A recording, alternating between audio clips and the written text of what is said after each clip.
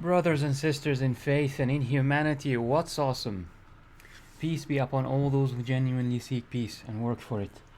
My name is Muslim Gamer TV, and I start this stream like anything else I would start in the name of God and with thanks to Him. This stream is of my gameplay of Call of Duty Modern Warfare.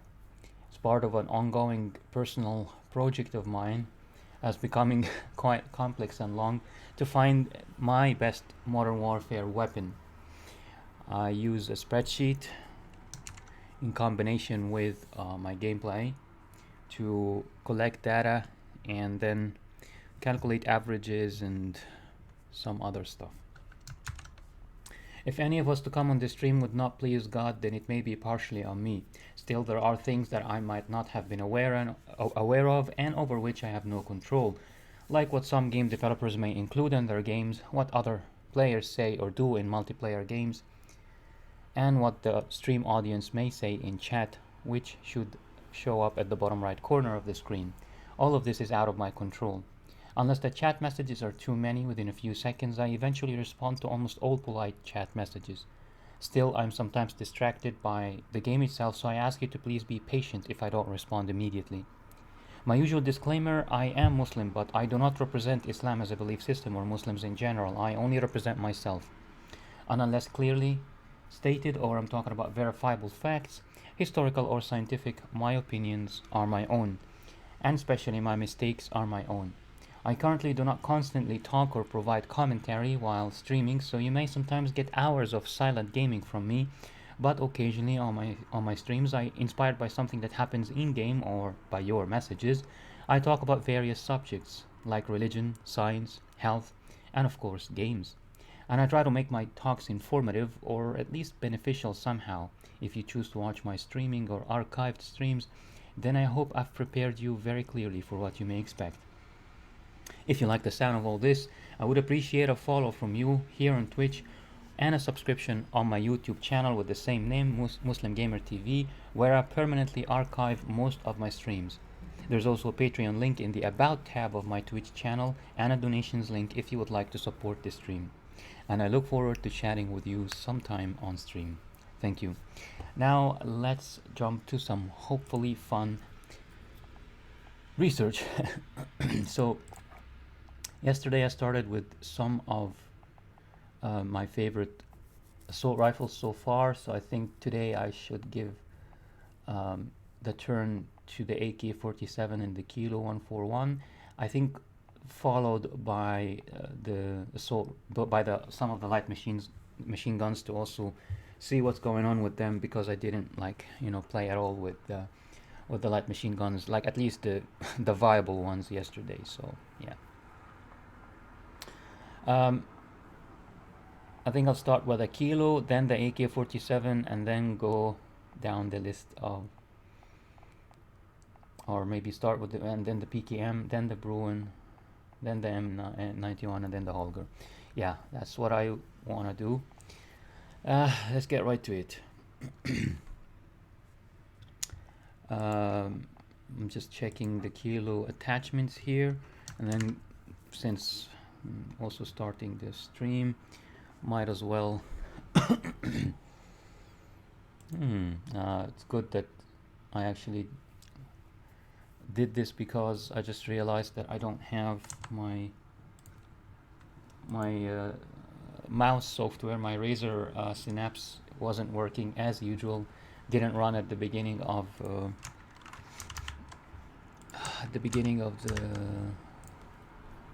at the startup. I mean, at the Windows startup as usual, unfortunately.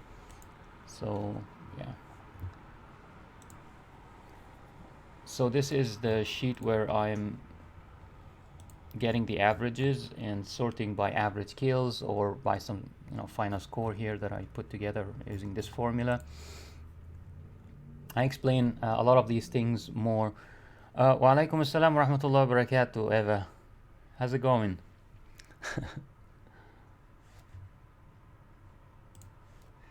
um, so yeah, I explain a lot more about the spreadsheet and its details in the introduction to the series and at the beginning of some of the first few streams of the series. Good, good, Eva. It's good to hear. I just started streaming like, well, 6 minutes ago. So it's good that you're catching me fresh, kind of. um, so what I'll do here is I'll find the kilo 141 if I didn't miss it already.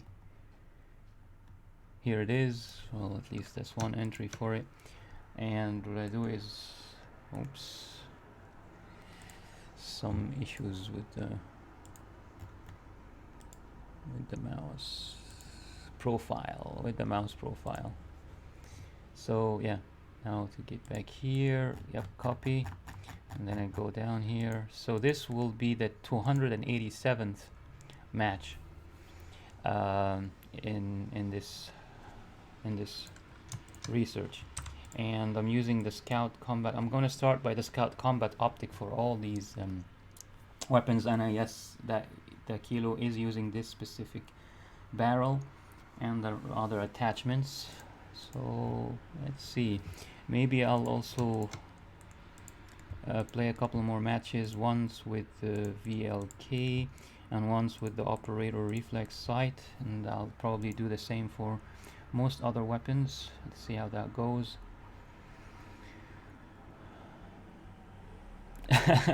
Yes, I am. It was quite, I mean, I didn't expect that the project would last this long and would take this long. For the next, I think, game, like Call of Duty Cold War, I'm probably going to reduce the length of the matches to 5 minutes. Alaikum assalam wa rahmatullah, RSK. How's it going? Thank you. You too. You too, my friend. So yeah, I didn't expect the project to last this long. To be honest, this I've played 286 matches so far. Each match lasted 10 minutes. My God, that's like 10 times 286. So 2,860 minutes divided by 60. That's 47. Oh, almost 48 hours. Almost 48 hours of research on this thing. Yeah, quite long. So for the next game, I'll try. I don't know if the settings and the maps and all that stuff in Cold War is going to accommodate this kind of research, but if it does, I think I'm gonna go for 5 minutes only per match to reduce the amount of time this stuff the whole project takes. I'll see. At least I'll do some testing and see if 5 minutes will be enough to for each match. But for now, I have to continue with the same settings. Everything has to be the same in order to make as much as possible to make the weapons, be the only variable here, or the only thing that changes is the weapon. But everything else should stay the same. The length of the matches, the camping spot, the map, the bot settings, everything. So yeah, that's basically it.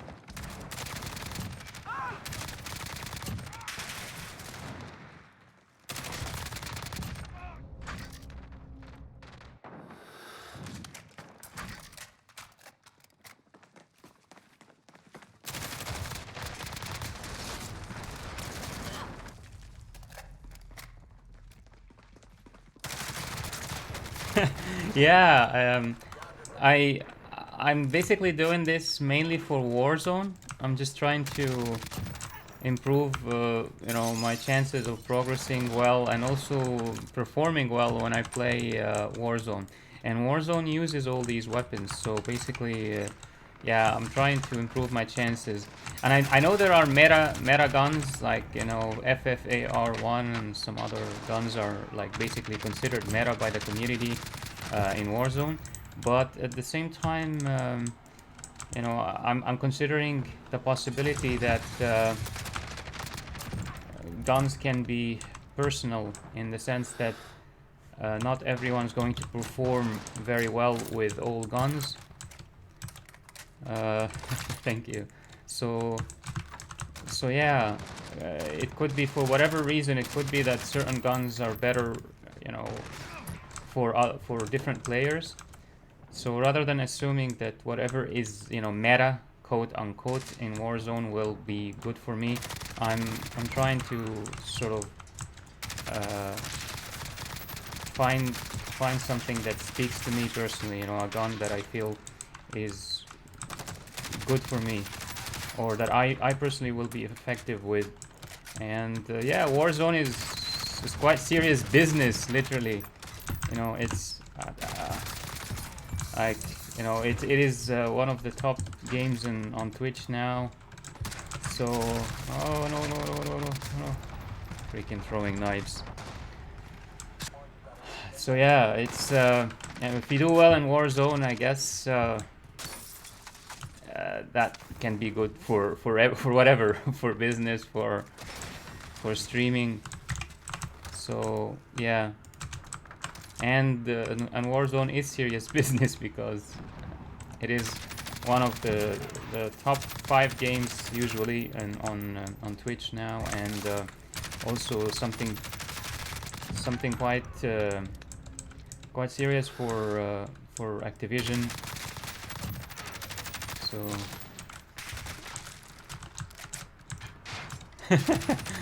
yeah.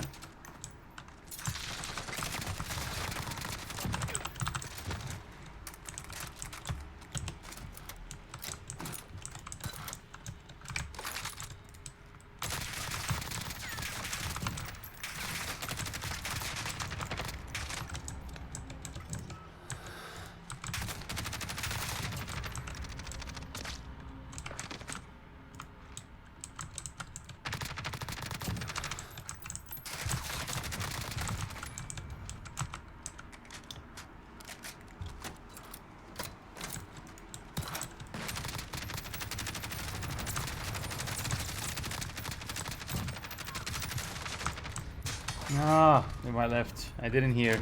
This constant shooting just makes me can't really hear these things close to me.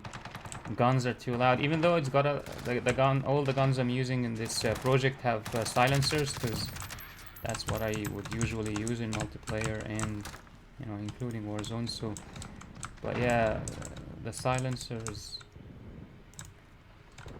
or the suppressors aren't really working.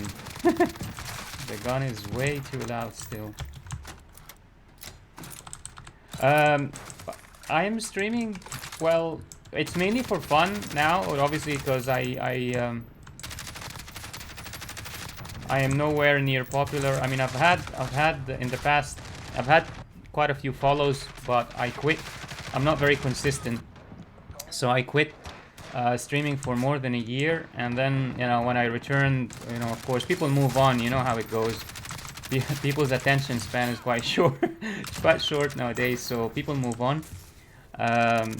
So yeah, I'm kind of working my way slowly inching my way toward getting back to like a decent viewer number, concurrent viewers, and I'll see how it goes. It's not. I mean, I'm never going to treat Twitch, most probably at least, as a sort of as a main source of income. This will never be the case, because in Islam we're not really here to play. We're not in life. We are not in life to play. We gotta build. We gotta do something. Something useful. for ourselves and for, I don't know, for ourselves and for humanity and so on. So yeah, um, Twitch never going to be my sole source of income, but if I can basically make a little bit of sort of a little bit of income on the side from what I do here, I think that will be a bit, make it a bit better for me, and will encourage me to stream more on a more consistent basis, if that makes sense. Like basically, like now I'm on and off. As I said, I even after getting more than 1,000 followers, I quit. I quit for more than a year, and you know, get busy. I get busy, and real life happens and stuff like that. But if I can actually make a bit of income, supplementary income on the side from what I do here on Twitch, that will encourage me to be more consistent here, and not just stream games. I might actually stream, you know, just chatting, so I can talk about, you know, religion, about life, about, you know, have some speeches every now and then, sometimes on Twitch, something that would be more beneficial and more important than gaming. Maybe I want to do this, but yeah, what obviously as like everyone else, I'm busy. I get busy with real life sometimes, so I can't really do this much. But if I can get a supplementary income from it, then it will encourage me to be more consistent, to not leave you know, for so long when things get hectic in real life and stuff.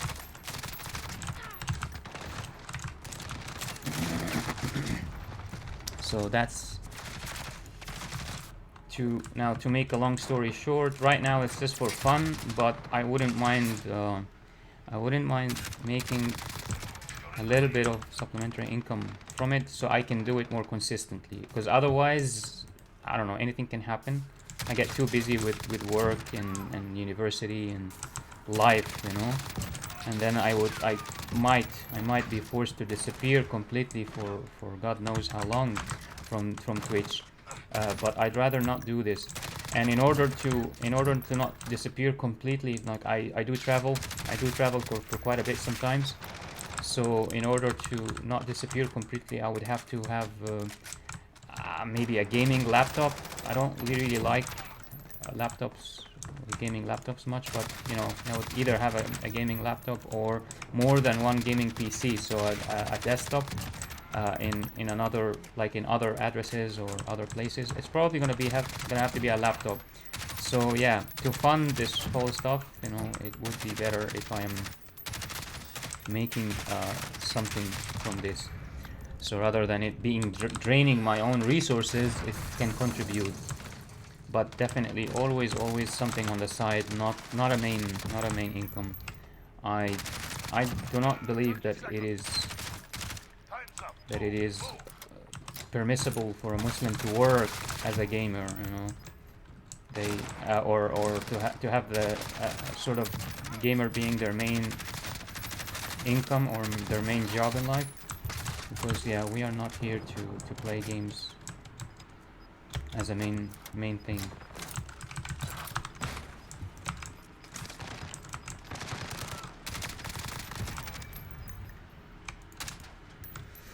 I'm reading your last message now. I really want to be a gamer and a streamer to get income, or should I quit and study more? Like, look, as what I said about myself, my own, what I would want for myself, I would want for any fellow Muslim and any fellow human being, you know, to be honest, for that matter. So I'll just the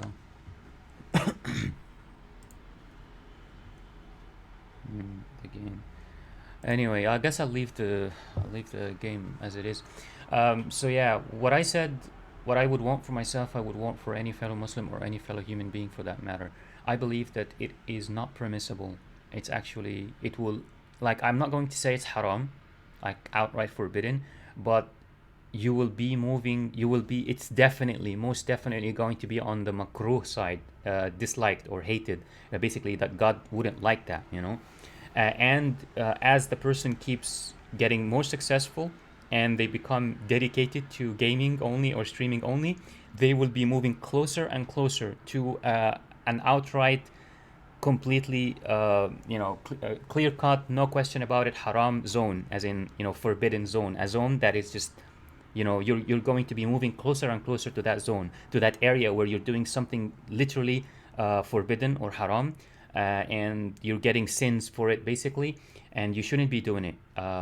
And that zone is when gaming and streaming become your main job and your main source of income.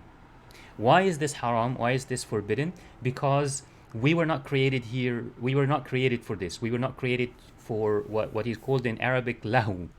Lahu is basically kind of trivial. It's gaming and trivial playing. It's like playing and trivialities. We were not created for gaming and for playing and for trivialities. We were created uh, to basically get to know God, to worship God, and to get to know our Creator, and to do well, and to build, to basically to add to ourselves and to add to the world around us. And playing doesn't really do this.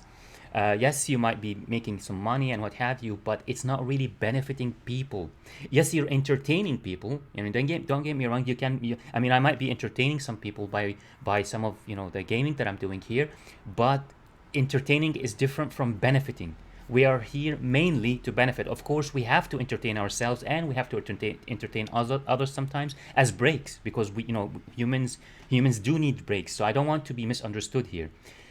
Playing is an important part of life, but it has to be an important small part of life. It's basically something for breaks. I know I stream for many hours. I do have streams here that are over 5 hours of streaming, over 10 hours of streaming. But I also disappear. So I kind of make up for it by I made up for it by taking a year break. So I was like 3 years ago I started streaming on YouTube. I probably have hundreds upon hundreds of hours of Fortnite Save the World, the PVE Fortnite on YouTube. I wasted a lot of time during this, so I kind of made up for it by completely, as I said, getting completely off the grid. I stopped streaming completely. I just didn't use the internet, even use the internet much for over a year. So I kind of made up for it. I kind of do wrong things sometimes, but eventually I make up for it. So yes, and as I say in my introductions, like at the beginning of almost every stream, I say I represent only myself. I do not represent Islam, and I do not represent other Muslims. I represent only myself, and my opinions are my own, and especially my mistakes are my own. So just because I do wrong things, this doesn't mean that that other Muslims should do the same thing. So for example, streaming for 7 hours or for 10 hours, that's not good. That's not right. I did it, by the way, a few days ago. I streamed for more than 10 hours. Of course, I took breaks, and like not, I didn't stream 10 hours straight without breaks. I did take breaks, but still, it is a lot. It shouldn't be done.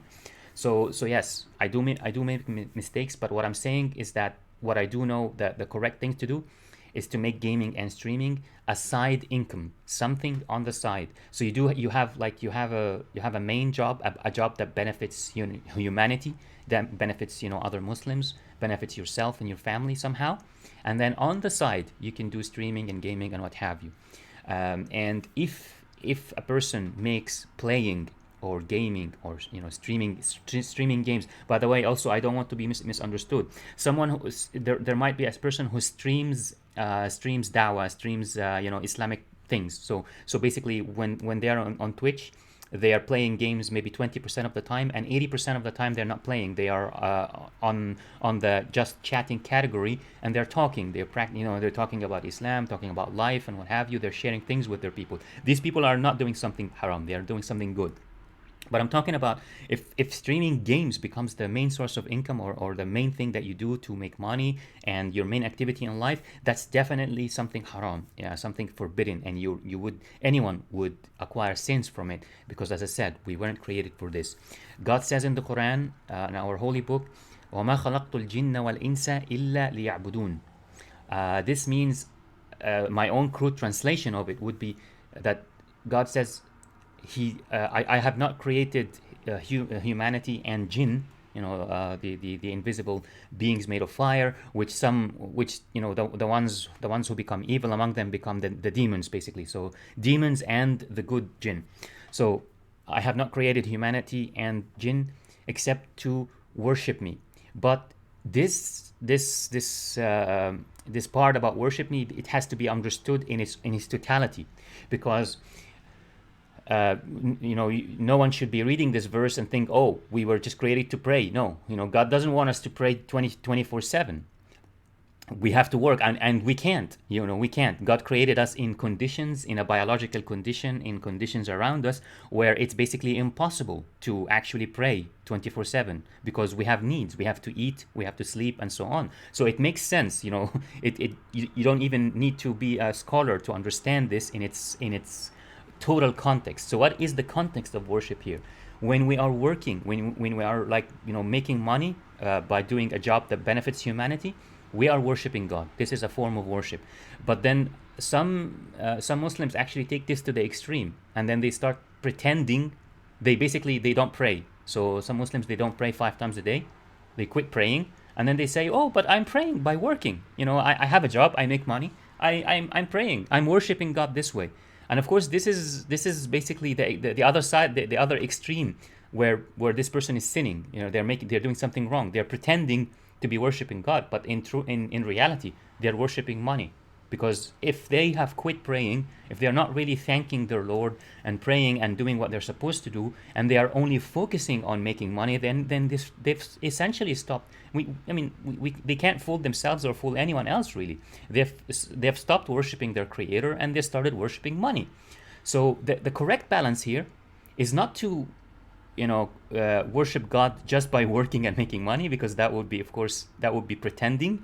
Would be, and you're not, and you're not fooling anyone by doing this, and to not keep praying 24/7 or stay in the mosque 24/7 and pray and pretend that this is that you're fulfilling your message in life, or what God wants from you. Because no, God doesn't want either of these extremes. God wants that sort of balance. God wants us to understand this verse, worshiping Him in its entire sort of totality, the whole context. And the whole context here is that we worship God by, first of all, fulfilling our obligations toward God by praying 5 times a day. And of course, the more we pray, the better. If we can pray sunnah, these optional prayers, if we can pray during tahajjud, during night, you wake up before fajr and you pray even 2 rakahs or 11 rakahs before fajr, then you get a lot of reward for this. The more you pray, the better. So this is the most important thing, that you fulfill these at least the minimum 5 prayers.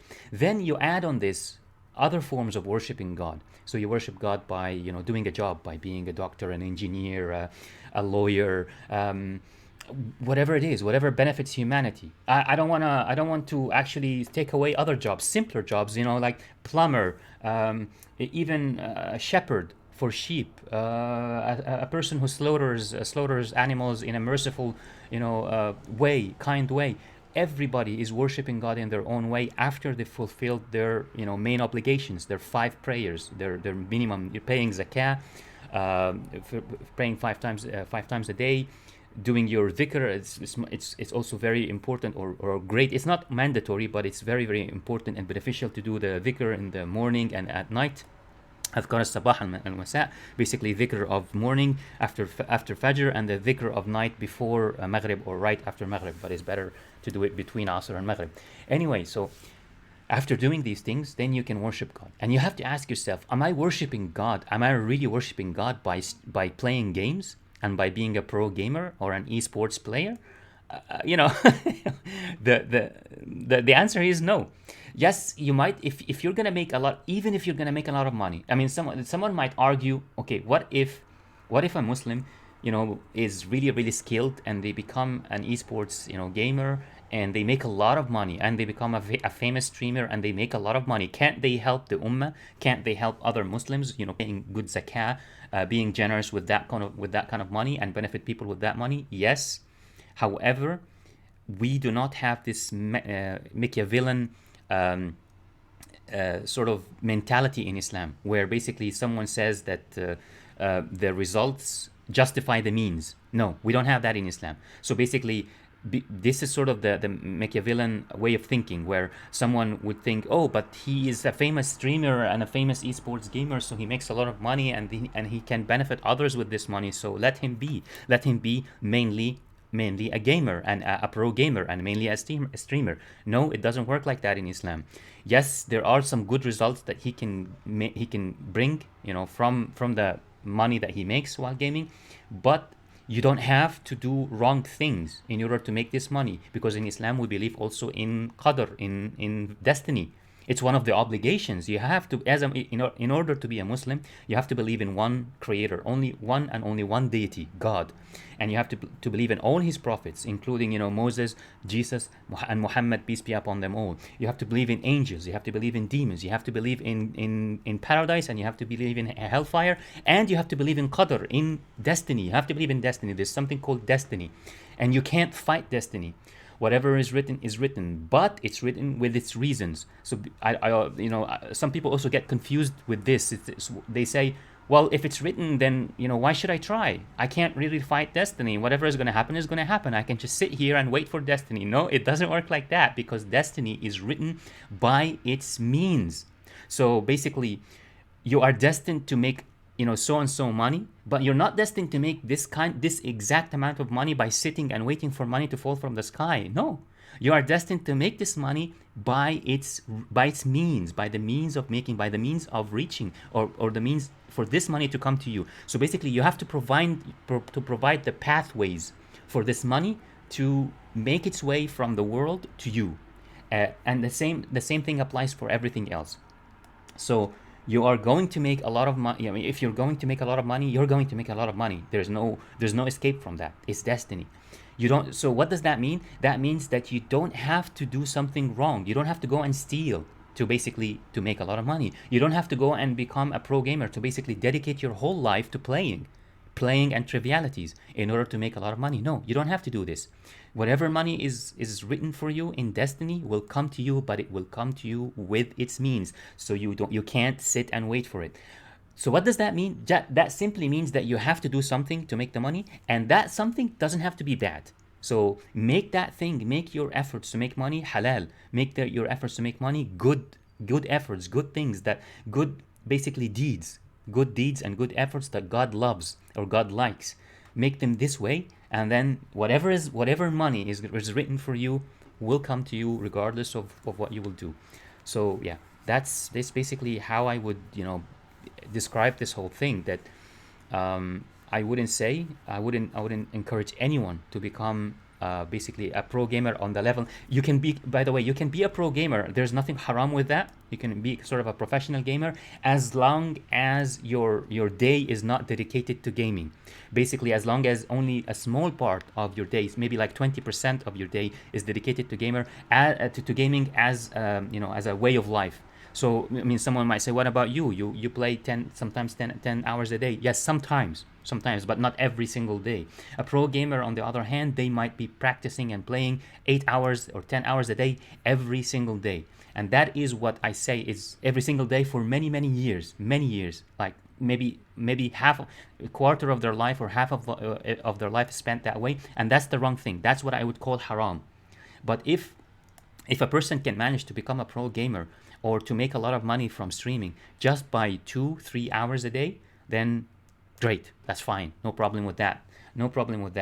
As long as the rest of the day, as I said, is dedicated to worshiping God, to doing good, to benefiting themselves and benefiting others, benefiting humanity and benefiting their Muslim community and benefiting their family.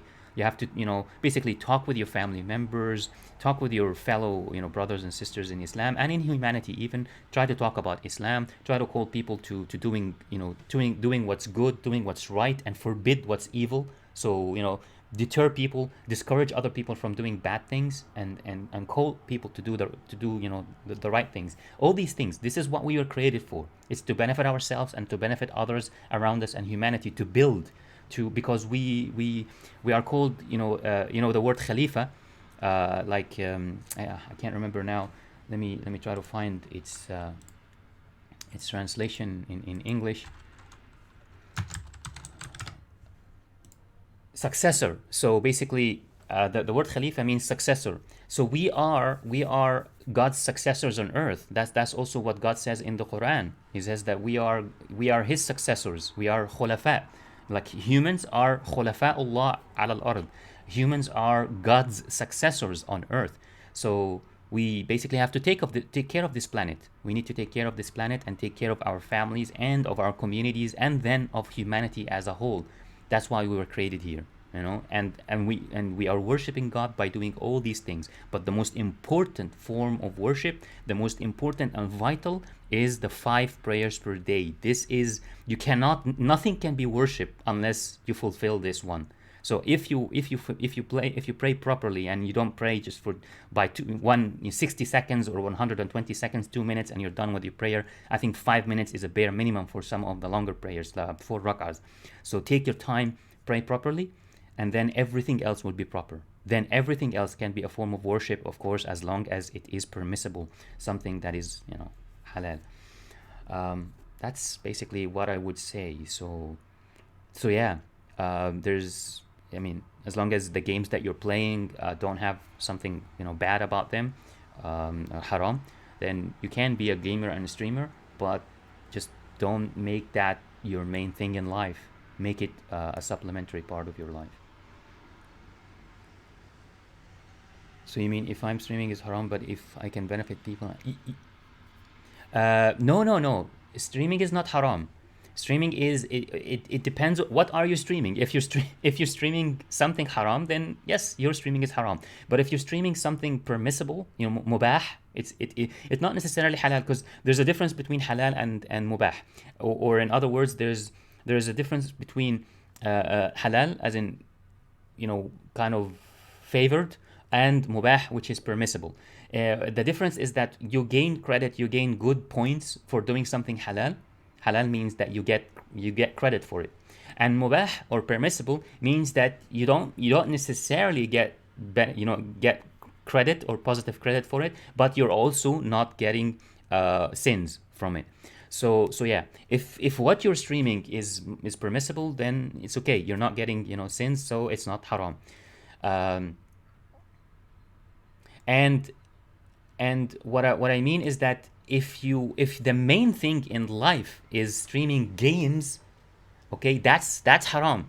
That's what I'm saying. What I mean is that gaming or games cannot be the main thing in your life. It cannot. This would be haram, because we were not created to play.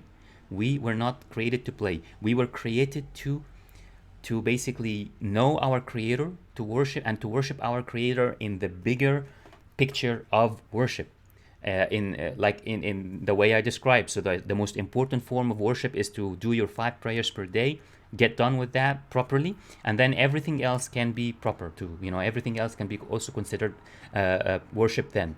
But you cannot, for example, you cannot miss your prayers and work as a doctor, do important surgeries, and say, oh, I'm worshiping God that way. No, you're not. And that doctor is not. He's not worshiping God. He's worshiping his career, worshiping his money, or whatever it is. So yeah, this is why we're created. We were created to get to know our creator and to worship our creator in the bigger context of, or the bigger picture, or the bigger context of this worship, which means getting done with the 5 prayers, then working, building, helping others, helping ourselves, helping humanity. So streaming games, specifically games, cannot be your main thing in life. You cannot spend most of your day playing games or streaming games, and basically that would be okay. It wouldn't be okay. Most of your day has to be dedicated to studying, working, a job that benefits people, like provides tangible benefits to other people. But being a doctor is a very good example of this, because you're helping people improve their health. So most of your day has to be dedicated to this. Or even imam, working as an imam, working as a scholar, as a scholar of Islam. This is one of the best things you can do in life. One of the best forms of prayer is to study Islam and to spread the message of Islam. So this is what most of your day should be dedicated to. If most of your day is dedicated to playing games, or playing generally, just playing, then that would be haram. That would be forbidden, basically, in Islam. So streaming is not haram necessarily. It depends on what you're streaming, and if you're streaming games most of the day, that would be haram. Every day, as you know, consistently, because I stream a lot. I already said I stream a lot, but I do also take breaks sometimes, like, you know, for days I don't stream at all, so I kind of make up for it. What I ideally what I should do is just stream 3 hours, 2 3 hours a day, and then stop, you know, consistently. So maybe 5 days a week I can stream 2 days.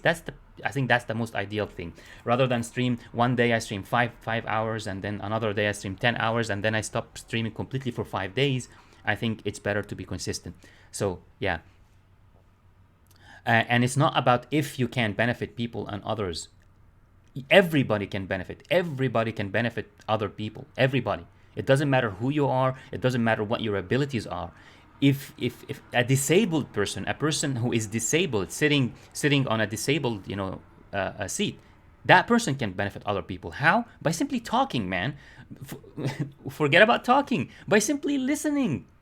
I swear. I mean, some people underestimate the weight of certain deeds, but I promise you, a disabled person sitting in a wheel on a wheelchair can benefit others by listening to them, by simply listening to them, but really listening, like not pretending to listen, but just by really listening, looking people in the eye, listening to them, nodding, and making comments every now and then, making engaging comments, showing the other person that they are actually listening and that they care about what they're hearing. So they make, you know, sort of positive comments every now and then. This person is benefiting the others just by sitting in their own wheelchair and listening, you know.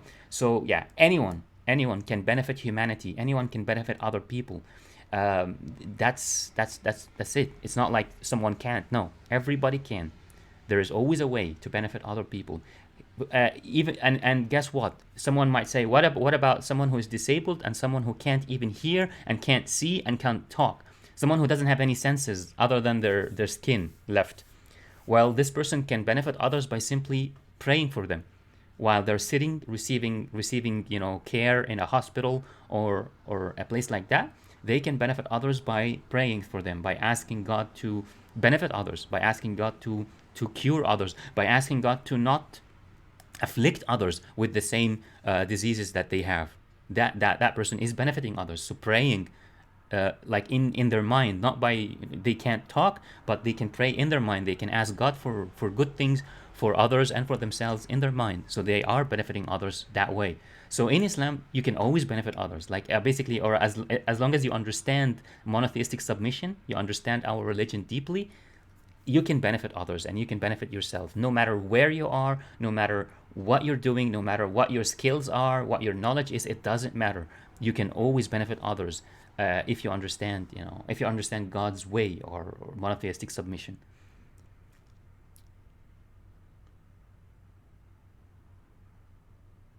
Uh, if yes, if you pray now, to answer the final question, you said, if I pray 5 times a day and do all the pillars of Islam and Iman or faith, and I still can balance my life and the world and the next world, does it still haram for me? Is it still haram for me? Well, let me put it this way. Yes, if you pray 5 times a day, you know, because you can pray, well, you know, acceptably just for 5 minutes. So basically, if you spend 5 minutes in prayer, 2 minutes in wudu, you know, ablution, washing yourself before prayer, so that's 7 minutes. So if you spend 7 minutes total for, you know, washing and praying 5 times a day, so that's 7 times 5, so that's 35 minutes. 35 minutes only on your day, and you do your other, you know, pillars of Islam. So you go to Hajj when you can, or whenever you can, just once a lifetime is enough. You pay your zakah, so your alms, or the part of your money that you should be paying as sadaqah, you know, alms to the poor. You pay that also once a year, and you do these pillars of Islam. If you do these things and you play games most of your day, is it still haram? Yes, it is still forbidden or haram, because just because you're doing your obligations and you're doing some good things, this doesn't mean that you can go and do haram things. You see what I mean? So basically, it's the same reason why nobody can go steal money. You know, they become a thief, and then they say, oh, I'm going to give half of my money to the poor. There's no such thing in Islam. Like what's that good thief who does that? Robin Hood. Yeah. There's no such thing in Islam. You cannot be a Robin Hood in Islam. Go and steal money from the rich and give half of your money or even more than half of your money to the poor, and say that, oh, I am, this way I'm okay. It's okay to steal. No, it's not okay to steal just because you're giving half of your money or you're giving most of your money to the poor. For the same reason, it's not okay to basically dedicate your life or most of your life to playing, just because you are doing some good, or you're fulfilling some of your obligations. It doesn't work like that. You have to do things the right way, and to do things the right way, most of your life, most of your day should be dedicated to work, to work that benefits other people and benefits yourself, if that makes sense. Any kind of work that benefits other people and benefits yourself, not entertain. Because someone might hear what I'm saying here and say, well, but my streaming and my gaming benefits other people because it's entertaining. So I'm adding value to their life by entertaining them. No, the benefit I'm talking about here is a tangible benefit. It's not entertainment, because playing we are by playing sometimes we can entertain ourselves, but we are forbidden to dedicate most of our personal day to playing, because we were not created to play. Just like we were, and what does that mean? If we were not created mainly to play, we were not created mainly to entertain ourselves or entertain others. Entertainment is not the reason of our existence. Does that mean that we should never entertain others or ourselves? No, we have to in order to survive. Just like we have to eat and we have to sleep in order to survive. So yes, in order to survive, in order to de-stress, to cure ourselves from the stress of school, university, work, we have to play sometimes. We have to entertain ourselves, all right? But what I'm saying is, we cannot dedicate most of our life to entertainment, whether this entertainment is for ourselves or for others. So just like we cannot dedicate most of our day to playing, because that's not why we were created, which is a form of entertainment. We cannot also encourage others to dedicate most of their time to entertainment. But how? By watching our streaming. Because if we dedicate most of our day every single day for years and years, like basically for many years, we are just streamers. So we stream 10 hours a day or 8 hours a day. It's like a job, for many years we keep doing this. We cannot do this because, first of all, we are playing, and this is not why we're created. We were not created to play, to spend most of our day in playing. We should just spend a small amount of our day in playing to de-stress, okay? And at the same time, we're encouraging others to do the same, to just sit there on Twitch and watch entertaining content for most of their day. And that's not the reason they were created. They were created to do this just for a small part of the day to de-stress. The rest of the day, they are supposed to also do the same thing, to go out there, do beneficial work, that brings tangible benefits to themselves and to the people around them, to others around them, to build, to improve our planet. This is basically why we were created, and we were created to spend most of our day in this. That's basically how I can summarize it. So you, regardless of what you're doing, yes, if you're praying 5 times a day and you're fulfilling your the pillars of Islam and faith, you still have to dedicate most of your life, most of your day, or most of your life. When I say most of your life, I mean most of your day, every day, to some form of beneficial work, to worshiping God, basically. Worshiping God. This is how I can summarize it. Worshiping God in the bigger picture of worship. So prayers, work, building, building on earth, and so on. So, and you gotta ask yourself, am I worshiping God by playing games? Probably not. Probably not. That's not an acceptable form of worship. So yeah. Yes. Not just you. Me too. Me too. It's obvious. I spent a few days streaming for more than 10 hours. So I'm telling you, I'm saying all this. But to my credit, I don't do this every day. So yeah, I mean, I stream for sometimes so many hours, but I don't do this every day. So I do take breaks. But as I said, it's better to stream 3 hours maximum every day, or five days a week, than to just do it like I do sometimes, to stream 10 hours one day and then stop for 10 days, or stop for 5 days. Consistency is better. And also God likes consistency also, because there's a hadith by the Prophet, peace be upon him, one of the sayings of our Prophet, peace be upon him. He said that أحب الأعمال إلى الله ما دام وإن قل. That's in Arabic. So to translate this as best as I can, the Prophet, peace be upon him, said that the most beloved deeds to God are the ones that last, even if they are little. Okay, I repeat. So the best translation I can come up with for this hadith is this: the most beloved actions or deeds to God are the ones that last, even if they are little. And of course, it goes without saying that I'm talking about permissible or halal deeds. So the hadith most obviously is referring to non-haram things, or things that are outside the forbidden circle, things, permissible actions or halal actions and stuff like that. The most beloved of them to God are the ones that last, even if they are little. So it's better to be consistent. It's better to keep doing something every day than to do a lot of things in one day and then stop, for a month or for weeks or for what have you. Okay, so consistency is more beloved to God. And this is one of the reasons, this is one of the reasons Islam, or God's way, monotheistic submission, trains us on consistency. We are being trained as Muslims. We are being trained on consistency every single day. How? By our 5 prayers. We have to pray, every Muslim, except for females who have the period. So this is the only exception. The only exception is a female who is on her period. Other than this exception, no Muslim can be forgiven or can be basically excused from prayers. Can you believe that? It doesn't matter. It doesn't matter what your condition is. You have to pray. Does that mean that you have to stand and move? What if a person is disabled? They can pray on their wheelchair. What if a person cannot even be on a wheelchair? What if a person is on bed and he can't move anything other than his eyes? A person can pray with his eyes. What if a person cannot move his eyes? A person can pray in his mind. So there is no excuse on this planet, other than the women's period, to excuse a person from prayers. There is no excuse. You have to pray.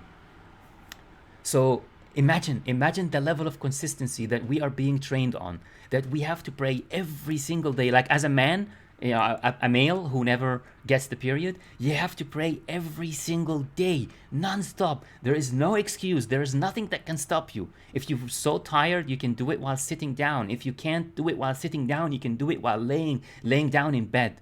But you have to pray every single day, 5 times a day. So yeah, consistency is very, very crucial, very important, and it's also beloved. God loves it, obviously, when it comes to consistency in good things, in halal deeds. So yeah, the most beloved of actions, of halal or permissible actions and deeds to God, are the ones that last, even if they are little. So it's better to be consistent than to do so much in one day and then stop for many days. Well, I do, regarding your gaming friend hearing this, definitely invite them to come back to it, and you can tell them roughly. I think it's going to be, it might show in the chat. So yeah, whenever you first basically sent your first chat, yeah, they can come back to the stream, listen to the specific talk, and they don't have to watch or listen to the rest of it, but they can listen to the specific talk.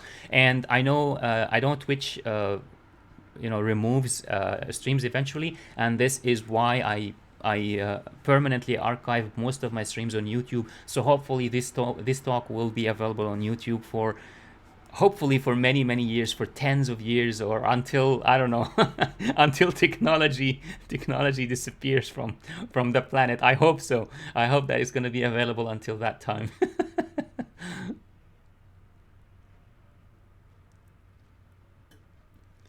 Oh my God, 20 hours. Oh no. I mean, I have never done that.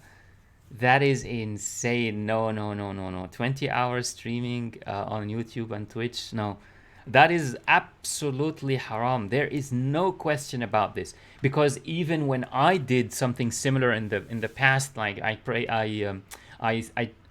streamed for more than 10 hours. I took many breaks during these 10 hours. Like I would literally take a break every 2 hours or something like that. And in the middle of it, I would take sometimes even a half. I remember clearly, I took half an hour of a break on during my YouTube streaming, and I wasn't apologetic. I wasn't apologetic for it because if I'm streaming straight for 10 hours, then I deserve to obviously have that kind of break. So I took breaks. I took constant breaks to go out there, to go there, to pray, to eat, to grab a bite, and so on. But even with breaks, 20 hours is insane and unacceptable because every human needs at least 6 hours of sleep. Almost, the vast majority of humans need at least 6 hours of sleep. And when you are younger, you need 7 hours and a half. Sometimes, slightly longer. But yeah, young people, you need a bare minimum of 7 hours and a half of sleep every single day, and you're supposed to do it during the night, not during the day. And yeah, for other, for most other humans, it's 6 hours as a bare minimum to function, to function properly and stuff like that. The only exceptions would be people who spend a lot of the night praying. These are special kinds of Muslims. I cannot claim to be one of them, but these are amazing people. Basically, people who might survive with less than 6 hours a day are people who replace sleep with praying, tahajjud, qiyam al-layl, basically night prayers, secretly just praying by themselves at night. These people who do this, they might survive with less because of the barakah, because of the blessing of that prayer. I know a few of these people, or I've talked.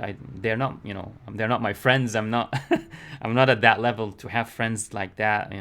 These are like saints. These are like the Christian saints. So to us, they're kind of like that. People who are almost perfect, complete. They're just amazing people. And I've talked to a few of them through the years, and they are like that.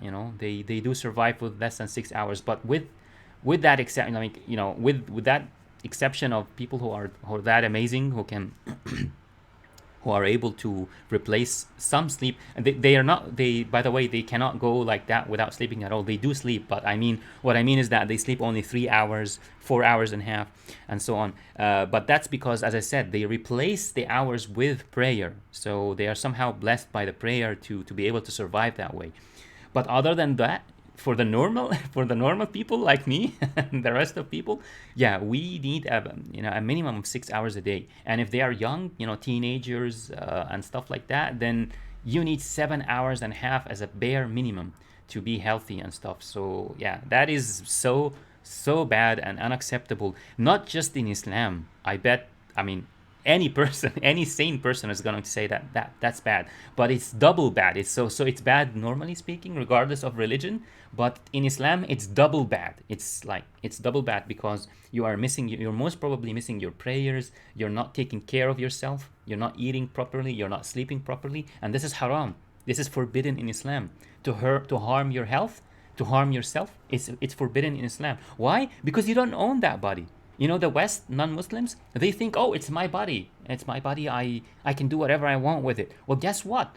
When you embrace your creator, when you embrace the truth, the true religion, your true creator, and the path, and the true path of your creator, which is monotheistic submission. Basically, what Islam means. Islam in Arabic is a word in Arabic. That word in Arabic, it literally means in English. Like, if you want a proper translation, it's not about peace, because Islam is not about peace just like that. Islam brings peace, or is about peace for people who want peace and genuinely want peace and work for it. But Islam is also about war, for people who bring war to our lands. Like, if someone brings war to our Muslim lands, we have to defend ourselves. So we have to give them war, and we have to be very, very brave when we wage war against invaders and people who attack our lands and so on. So yeah, Islam is not just about peace. It's about a balance between peace and war, as necessity and as the need arises. And this is why some people, they like to cherry pick, take one verse from the Quran and say, hey, look at your holy book. It tells you to go and kill the unbelievers. Well, dude, don't cherry pick and don't take verses out of context, please. Please paste. Just like you pasted that verse, paste the verses that came before and the ones that came after, because the verses that came before will tell you the context, and the context is war. People who attack Muslims, people who invade Muslims, and guess what? The verses that come after that one is gonna tell you that if they stop, you have to stop too, because God does not like transgressors. This is what the Quran will also say. So basically, if they stop attacking, if they stop invading, if they stop harming Muslims, then we have to also stop. We have to stop fighting them. Because God doesn't like aggressors. God doesn't like people to go and punish, basically this sort of punishing. God doesn't like that, to go out there and punish. Of course, I'm not talking about punishing for crimes. God wants us to punish crimes. So if someone commits a crime, you have to punish them. But I'm talking about war. Like, if someone attacked us and then they stopped, or they offered peace. We're not going to do that because we have to punish them for having the audacity of attacking us. No. God doesn't like that. That's what I mean. Going out there and double punishing, our attackers, what have you. So yeah.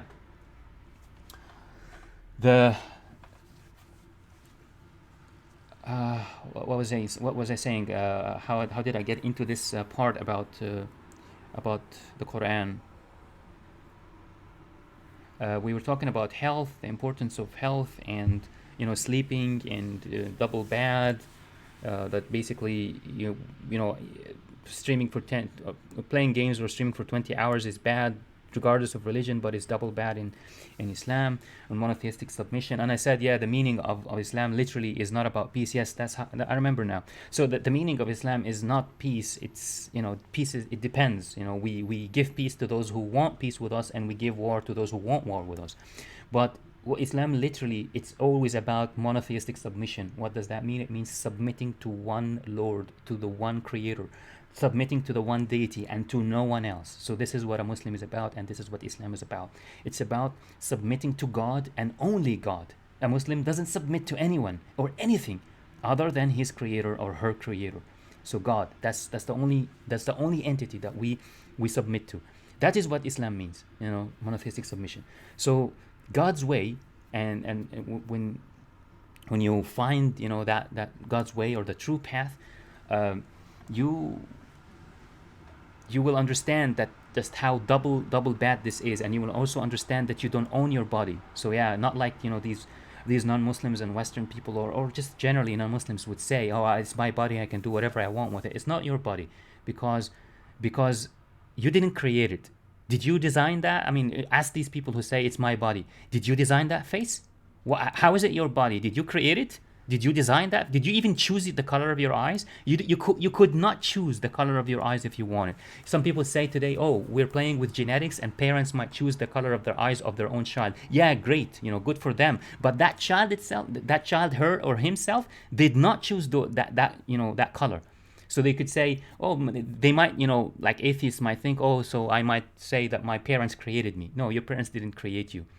Your parents couldn't even choose to conceive you. You see? Like, your parents can't choose. They don't have control. I mean, your mother or a person's mother, she might get pregnant and she might not get pregnant. So parents don't have a choice with the creation. The baby herself or himself, they don't have a choice in the creation. So it's not your body. It's God's body. God gave you that body. God gave you that vessel, gave your soul that vessel to use as a ship for. So basically, your soul is like the captain. All right? Your soul is like the captain. Your body, this physical flesh and bones and what have you, is like the ship. So your soul, the captain, is controlling the ship, the vessel, which is the body, the biological body, in order to interact with this physical world, this dimension or this physical world that we live in. We are truly souls, and that's why we are eternal. Some people dream about living forever. Well, guess what? You are already living. Everybody is already living forever, but as soul, your soul is living forever. This body, this flesh and blood and bones, entity, this is going to die and this is going to fade away. But your soul is there. Everybody is eternal. Everybody is living forever, and they will either end up in hell, living forever, hellfire, or end up in living in paradise forever.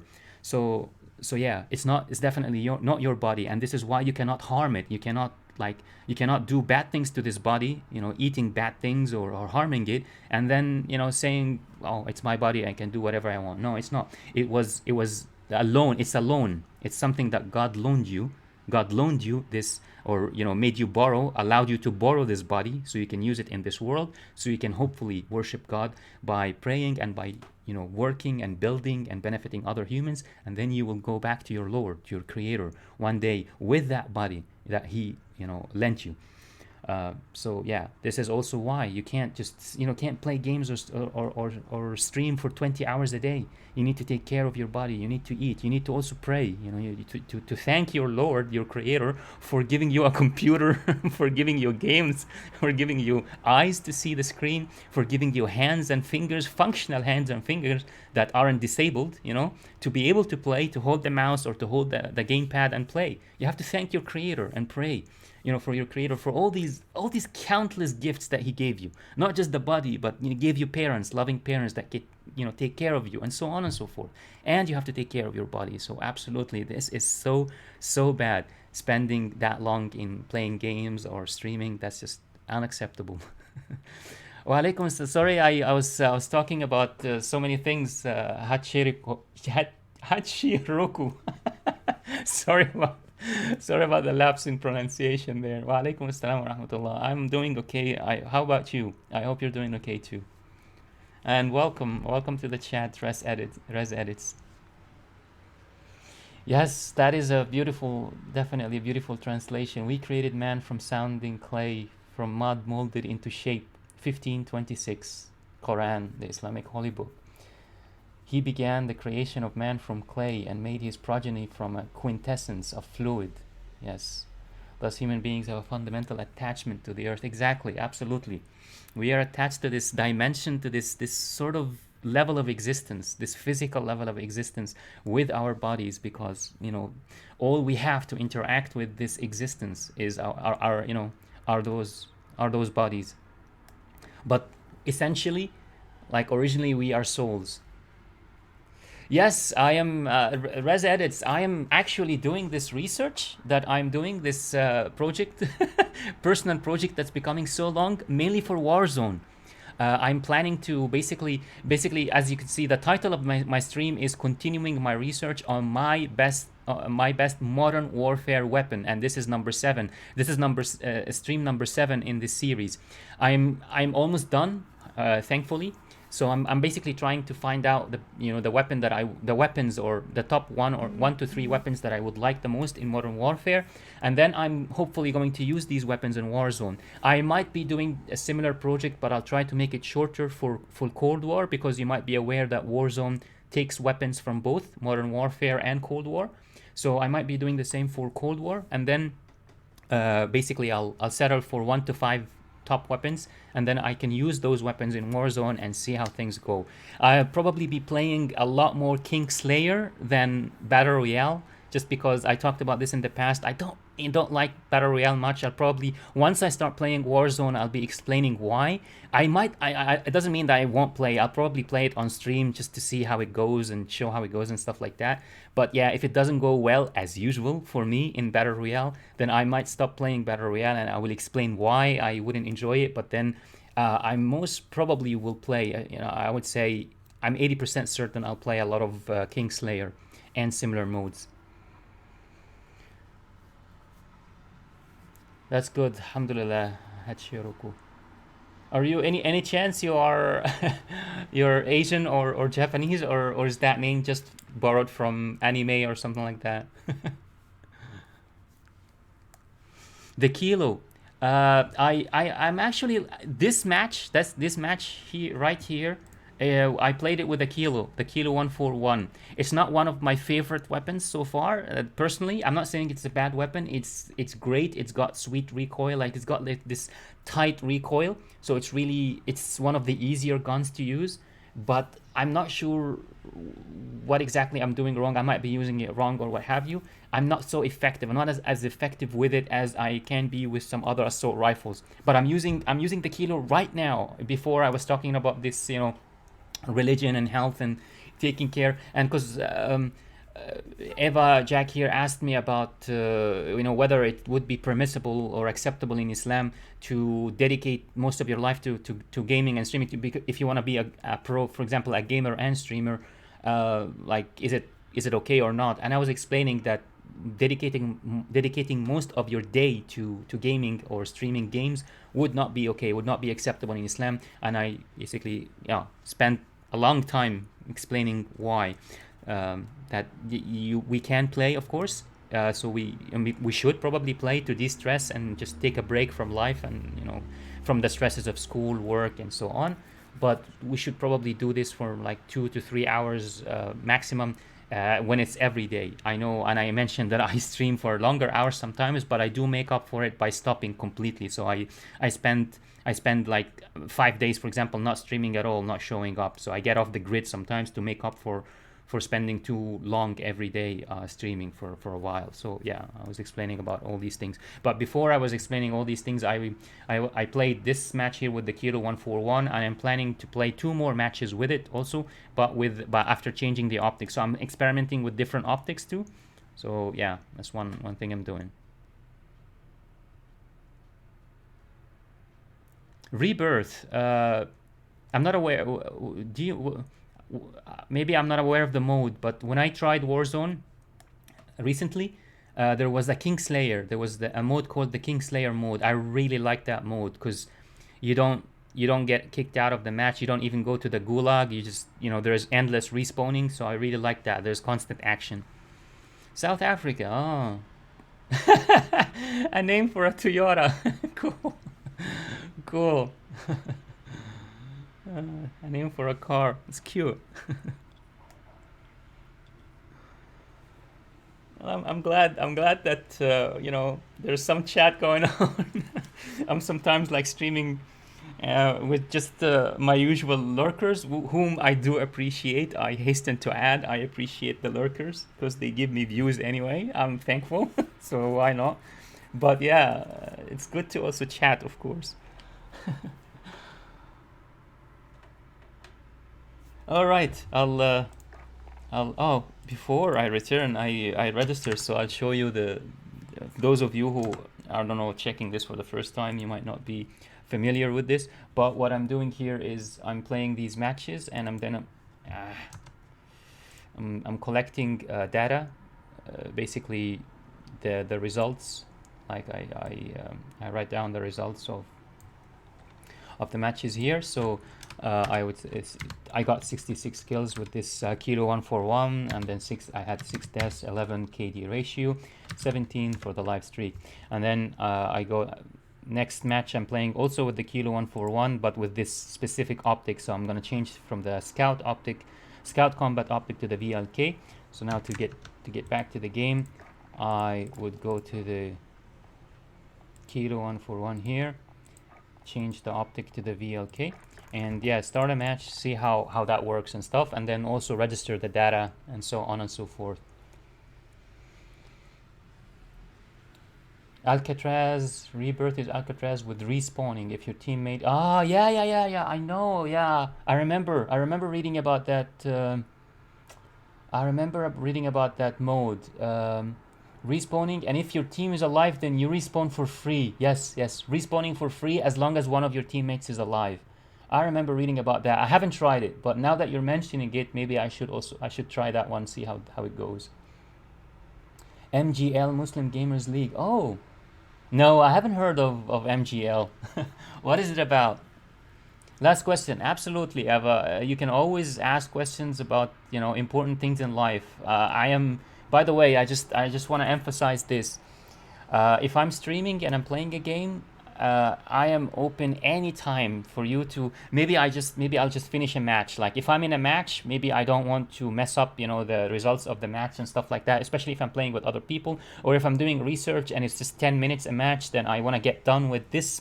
I want to finish the remaining part of the match, just so I don't waste my time. Because if I don't take the rest of the match or the rest of these 10 minutes seriously, then it will skew the data. So basically the results, I will have to redo the whole match again, and that's a waste of time. So I might be just need a few minutes to get done with what I'm doing, but after that I am more than happy to pause, stop the game, or pause the game, and talk about the important things in life. So you are welcome to come talk about the important things in life anytime at all. I don't mind, and I'm more than happy. I'm actually grateful. I prefer stop me stop me from gaming and talk to me about the important things in life. Please, I beseech you. I beg you to do this. So absolutely. Yeah. Does PUBG or is PUBG haram, and why is it haram? Um, hmm. Was I think at some point PUBG, but I think they removed it from just the Middle East.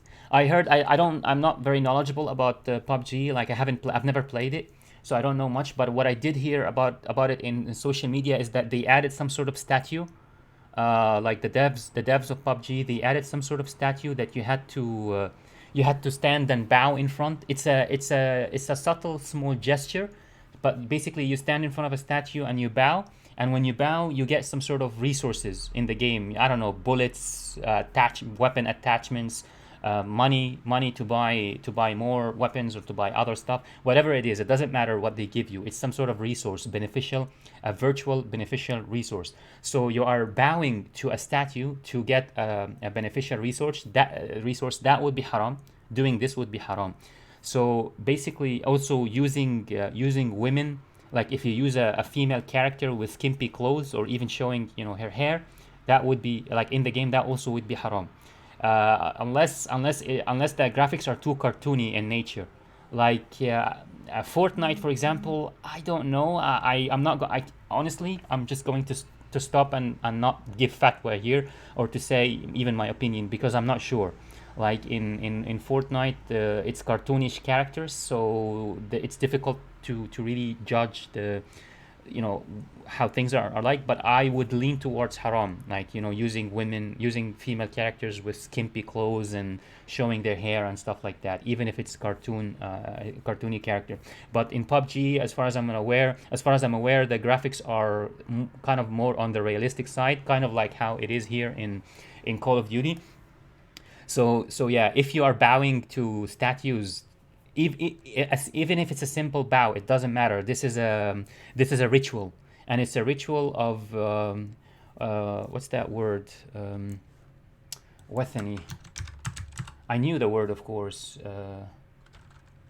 A pagan, yes. It's a pagan ritual. So even if it's a simple bow in front of a statue to gain any kind of beneficial virtual resources, this is still getting your brain, getting your subconscious used to a pagan ritual. And so this would be haram, absolutely haram to do this, and haram to show it in stream. If you're doing it in secret by yourself, not on stream, and you are aware that this is a pagan ritual and you shouldn't be doing it, but you're just saving your time or what have you, then I don't know. This is between you and your God. Between you and God. I'm not going to talk about it. I would lean toward it's better to not do it. But doing it on stream, showing your character bowing this way to a statue to gain resources, that would be haram, and the whole stream would be haram too, because it was already stained with this haram thing. Um, yeah, also playing with a female character that's wearing skimpy clothes, or showing her hair and stuff like that, kind of being attractive, that would also make the stream itself haram, and make especially in realistic graphics. So yeah, that would be it too. But other than this, I would say PUBG, maybe not. Maybe it's not haram. That's as long as we have some sort of fatwa that says the 3D graphics are acceptable. So yeah, the game itself, other than these two issues that I mentioned, if you're not saying anything haram during the stream, then or during the game, then it might be acceptable, as long as you're playing responsibly, just 2 hours or something like that.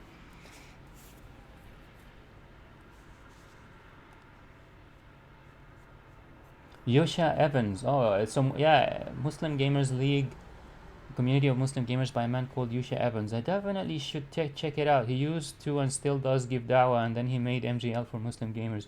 That's interesting. I'm definitely putting. I'm opening a tab on my browser here, and I'll check it out after the stream or something. Muslim gamers league. And yeah, wow, it's got its own website and Twitter, and yeah, I see Yusha Evans. He's like, one of his videos is in the first page of results, so that's good. I don't even need to open a separate tab for Yusha Evans. Good, good. Yeah, I'll definitely check it out. See if we can somehow cooperate or so. That's nice. I try. I mean, I'm not a scholar. Just disclaimer. Raising my hand with a disclaimer. I'm not a scholar, but I did read about my religion. I know a bit. Uh, I read about many things in life. I read about comparative religion. I read about Christianity. I read even parts of the Bible. I read about some of the Asian religions, but admittedly, I'm less knowledgeable about them. I'm more knowledgeable about Christianity, for example, and of course, most knowledgeable about Islam, my own religion, or monotheistic submission, which I like to think of as the final version of the most ancient religion on earth, which is monotheistic submission, submitting to one deity, submitting to the one creator of the universe. And read about health, a bit of science too, of course, and I study science in school and in university, I mean. So yeah, I know a little bit. I read, and I also read fatwas. So I read. I specifically also read fatwas. So if there is an issue that a complex issue or a thorny issue that I want to get some sort of reliable fatwa about from like proper scholars, I usually get it from Islam Web, but that's an Arabic. I think they have an English version of the website. I personally trust a lot of the fatwas there because I think it's islamweb.net.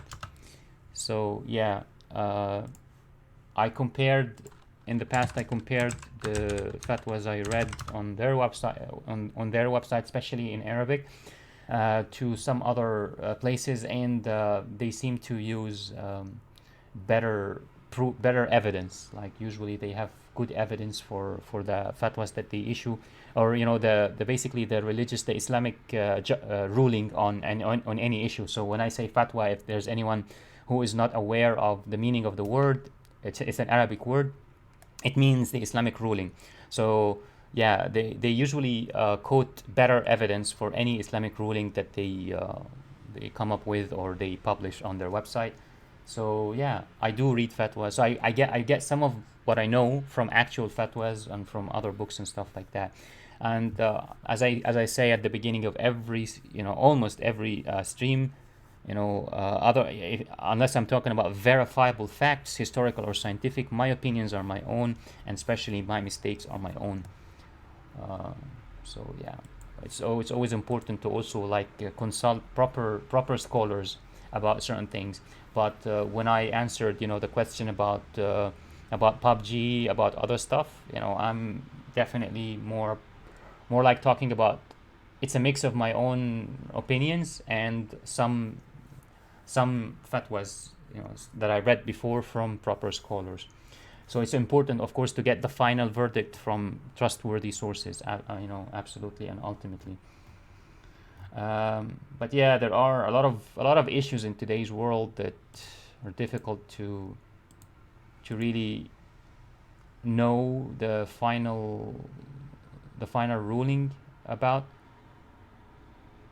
because a lot of things have become just normal and mainstream, like games, 3D graphics and stuff like that. So it's difficult at this point to actually talk about to I don't know, to judge even 3D graphics themselves, because simply drawing or sculpting realistic representations of real life, like drawing, for example, living things, humans, faces, animals with heads and stuff like that. most of the Muslim scholars judge that as haram, forbidden, and this includes sculpting real life. So, what about digital, digital representations, 3D graphics? Very thorny issues, very thorny issue here. But yeah, doing it by hand, like drawing, sculpting by hand, or drawing the things by hand, living things by hand, is forbidden, and I'm leaning toward, especially, I mean, that's when it's realistic. That when the drawing is realistic. Cartoony, like cartoons are okay. Like drawing living things in a cartoony nature, it's fine. But when it's realistic, that's when it's a bit dodgy, and I'm leaning toward sort of believing that, or being convinced of this ruling, Islamic ruling. Now, doing this digitally, it's a very thorny issue, because some of it actually isn't done by hand. Like basically now you've got these machines, these like tools and machines which motion capture. You've got motion capture that gets attached to the face and to the body, and they actually basically get this movement from actual human beings. Like the machine simulates, or basically copies all these different parts of the movement. Even so now, as I say, they also add little pins, or sort of buttons. They add little buttons on the face itself, to also copy the facial expressions and stuff like that. So from this perspective, it could have the same ruling as photography, where basically photography is permissible. It's okay, for the most part, unless you're photographing someone and putting their picture in a huge size on a building to glorify this person and make people feel like this person is larger than life and almost like a deity. That would be haram, of course. But normal photography, for passports, for just occasions and stuff like that, as long as you're not photographing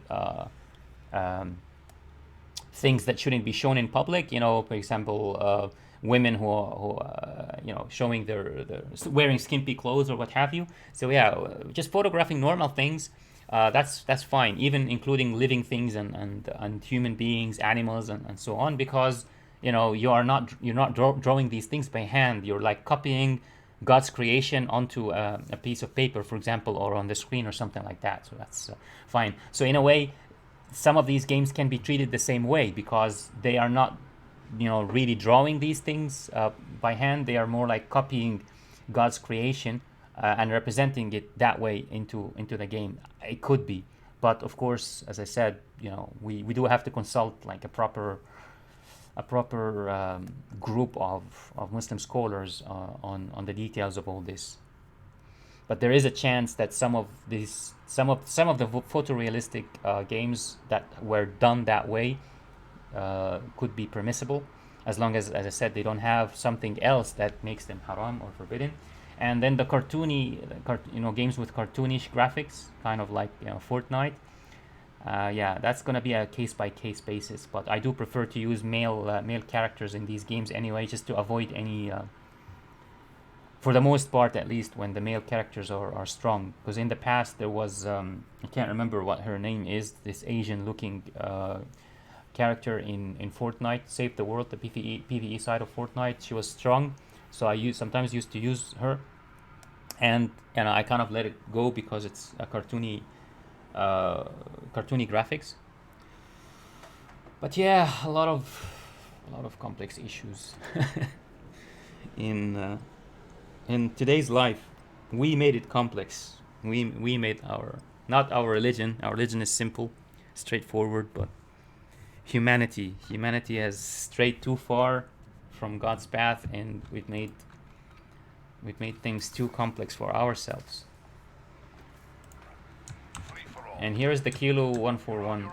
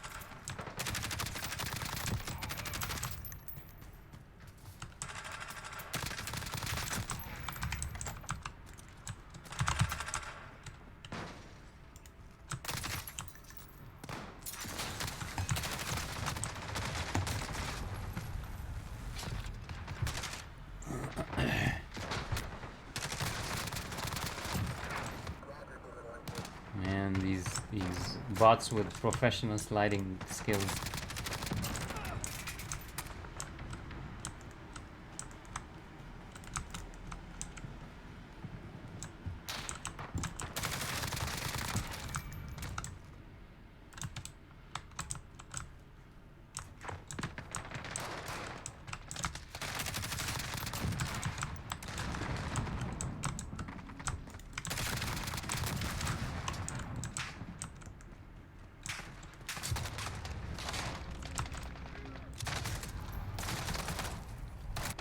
I should have healed with my stim pack first, and then.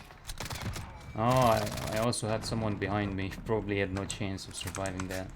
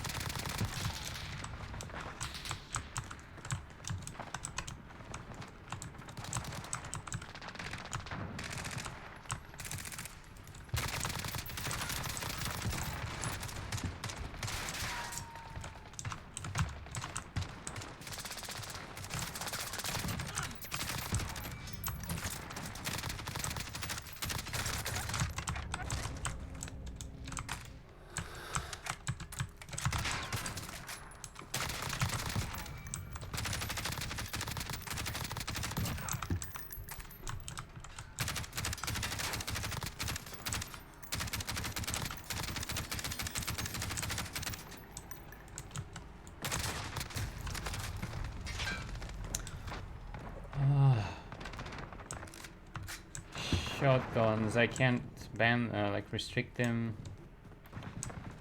until now. They can be annoying with time.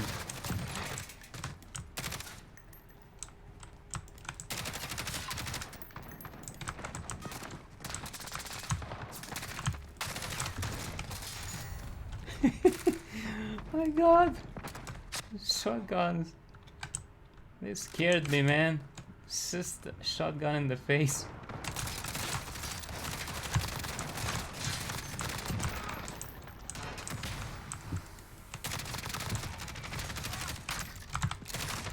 Oh my god. Wow! Wow, a couple of melees. Oh my god. Just couldn't breathe after I got that. I couldn't believe I won that one-on-one with melee. It's like I say, it's like playing For Honor or Assassin's Creed or something. The one with the strongest punch and the sharpest throwing knife wins.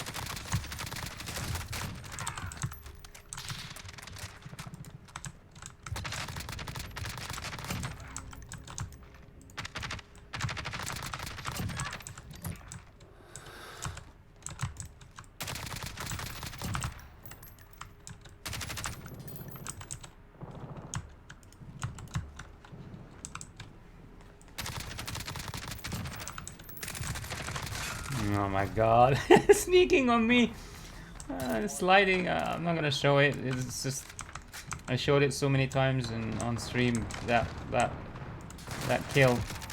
Basically, they run and then they start sliding and then they aim at me while sliding. They get their kill with a shotgun or a submachine gun or something. With insane.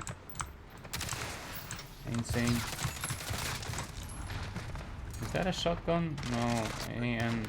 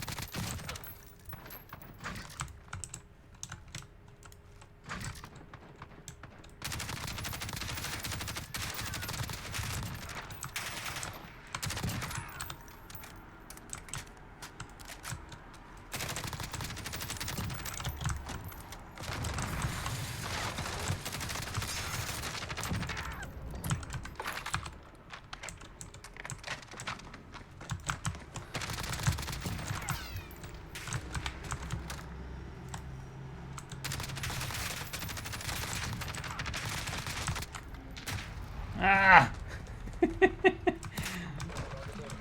I really take risks there.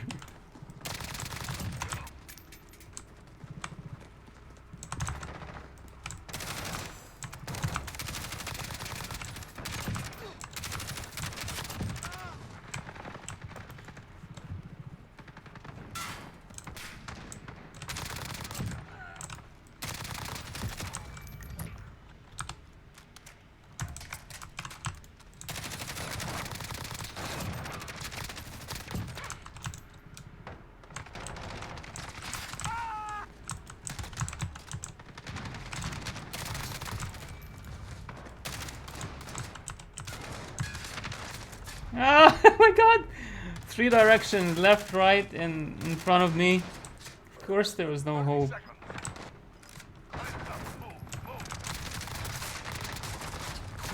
What the hell? Oh, I was sandwiched. I thought that was just the bot in front of me, but it was all directions.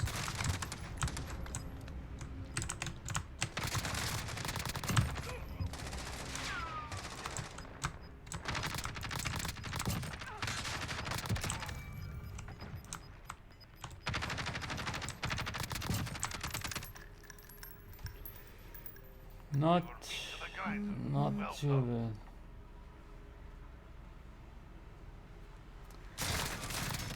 Not too bad. I consider anything above 70 acceptable. I got the play of the game just because of that last part, you know? If anyone who's been following this series for a while, you know that play of the game is basically about going medieval. Like, the more medieval you get on your opponents, the higher your chances of getting play of the game.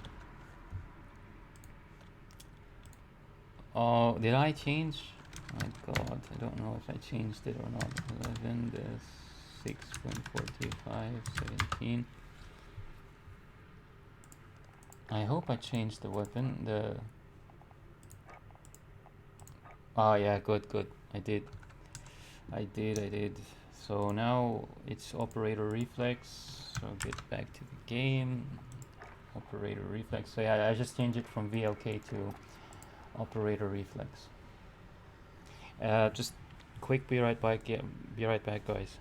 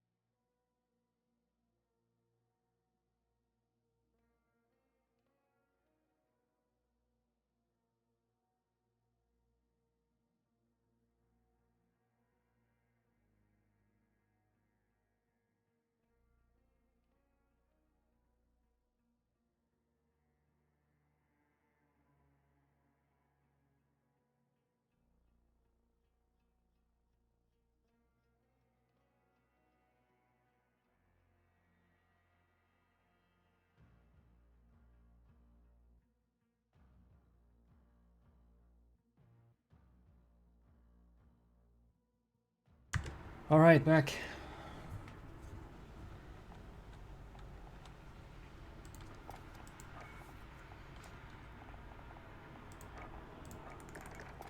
Wait, what? Did I? Oh, operator reflex. Okay. Yeah. Let's go for it.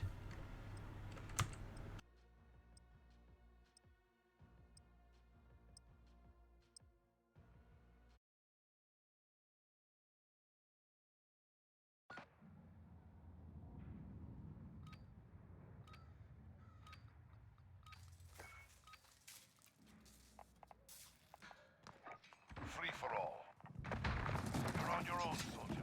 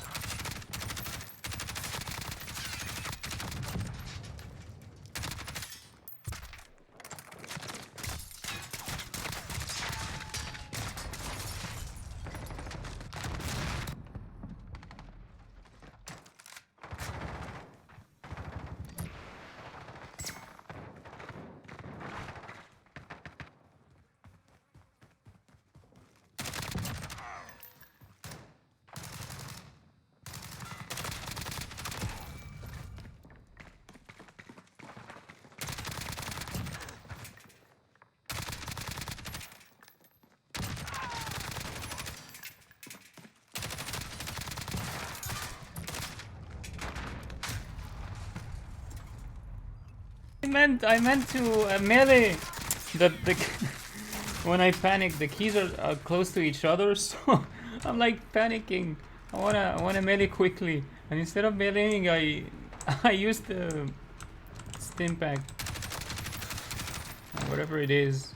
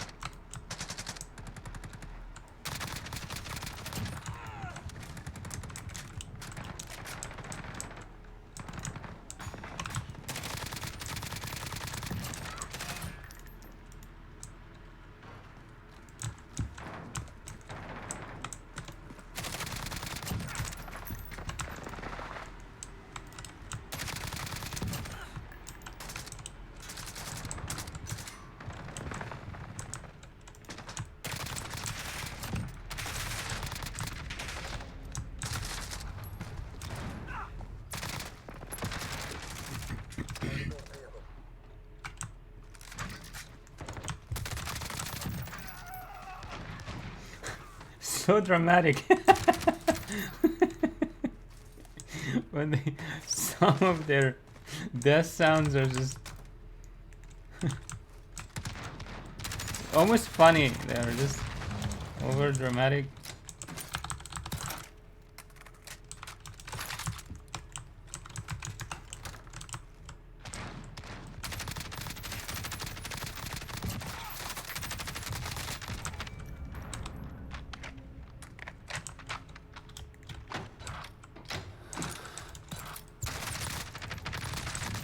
Wow.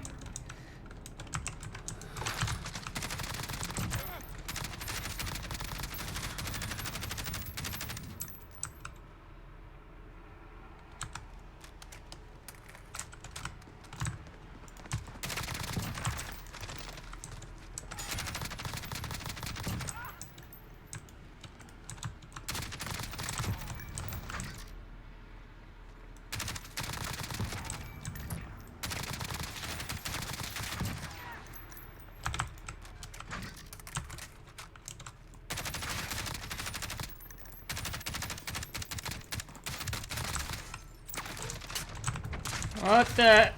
Seriously? It's right behind me. Sneaky bots.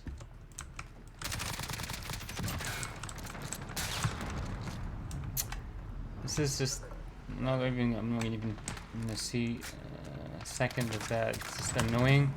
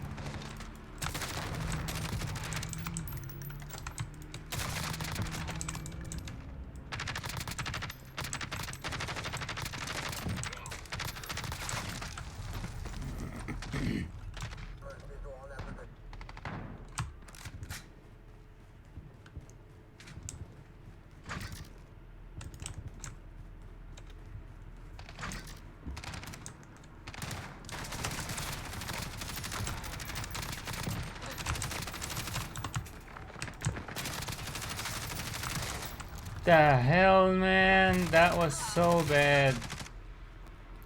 I have to see this. That was so bad of me. But they had a shotgun too, and But yeah, I'm ashamed. I'm ashamed of losing that fight. I don't know. It's really bad. You're in the lead.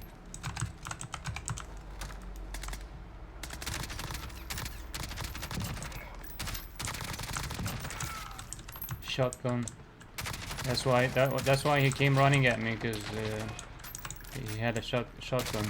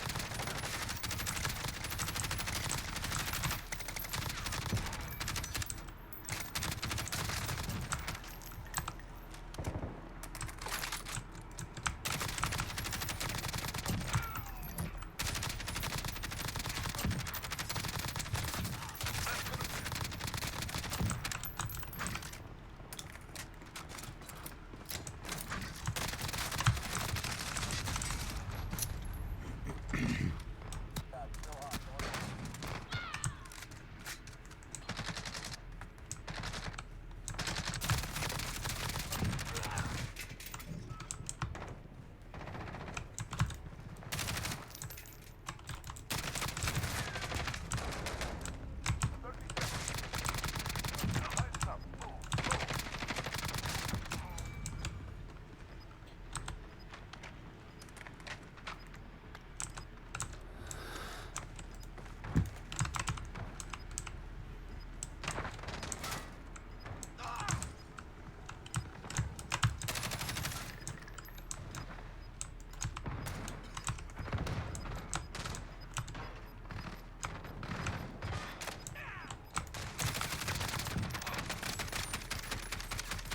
You scored the victory. Let's have another.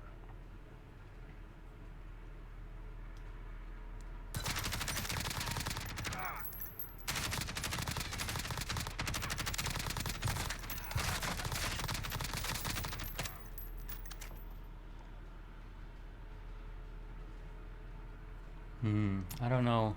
I'm trying to find the best, the best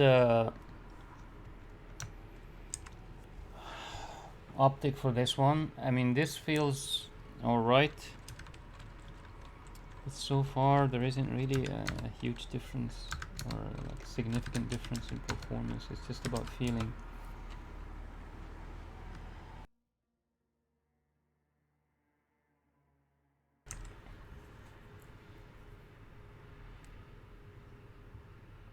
Maybe the VLK.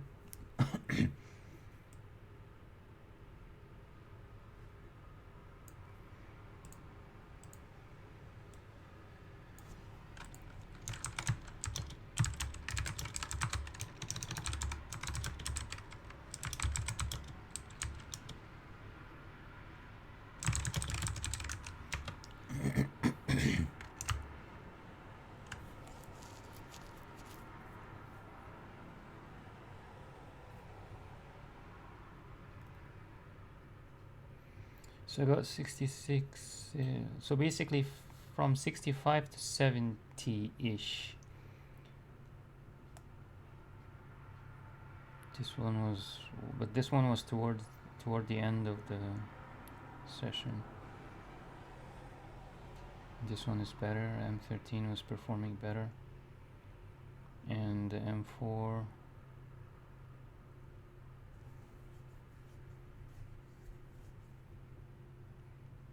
Went above 70 here.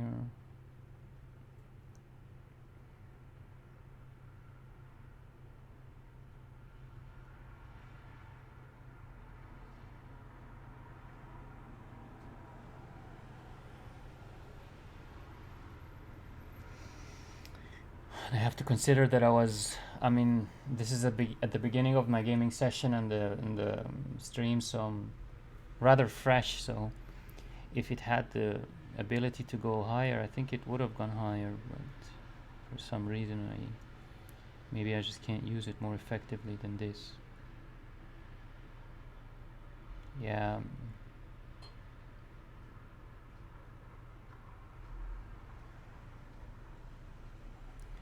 I mean, okay, just one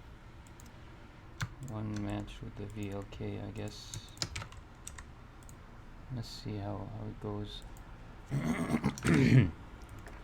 So I go to the weapon here, put the VLK on it, just see how it goes.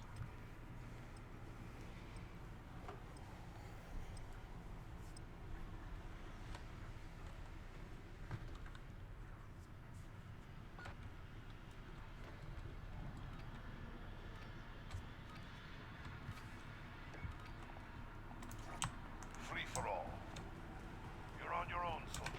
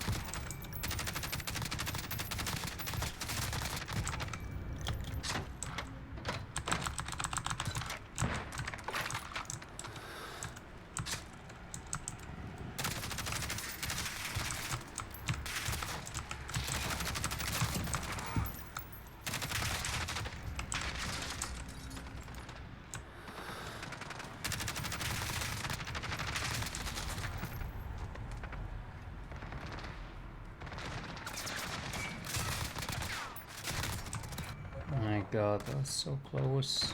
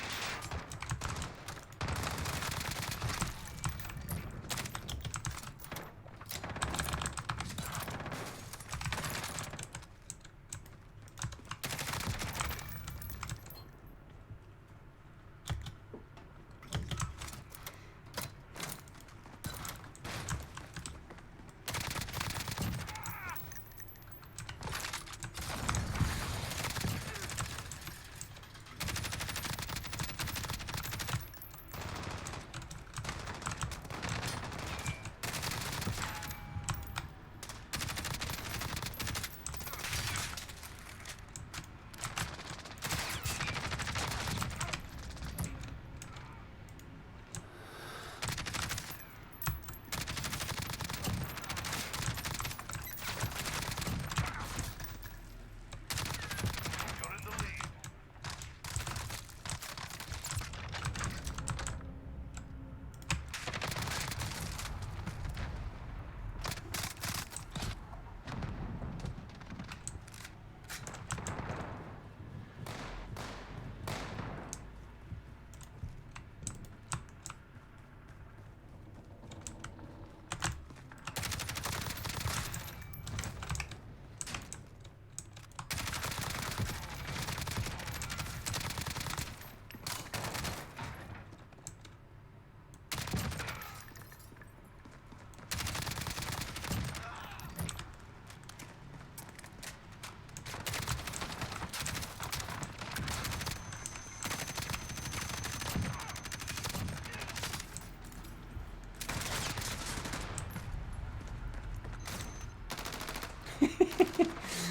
Yeah, I should have shown that. I'm just going medieval in each other with the gun butts.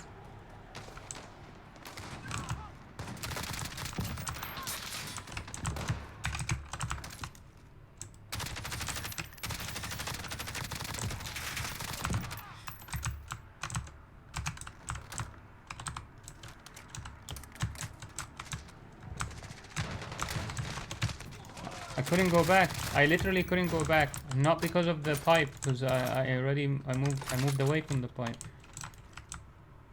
Some sort of bug, weird bugs, man.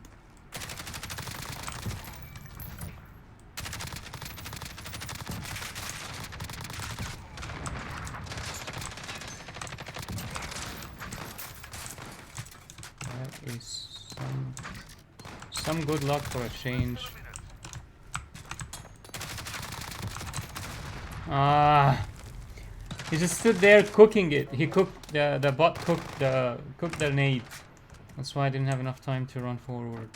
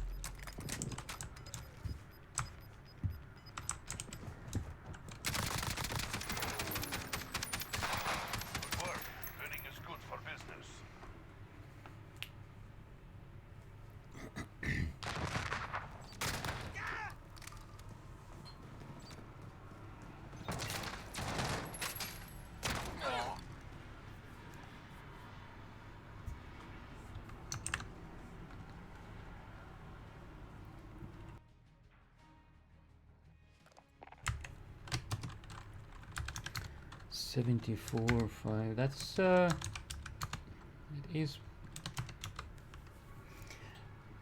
probably the best performance today. Yeah, and it is with a VLK, I think.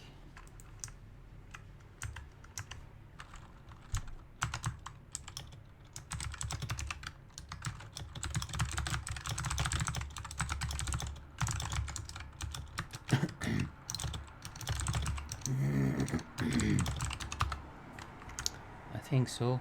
Probably the best for me, at least. Now to find an AK-47. That's the one I want to do next.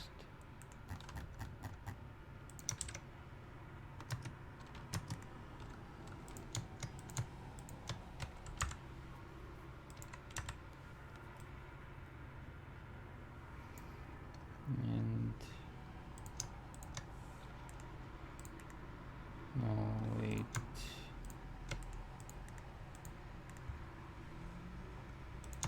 Is it this way? Scout, then VLK, then operator.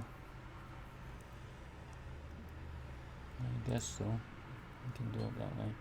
So start with the scout. Let's check. Yeah, it's ready. Just give me a minute, guys. Hold on.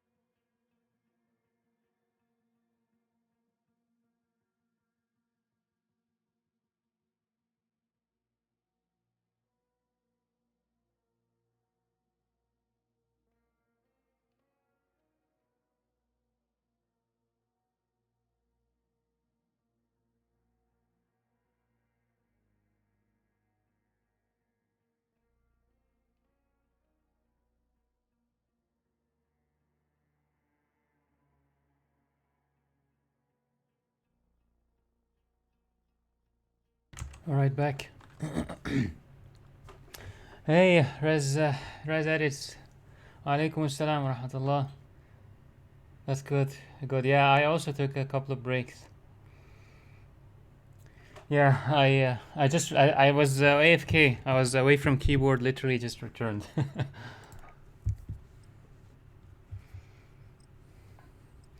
It's good.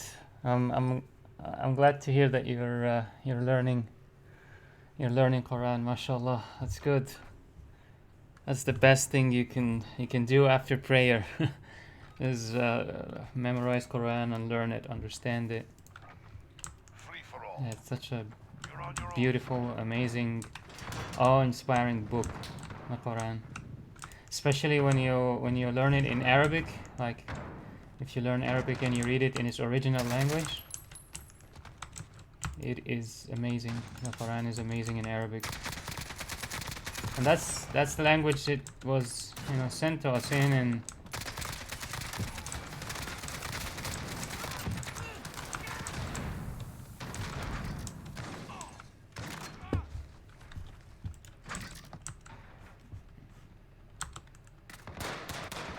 And the rhyme also, so that's how you can kind of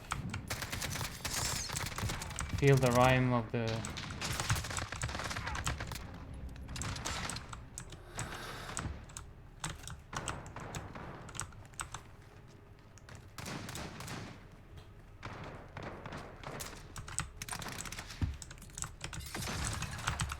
Ah, God, what?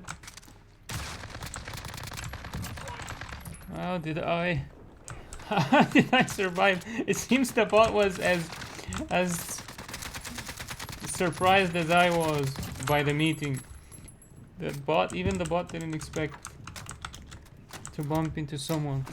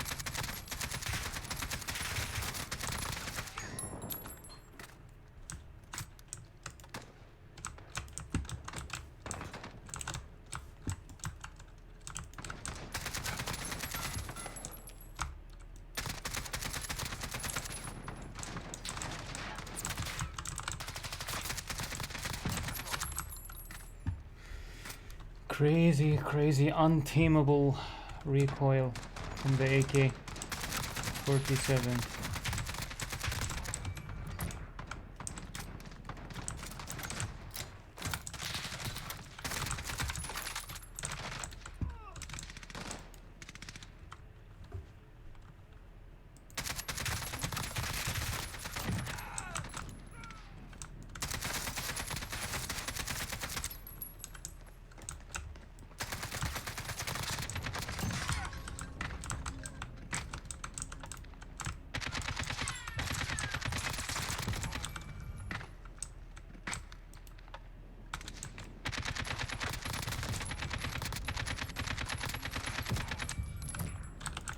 Problem also is that I don't know if I should burst fire or just keep shooting, sustain.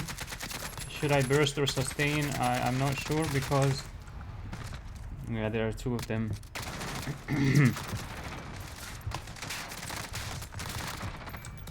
Because each has its own problems. At least with this weapon, like when I burst fire, there's a certain, like, it doesn't really help.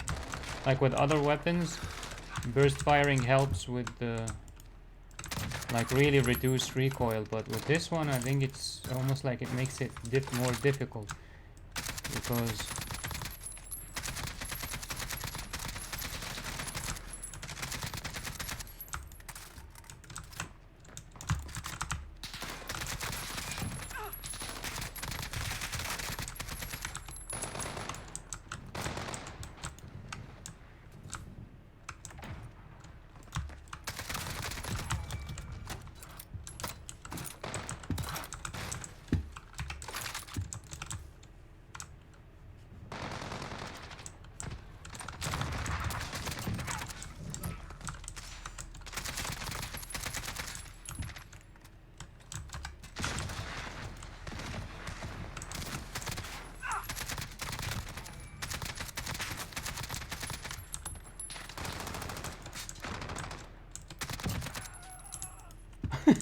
So dramatic.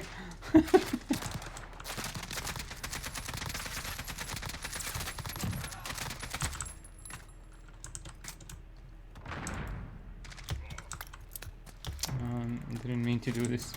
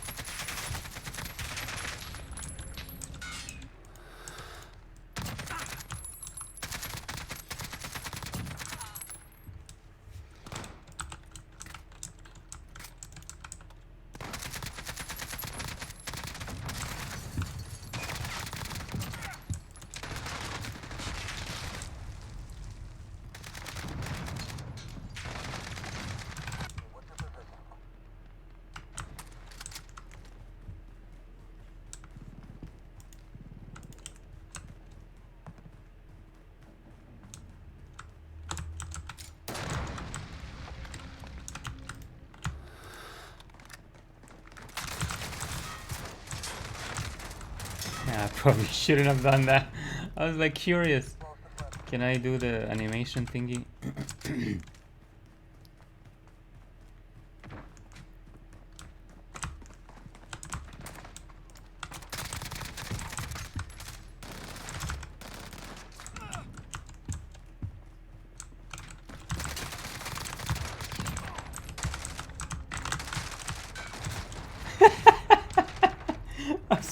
I'm like flailing my character's arms just randomly.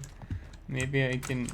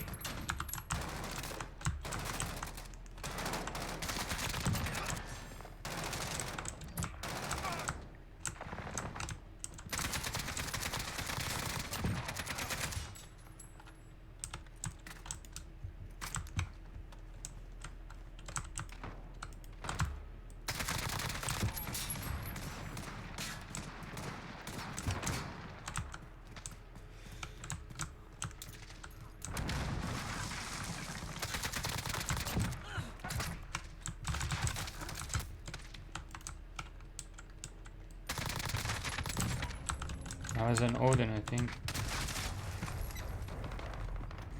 That was an Og.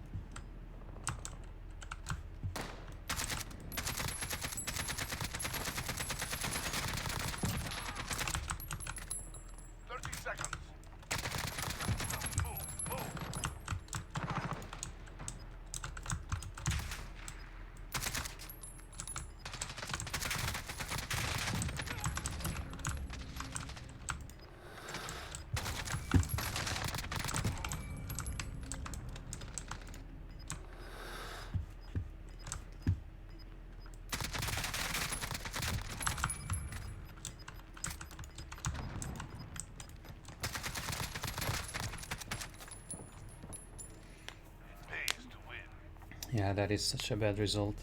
I gotta adjust my my setup. Hold on, guys.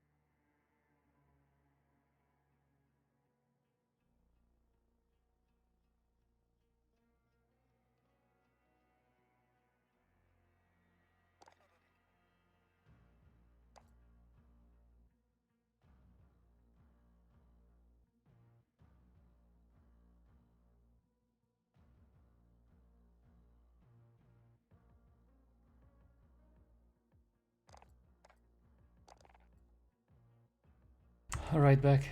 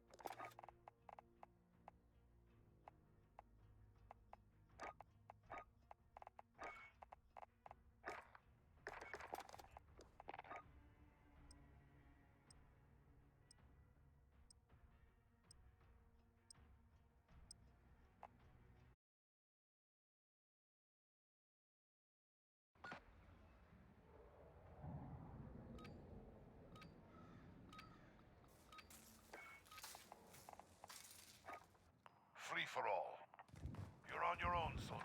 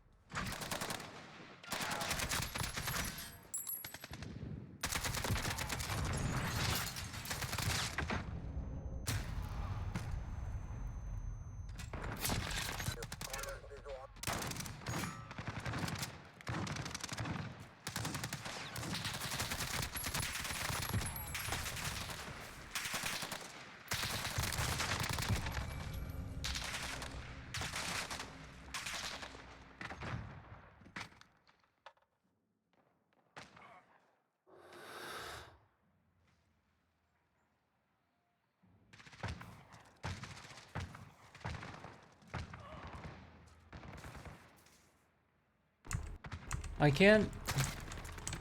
I can't crouch. That is bizarre.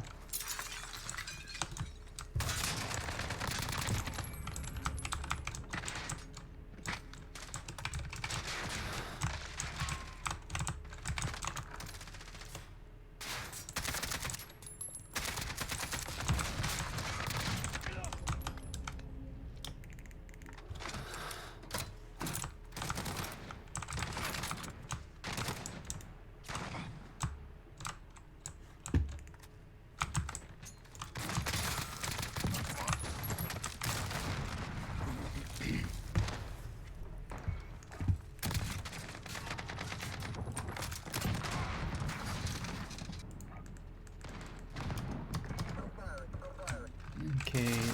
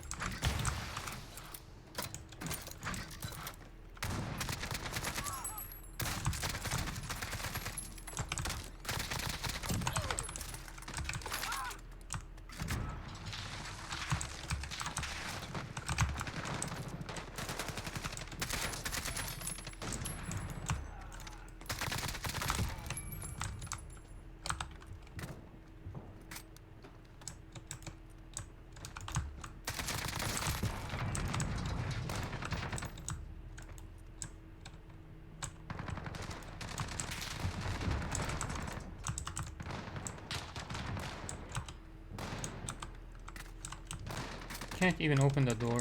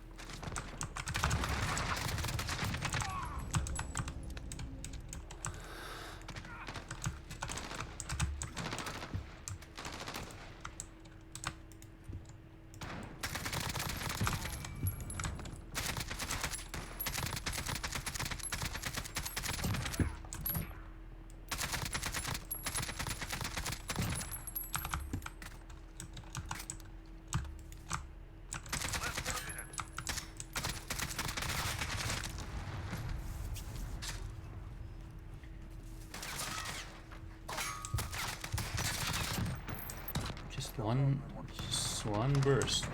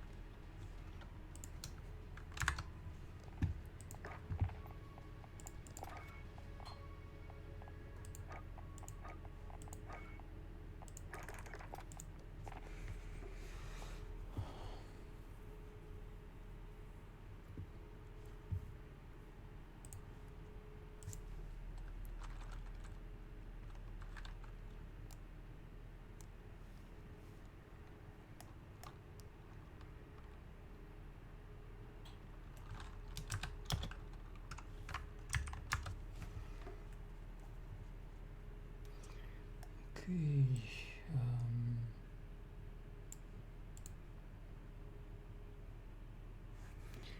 Gotta see what's going on with the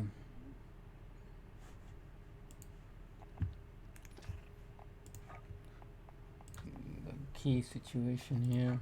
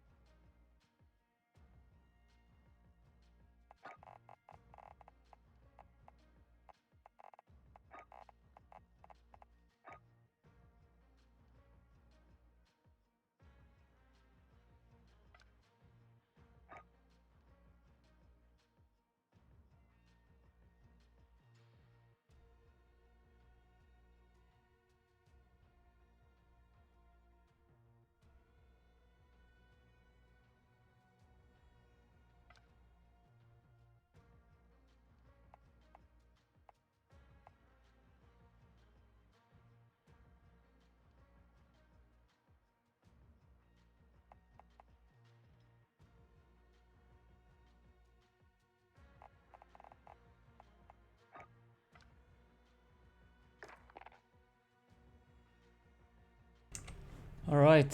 Seems I needed to disassemble that part of my Razer mouse and blow some air, as if that I don't know, cleans away a little bit of dust or something, and it works now. That button works now, thankfully.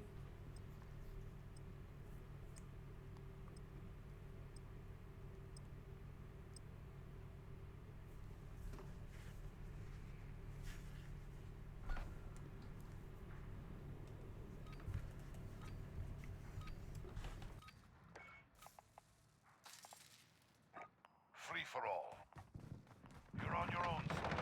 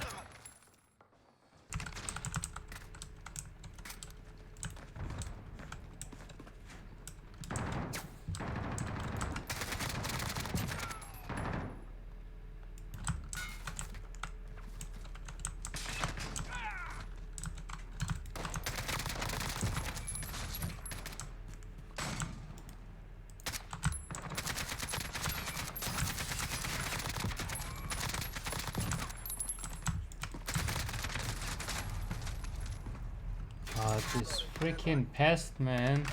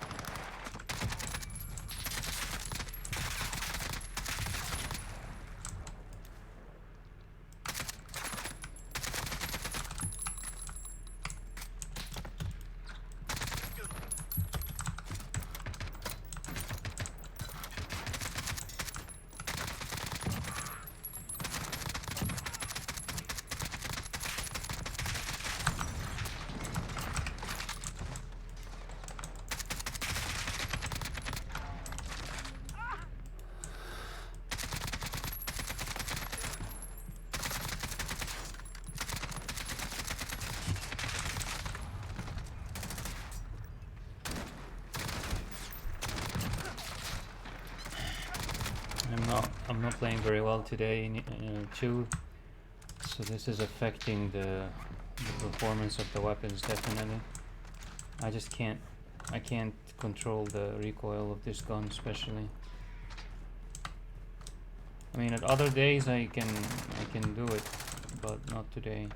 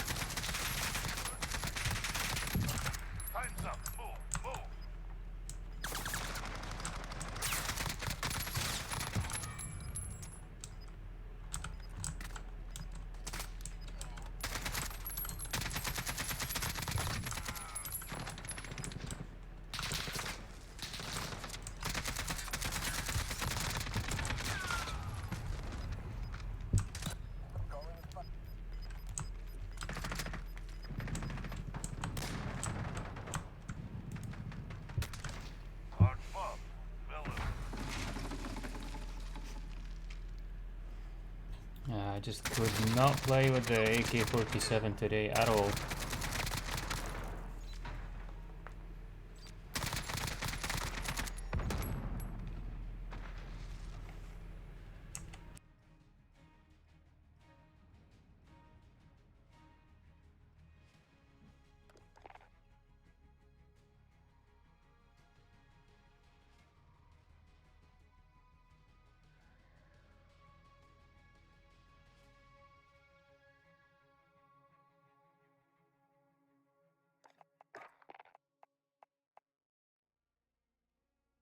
Hold on, guys.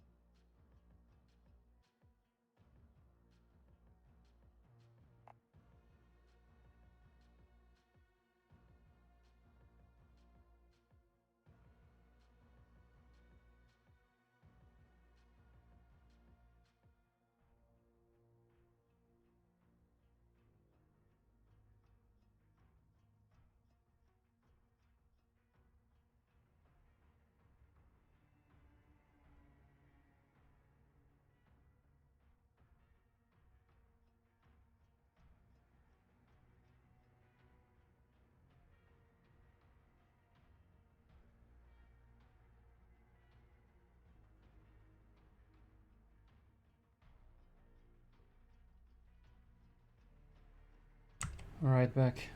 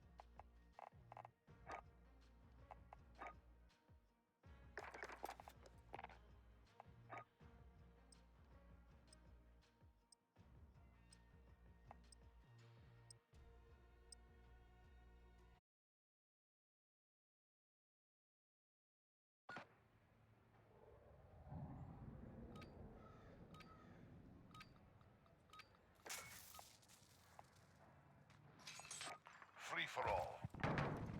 You're on your own, soldier.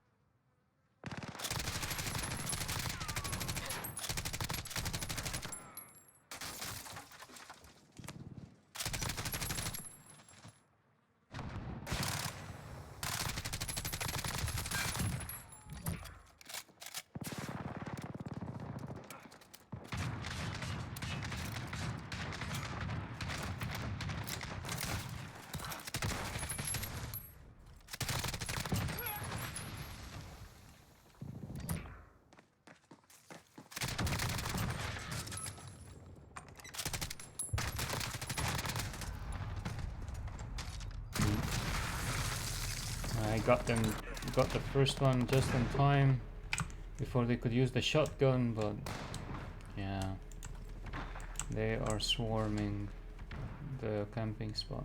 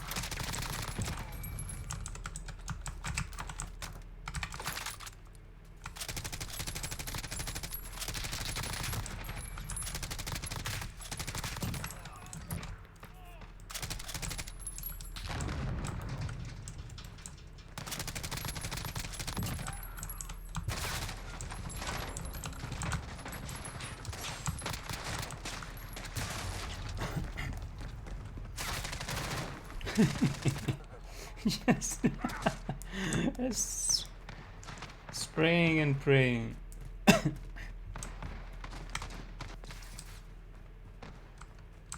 Something hits, you know.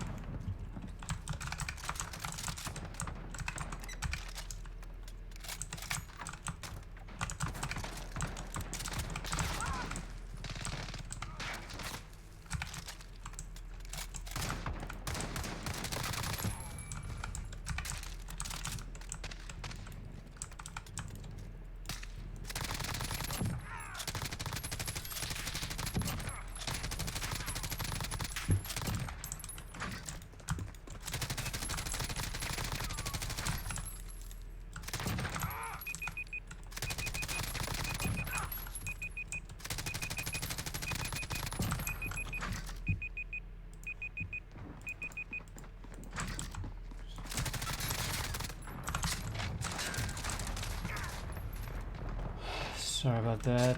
It also cost me.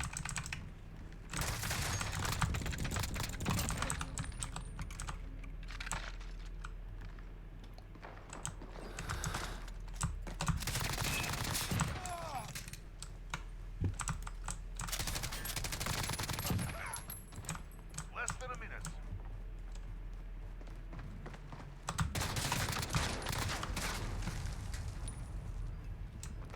Dragonov, seriously?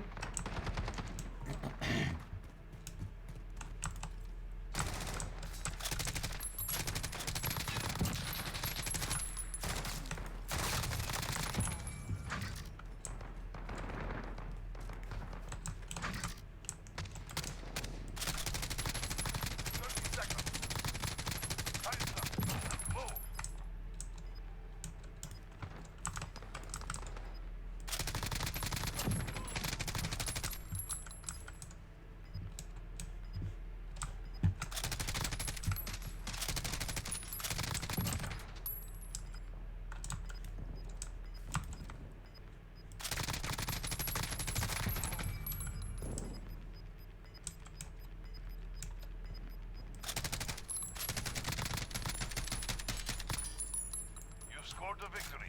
Let's have another.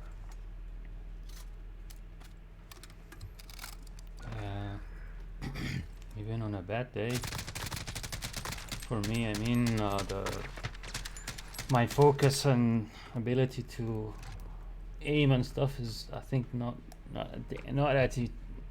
at its peak, and yet, yeah, the PKM goes above 70, so that says something about the weapon. I found it also easier to use than some of the other, like the AK-47. That was just unbelievable.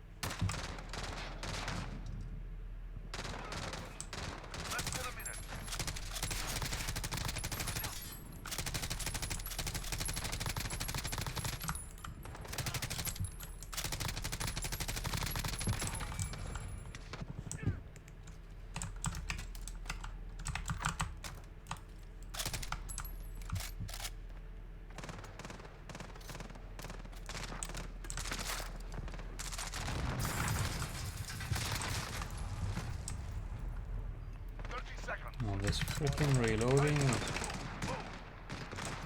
is nothing.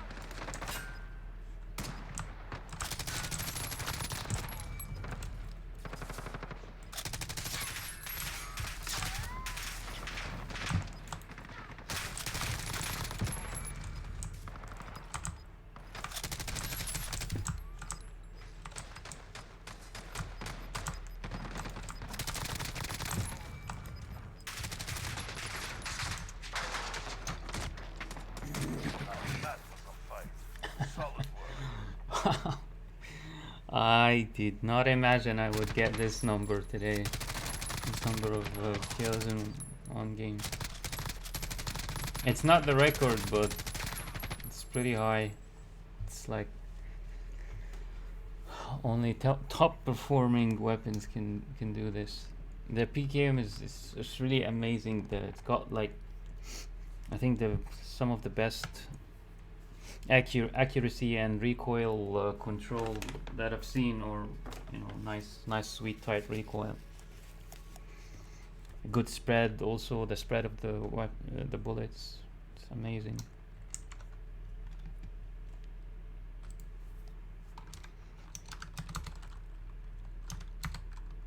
I think it's performing better with the VLK.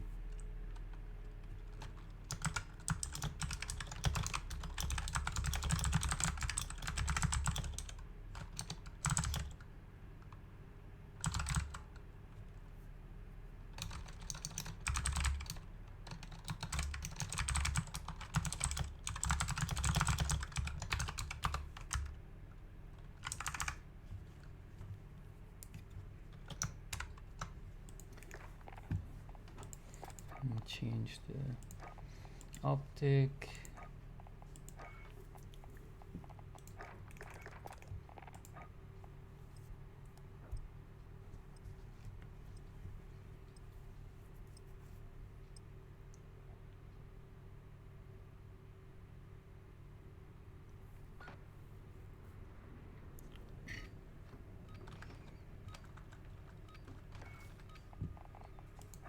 Free for all.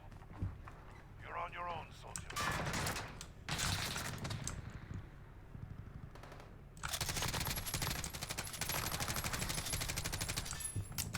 These stolen kills, man, they're so annoying. Like one shot and then another bot comes in.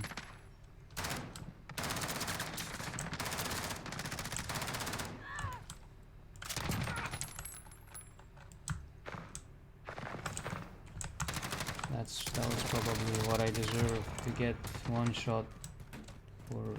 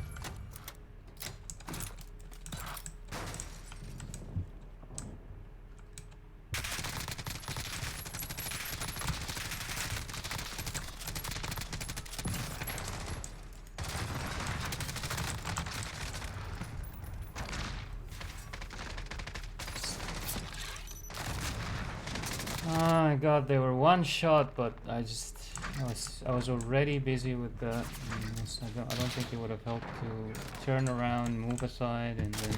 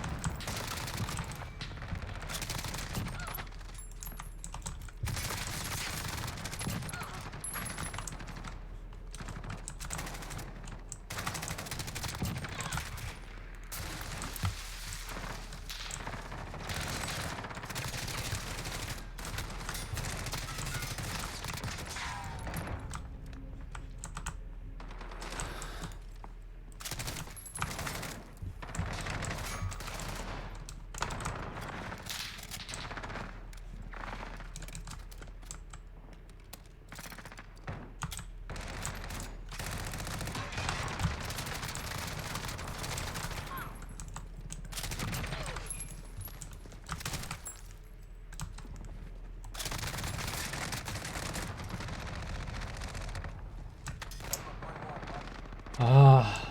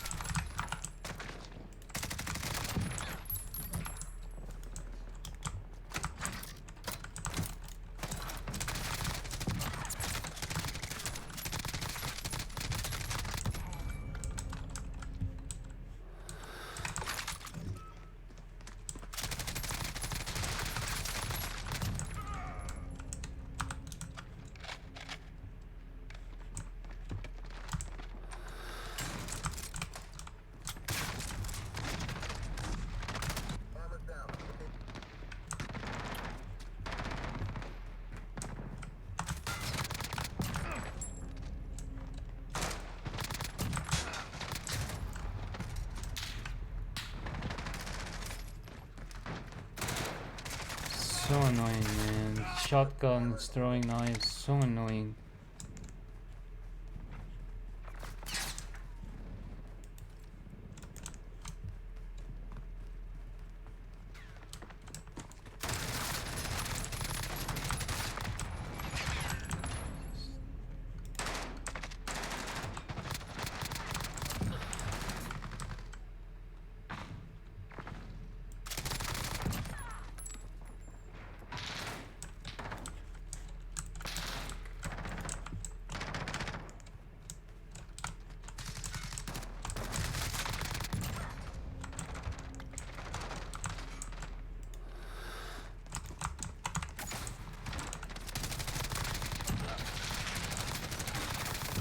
You're in the lead.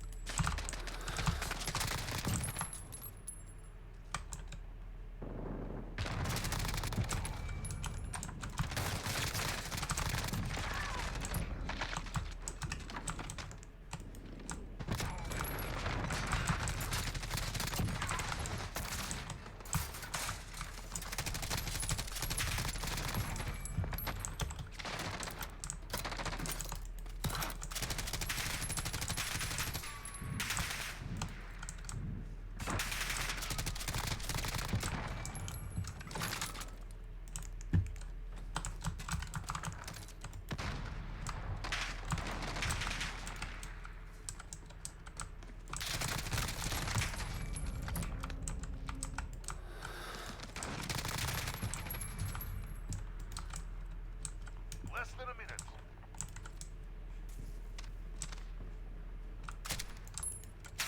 Oh my god, seriously?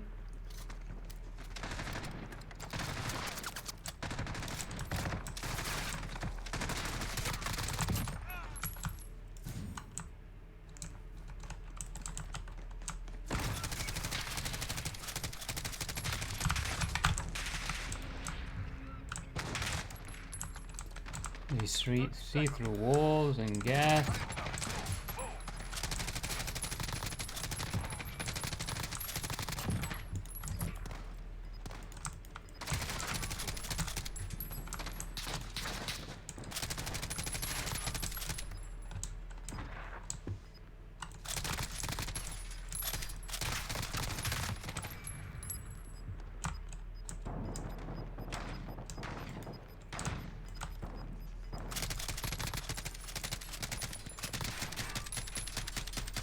That gave him something to think about.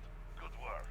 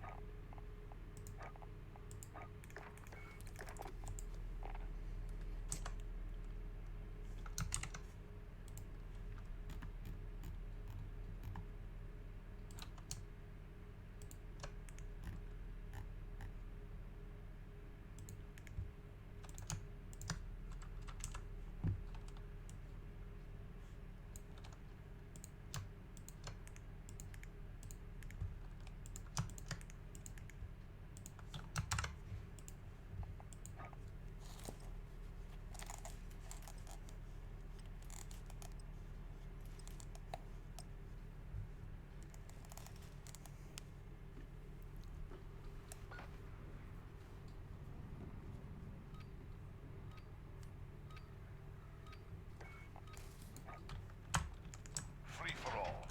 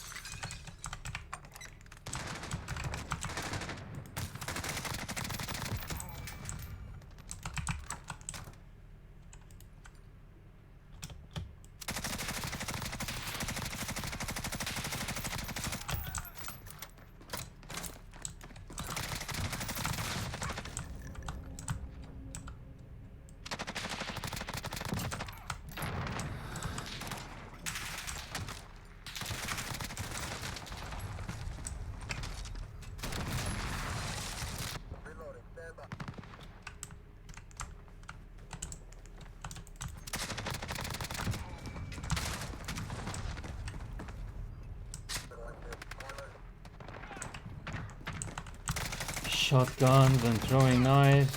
Freaking hell, man.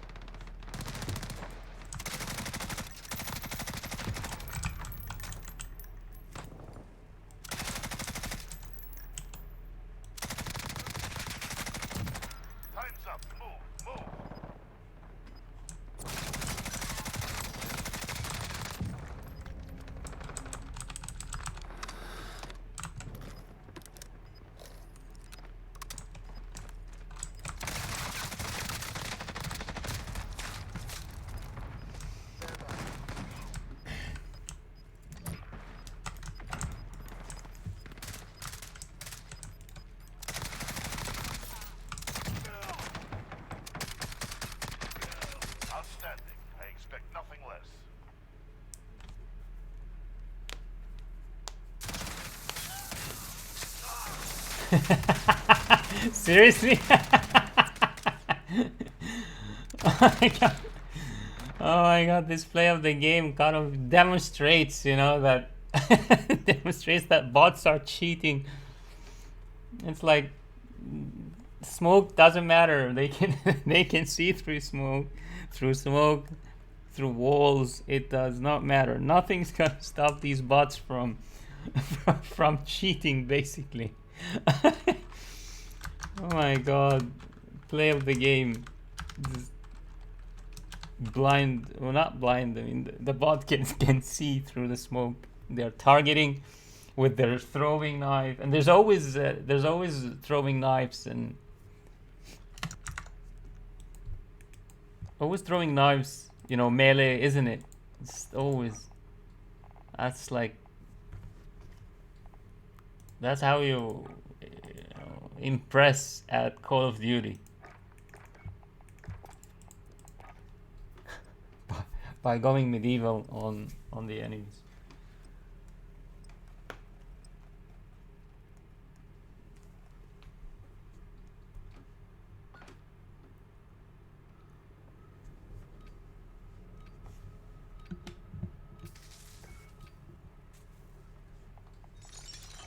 Free for all. You're on your own, soldier.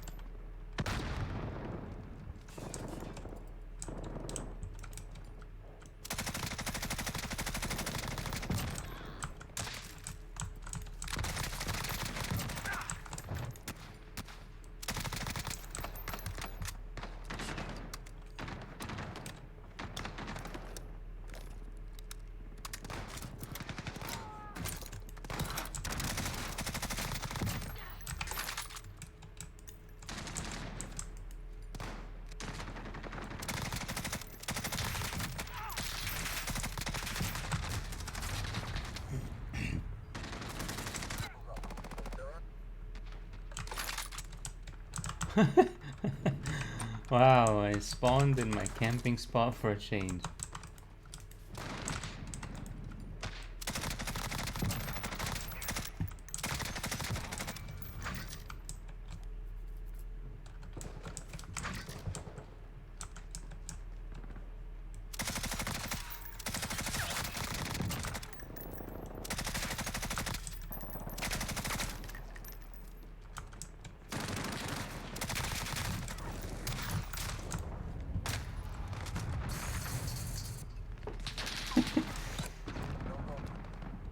There was also one on the left.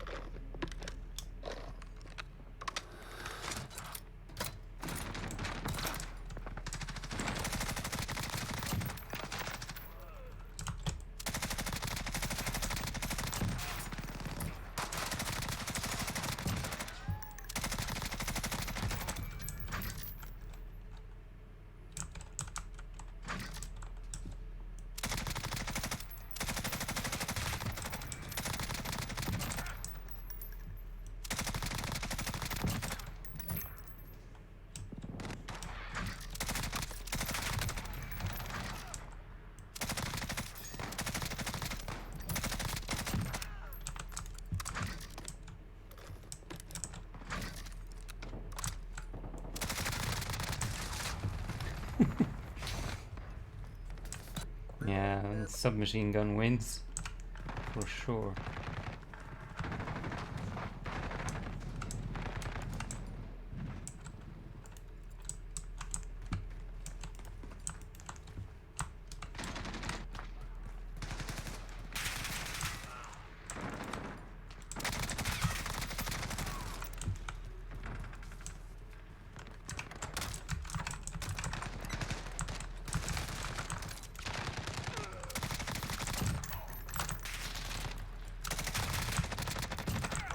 You're in the lead.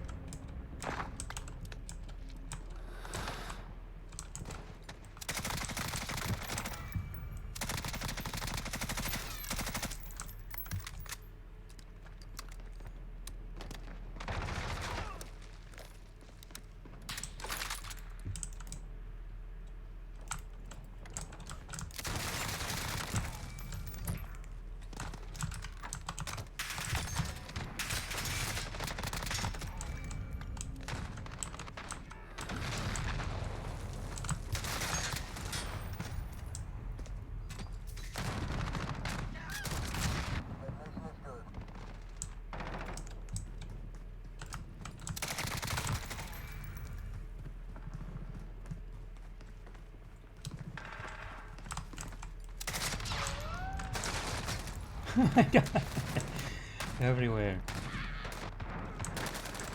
Bots everywhere.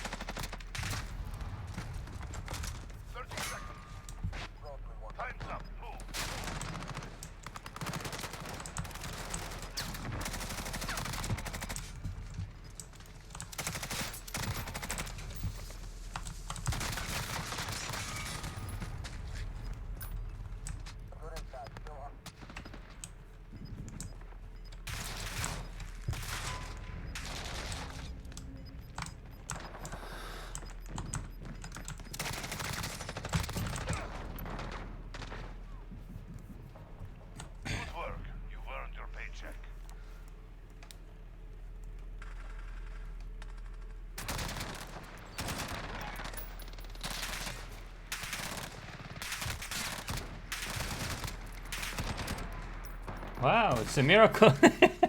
A Call of Duty related or gun related play of the game. Wow.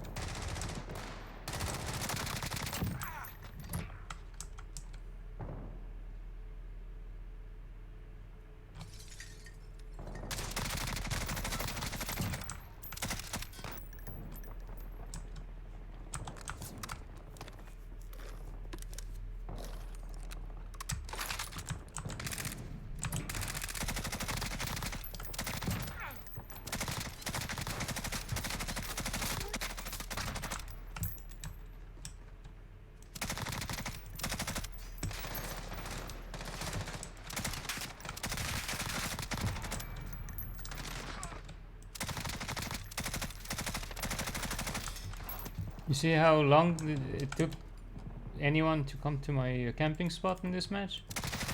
So that might just be a skewed, again, a skewed match for the Bruin. Like a match that basically skews the data in favor of the Bruin in a weird way. Unrealistic, because these matches is quite rare. Here they are. Speak of the devil.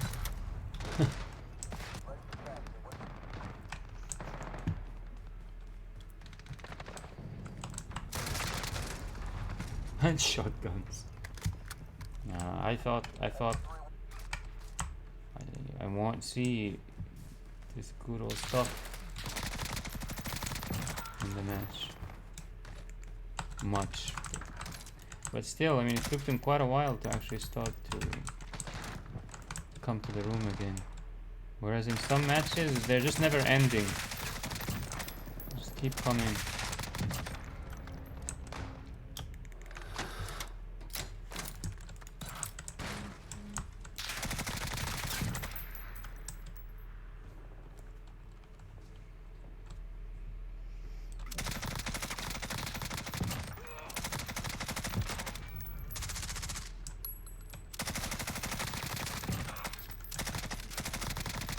You're in the lead.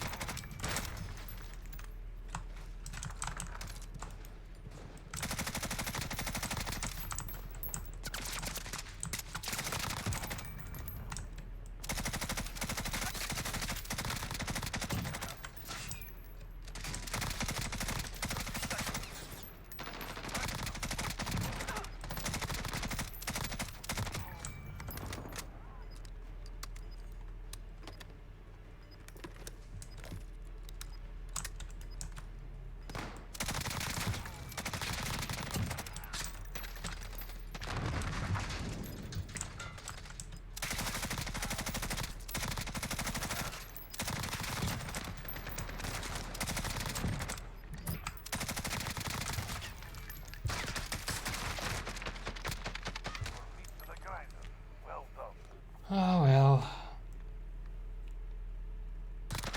Yeah.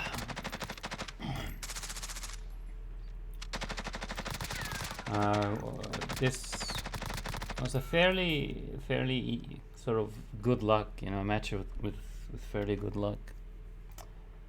and it's not like the Bruin is really that great. I think the PKM is better than it, but whatever.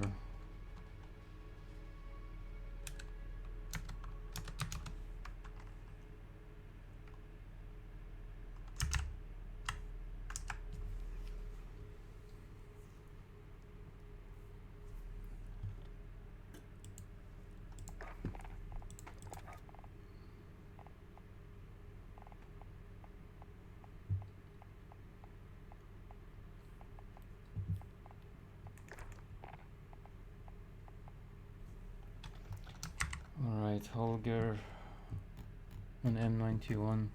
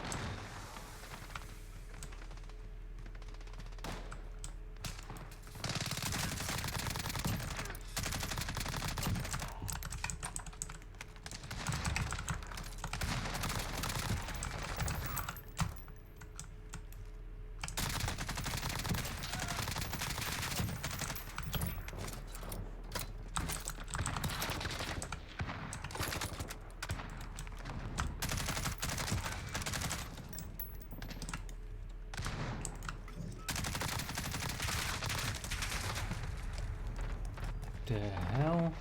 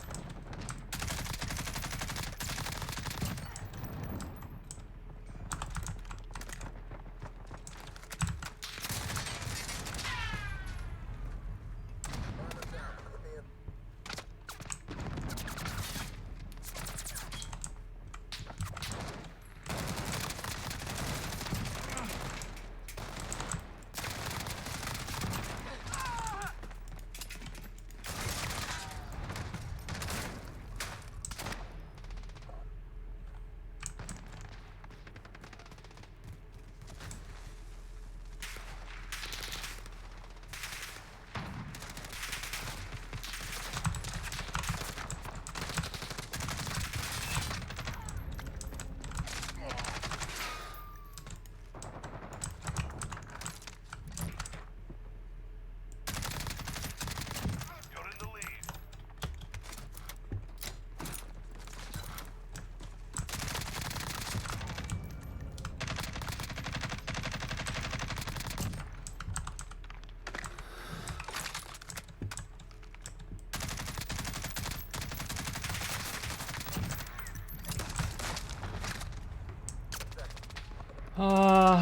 These honestly, you can see a huge difference when I'm playing with the Bruin. I don't understand why these things don't happen when I'm playing with the Bruin, for example. Like an unwanted, not very good weapon, and then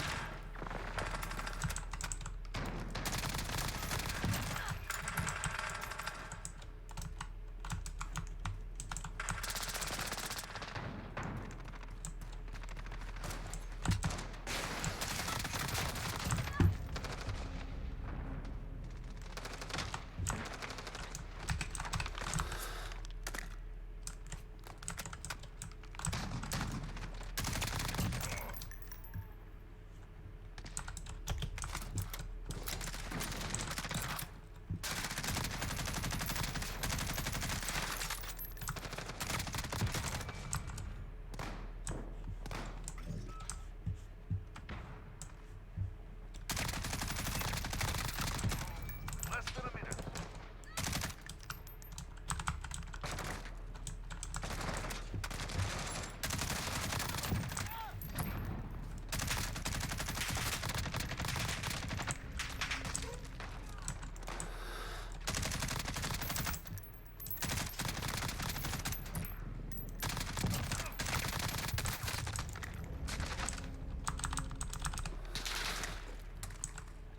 he's stolen kills. Freaking hell.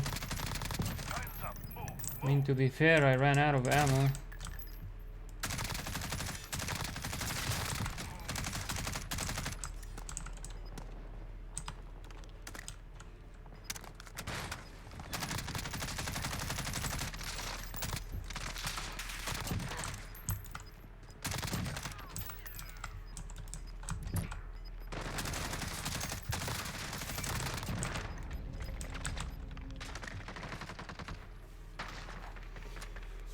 Oh well, maybe the whole gear is just not good.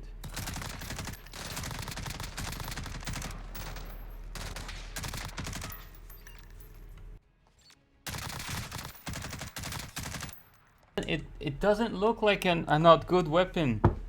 Like even in this play of the game. I really don't understand.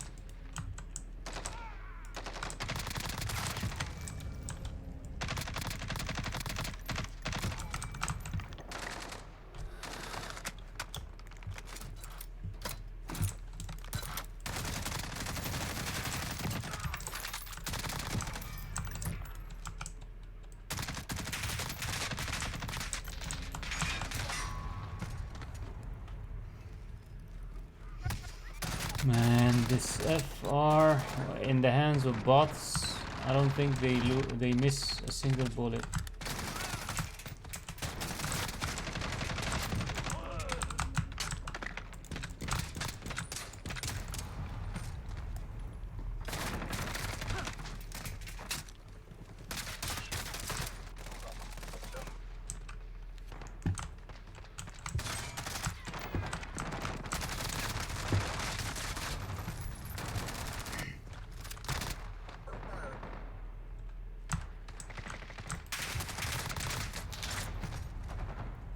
Seriously, man?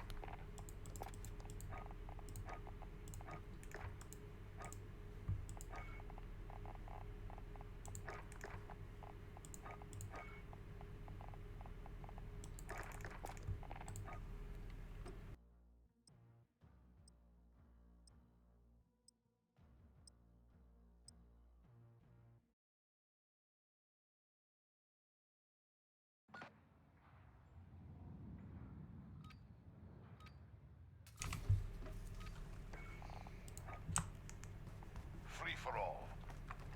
You're on your own, soldier.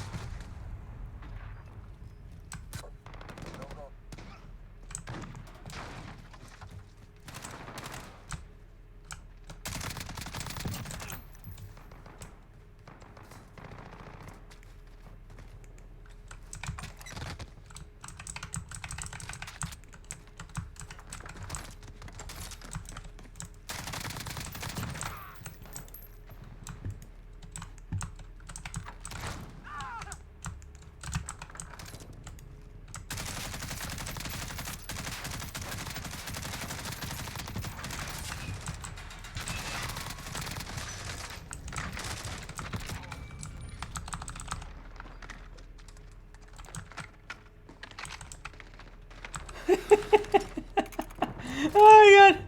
So these things do happen with bots too. That is a miracle. He was like right in front of me. Oh my god. Okay. And the weapon, look at this bug, okay? I just documented this bug. And I simply wanted to, I don't think, I simply wanted to just take some ammo. And the weapon is gone. The whole gear that was with me is gone. I mean, how annoying is this? I can't. I just can't play like this, man. I can't play like this. They were meat to the grinder. Well done.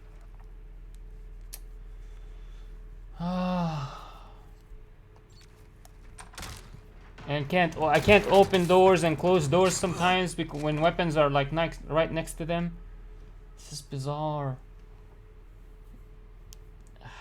And I don't understand how these things are still in the game until now. I really don't.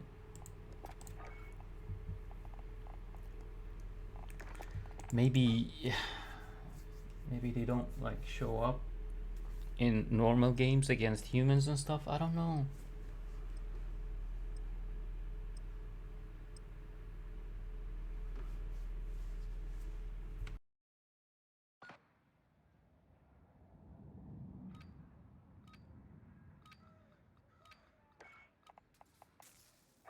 Free for all.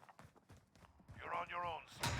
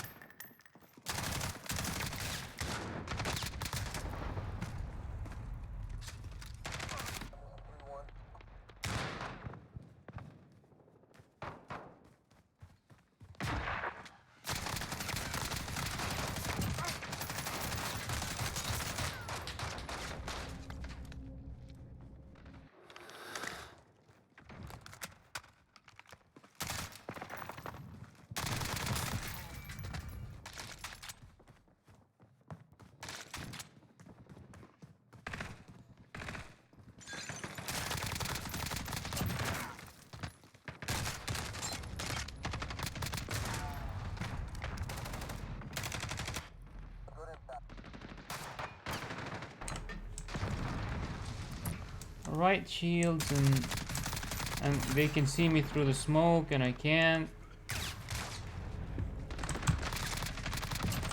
Oh, and shotguns.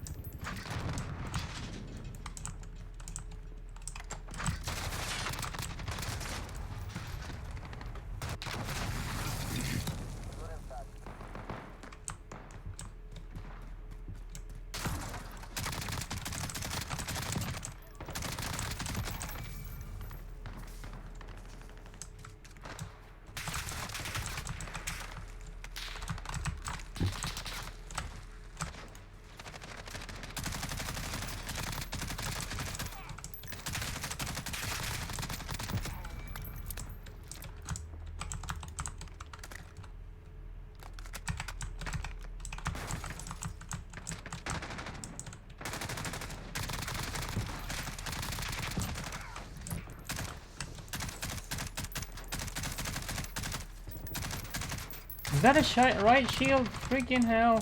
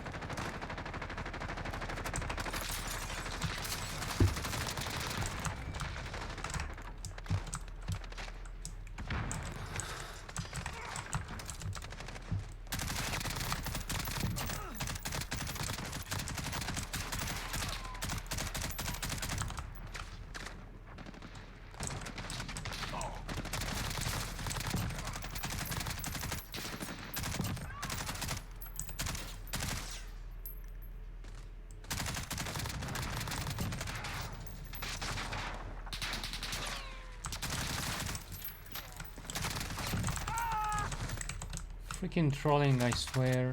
I swear, trolling me with...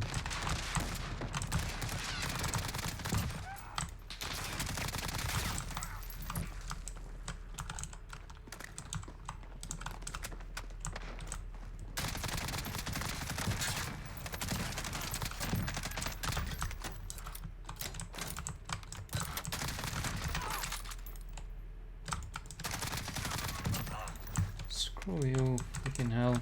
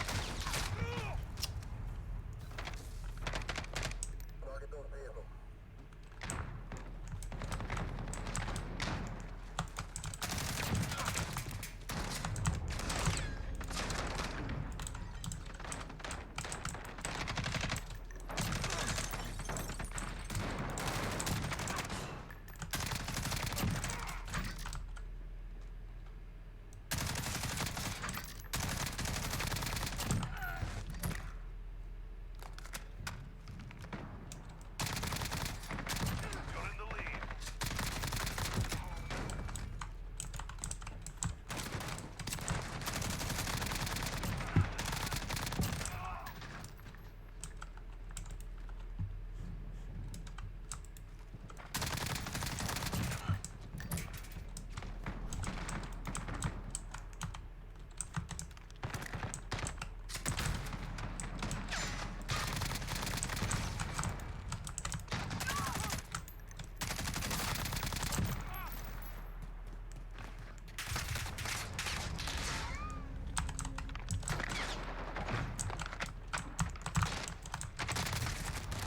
God.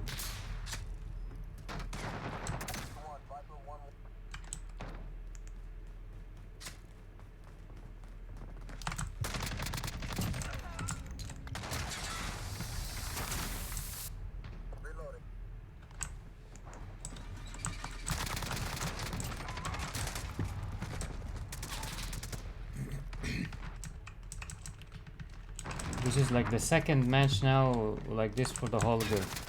I don't understand why these matches don't come with crappy weapons that I don't want to use, you know?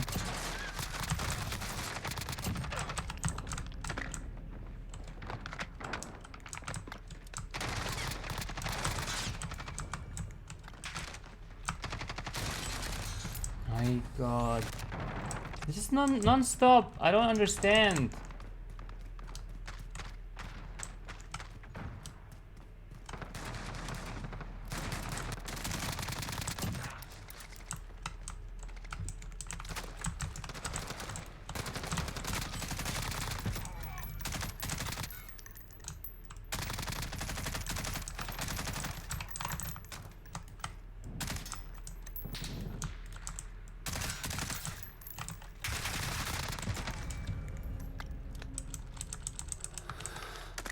Less than a minute.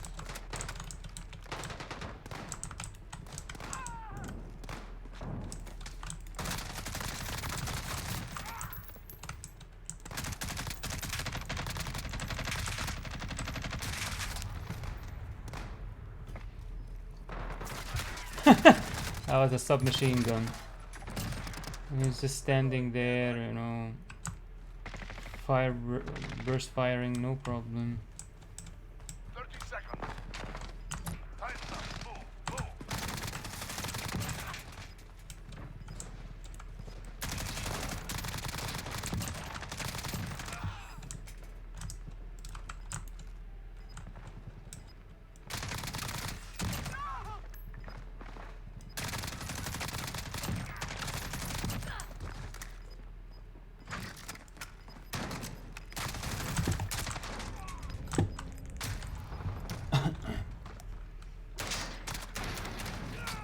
That gave him something to think about. Good work.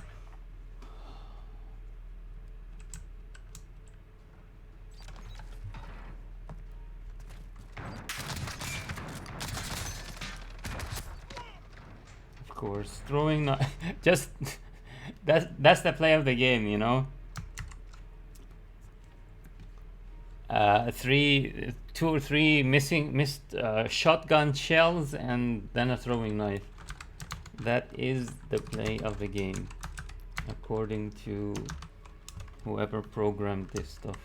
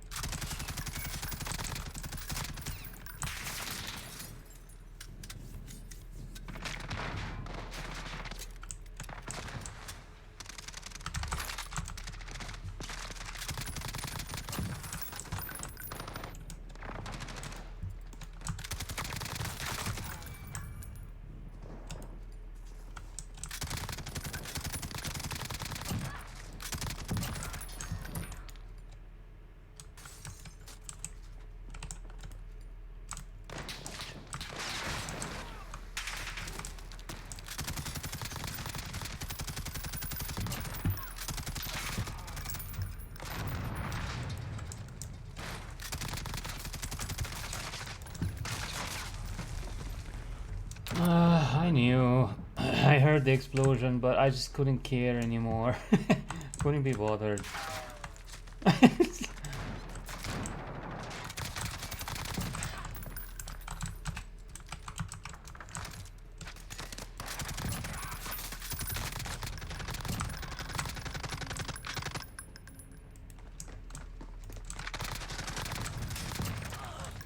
Freaking right shields. Just constantly.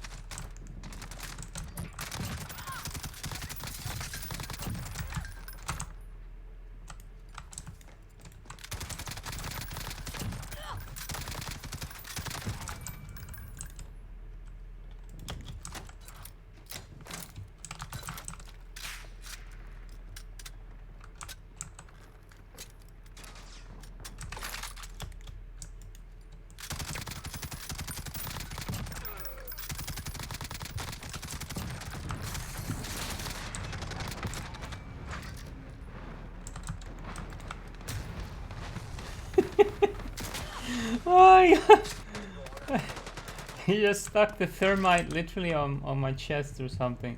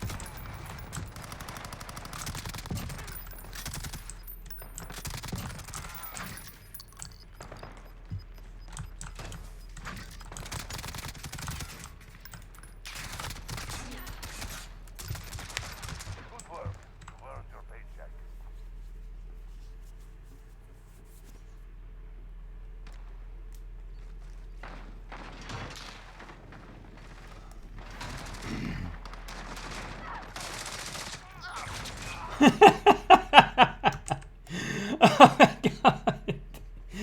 This this it's not a joke. It's not a joke, guys. Oh my god, it is not a joke. It's the it's the true. It's the true. You can't play up the game if you go medieval. This dude didn't do anything. This bot didn't do anything other than just run for a while and then do a throwing knife. Oh my god, what happened? What happened? What happened to Call of Duty? I don't understand. I don't understand what happened to Call of Duty. It's, Free for all. it's like we're praying for honor or something, you know?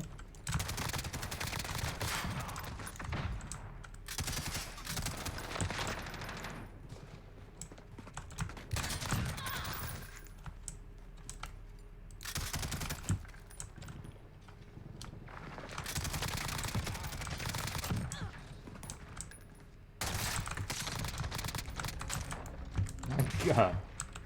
Miracles do happen.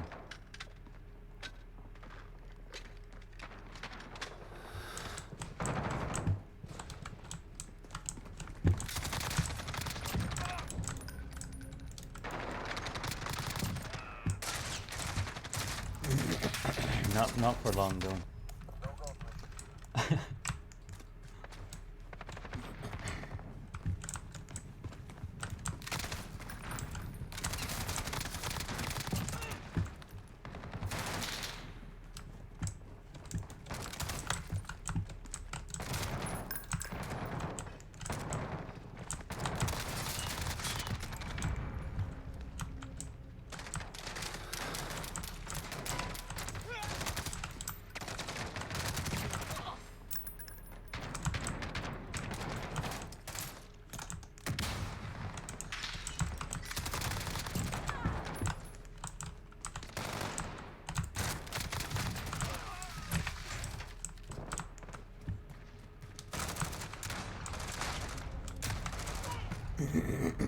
This guy who was being shot at.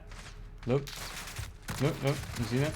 He's being shot at, but you know he doesn't you know the bot being shot at, but doesn't care. You know, doesn't go hide and doesn't care about the shooter either. He cares about getting the human, getting the poor human running around minding his own business. Oh no, we cannot allow a human to run around minding his own business. We gotta get the human, even if it means we go kamikaze and you know ignore the bullets shot at us. Neither hide nor you know attack the attacker. All for the sake of downing the human. Oh my god.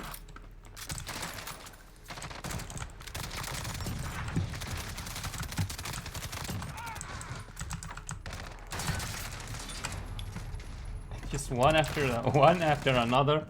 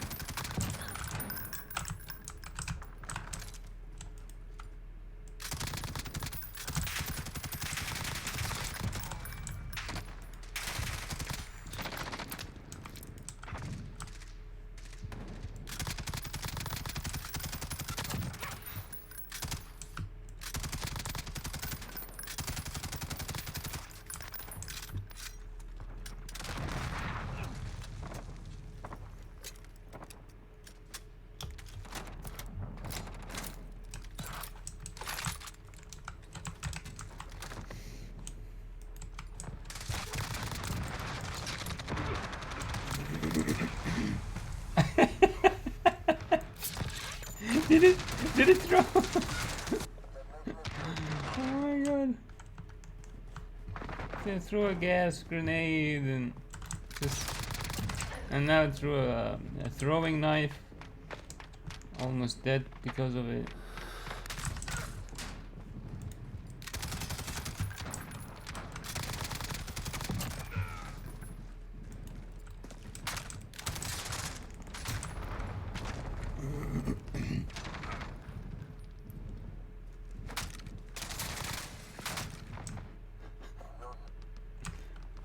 That's probably gonna be the play of the game for the bot, you know?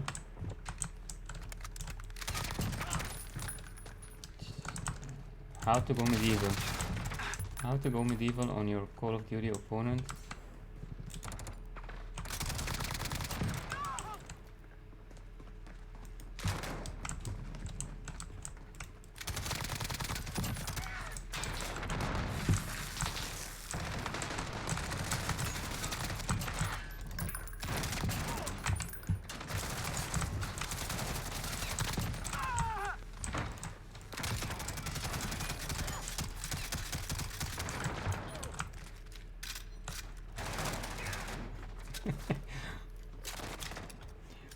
Pure chaos.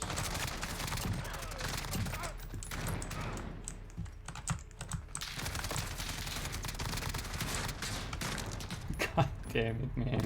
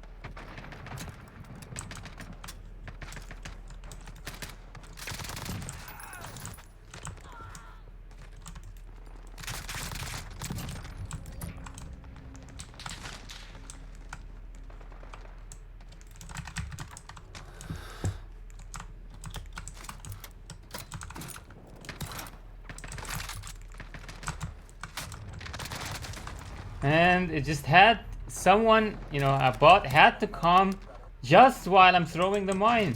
Freaking hell, man. They just waltz in.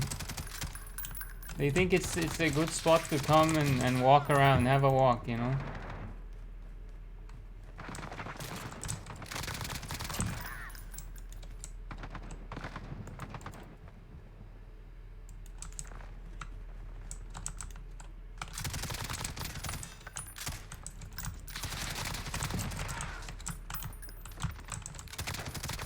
And that bot just ignored me, you know.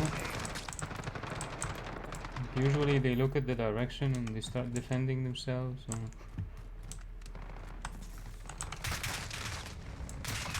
My God.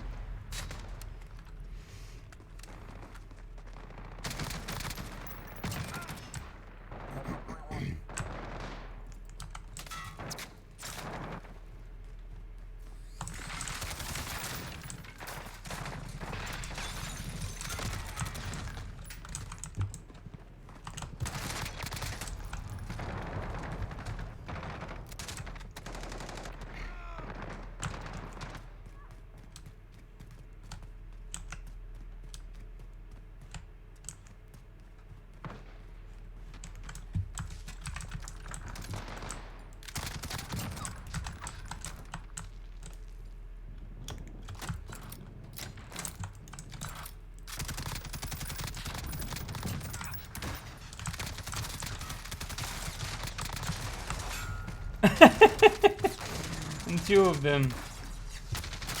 Yeah, because they keep spawning these bots. Yeah, here they spawn them. Even though I'm right next door, they spawn the bots anyway.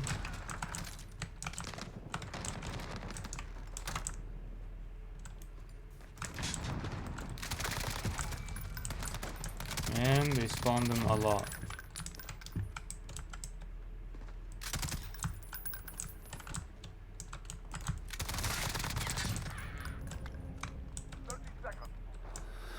Time's up.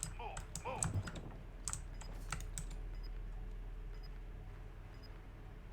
and 30 seconds, nobody comes here except this lone dude by himself.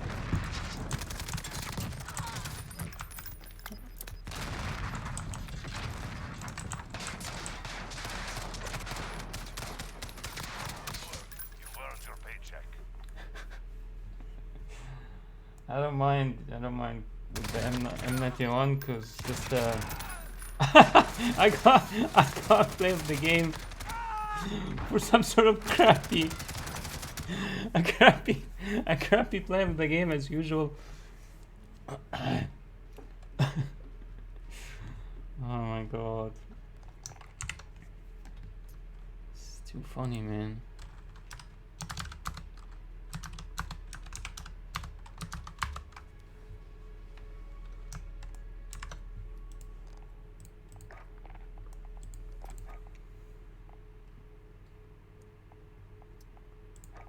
Definitely the last match. I don't know whether I'll end. Maybe I'll take a break, 15 minutes, a long-ish break, and then return. Maybe. But I do feel quite tired today. I don't know. My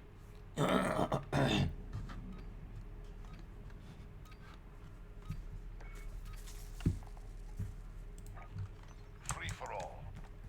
You're on your own, soldier.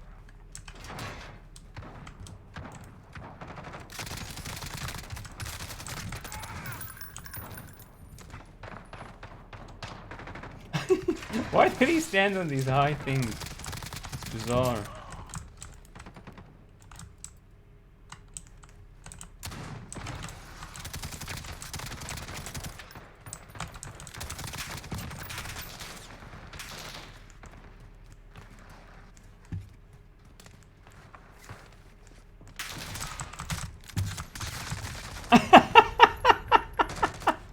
Look at me! Look at me! Just randomly. Oh my god! Even though I'm backpedaling, but you know, to my credit, guys, to my credit, I thought he was glued to me. I thought he was like, because they sometimes keep pushing at you, even though like you're like fighting and stuff. They push at you and keep meleeing. So I thought he's gonna do the same, to my credit. So, but yeah, it's half of it was just random flailing your arms randomly and hoping you hit something.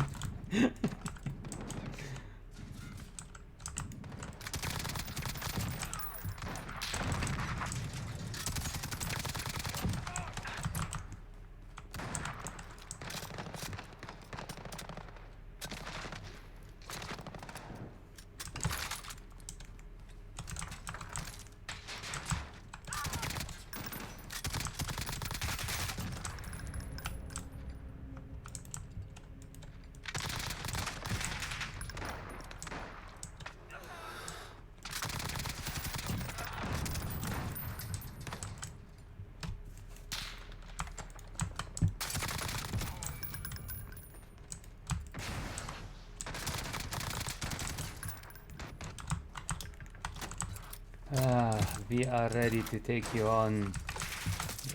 You too, we are ready to take you on with mad skills and headshots. You too! Come, you little pests. We are ready for you.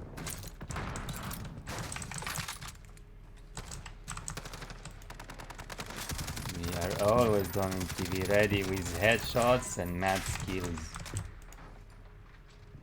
Where are you? We will kill you.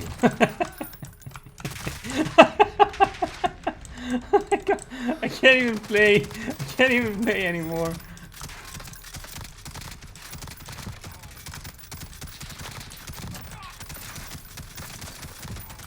Oh wow, look at that. Just downing them left and right with random.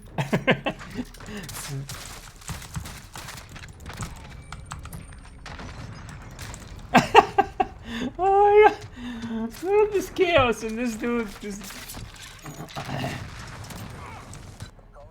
avoids the mine by sliding, goes prone, and one shots me with the carbine from the probably 15th century or something. Just kidding. There was no guns. There was no... Ah! Oh my god. This is not worth not worth watching that crap, man.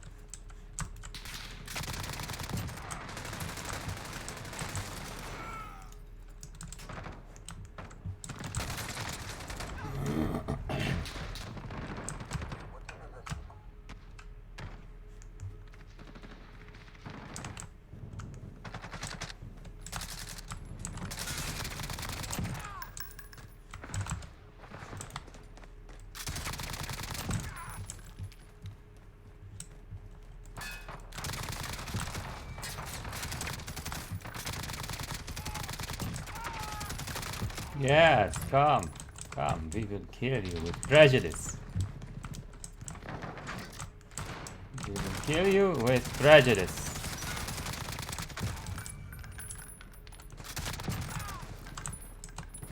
Are you done? You're not done. Oh my god, you beat me with the PKM.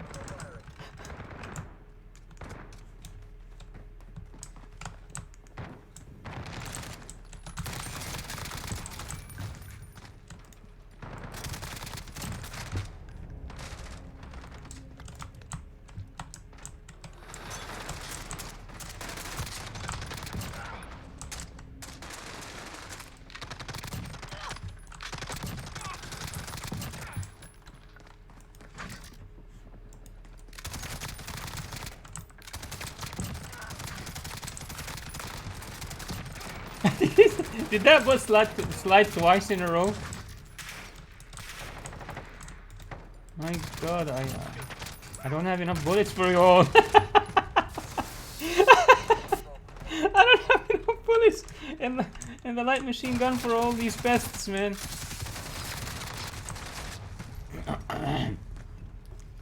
My god. I can't win that fight.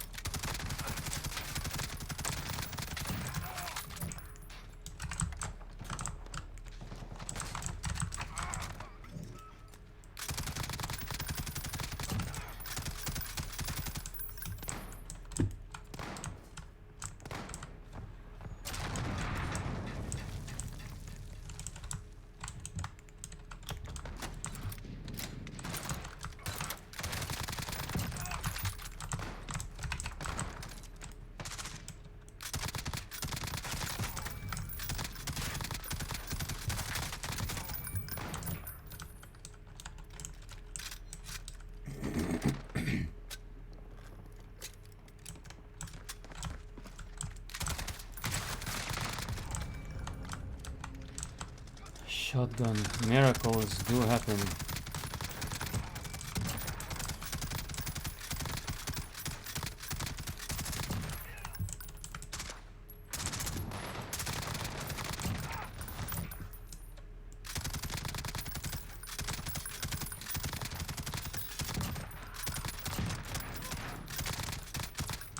Oh man, come on man, come on, die, die, die, die.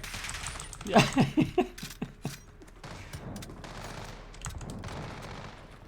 Oh my god! I didn't. There's too much shooting around. He's like literally sneaking up on me. Freaking hell! I didn't hear it.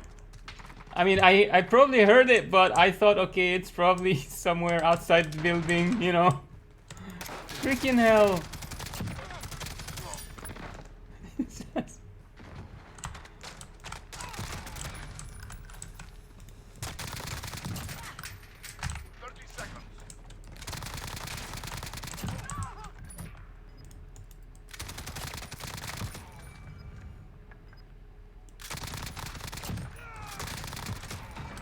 This is kind of boring. This is kind of boring. You know, just standing here, watching them come at me. That's why I don't stand here like much. I just get a few kills and I move on. But when it's like 30 seconds, you know, I don't think there's much that can be done. So, Is good for business. wow, 74. I probably shouldn't have done that. I just stood there and collect kills.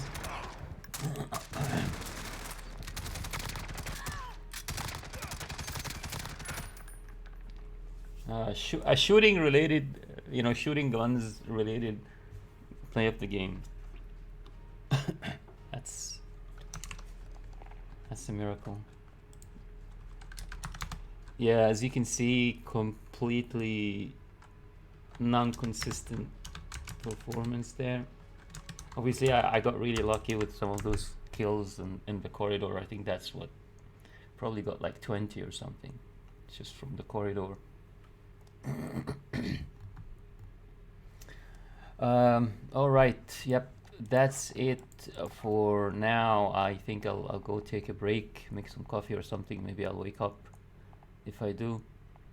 And so yeah, I did these guys here. The kilo, yeah, the kilo, and then all the light machine guns. Should probably do these for a bit. But oh yeah, I wasn't showing you in the game. Doesn't matter.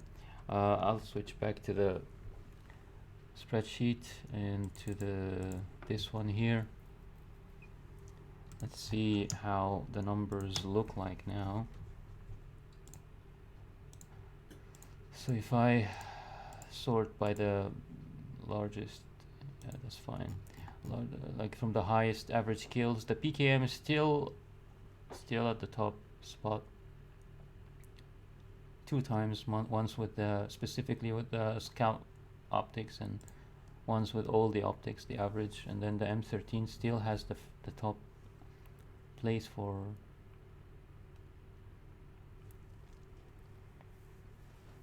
assault rifles, and then PKM again with the operator reflex. Interestingly enough, M13 again, Drow,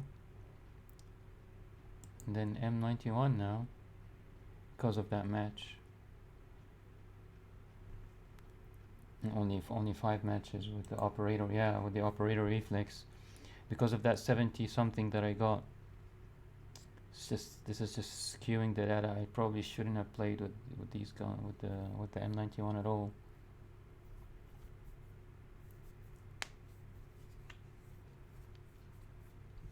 But even the Holger went up here.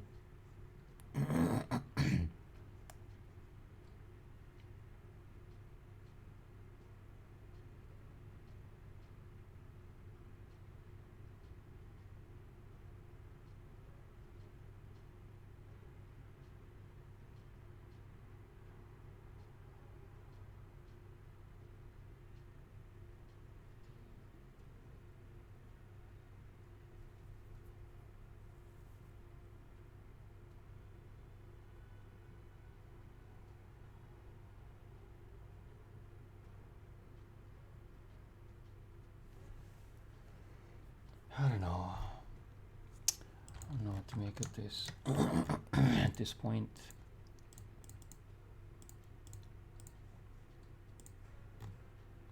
And then if I sort them by the highest final score, which is the average kills multiplied by 2, because it's already high and it's the most important number. The average kill death ratio multiplied by 2, because it's the second most important number. And then finally, the average life streak as it is, adding them all up to get a final score. The PKM still is at the top, followed by the Grau, followed by the M13, followed by the M4A1.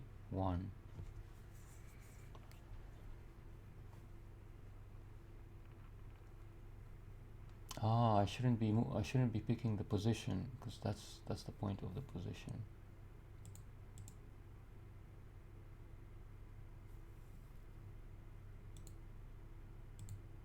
There, yeah. Alright. Yeah, I should be picking from here. Because that's the point, position number 1, whatever, because, it's kind of confusing.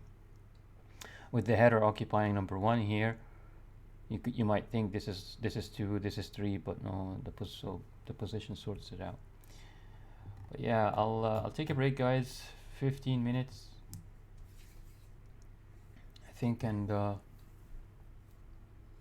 get back, see how it goes with the assault rifles.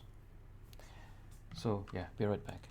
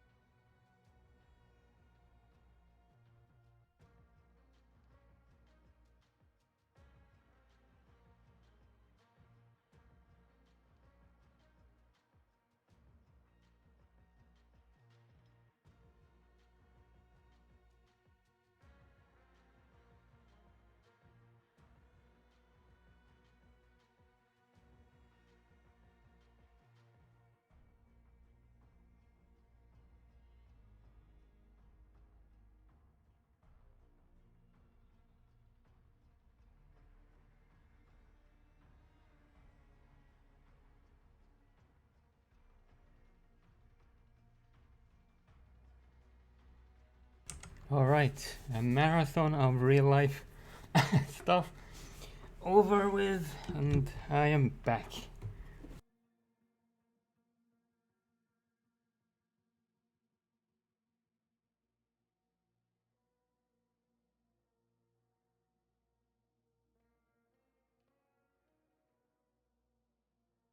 Alright.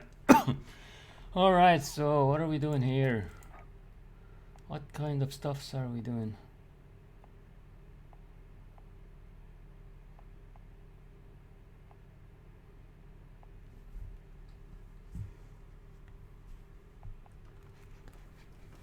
Alright, I think I'm gonna start with the M4 followed by the M13, then the Grau, then the CR. Alright, let's do this. So get back to spreadsheet and prepare for the M4.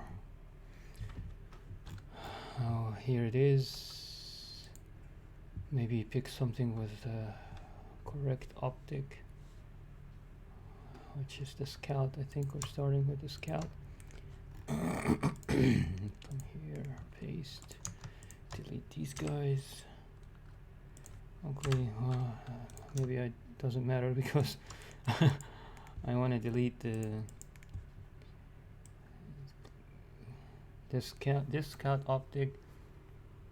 This Scout optic was sweet with them. All right.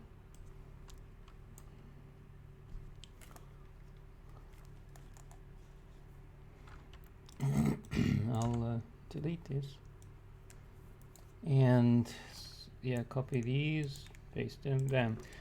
Scout VLK operator, so we can confirm our our feelings about it, about each optic at least.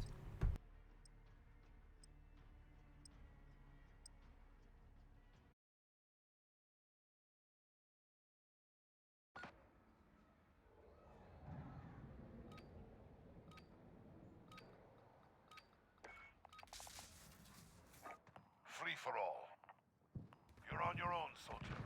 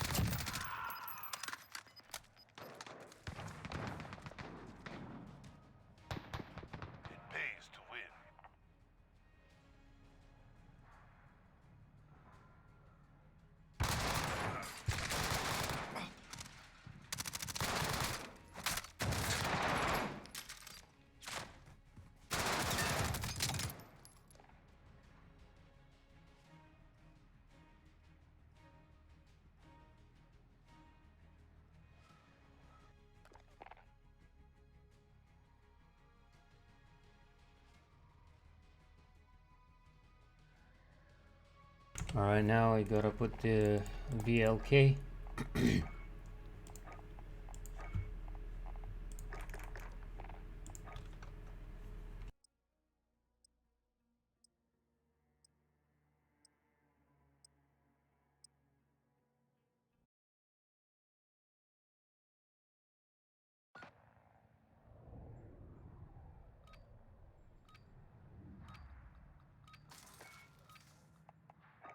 Free for all. You're on your own, soldier.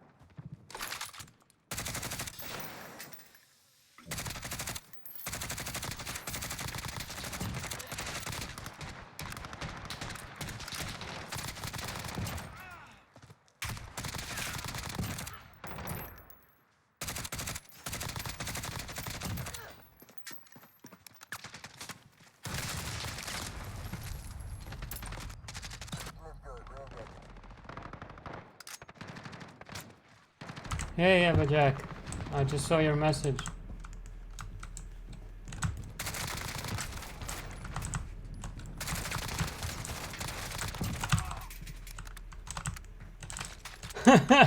Oh my god, you fell asleep while watching. I don't know. I mean, I could be, what's the word? I could be flattered or not sure if you feel flattered or offended. Because, you know, it can be taken that I felt your stream put me to sleep. It could be taken that way, you know, but I know, of course, that's not what you mean. I'm just kidding, of course. Oh my god. It's like, dude, the stream was so good, I fell asleep.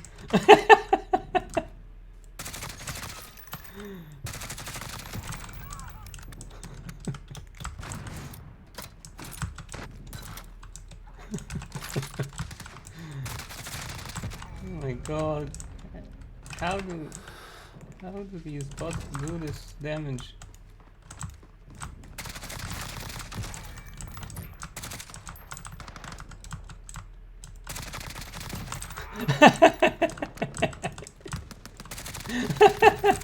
Yeah, I know.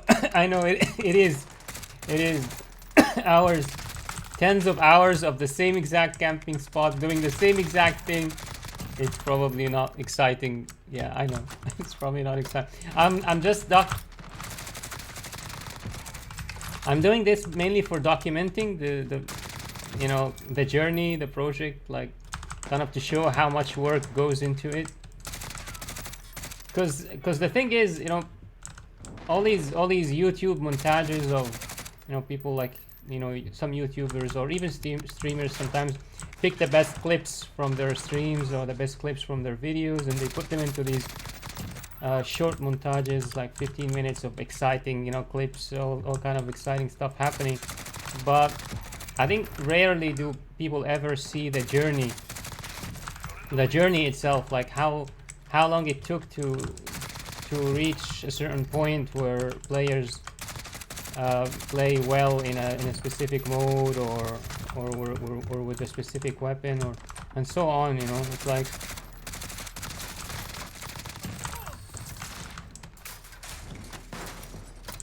so I think YouTube might have some use for documenting the journey, the practice, the tens of hours of research and practice and stuff like that that people put into, or some people at least put into their game before they you know, reach certain points where they are doing well in the game or climbing the ladder of a league or something like that, you know.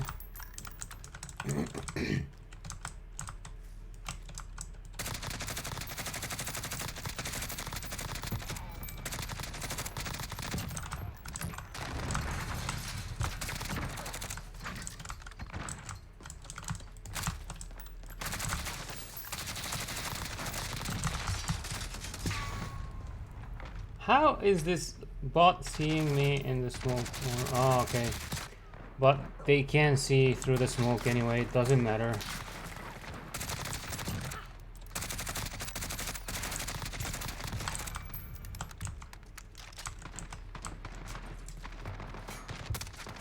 Yeah, oh. About gaming. No, I don't know if you understood me. Like, well, I didn't, you know, mean to say that gaming itself just normally is haram. I meant that too much gaming, you know, like spending most of your day gaming is haram. Oh, because that's not why we were created, you know. So yeah, you gotta treat gaming as a sort of a break, a de-stressing exercise, something that you do something that you do to de-stress, to, you know, chill out after work, after doing work and stuff like that.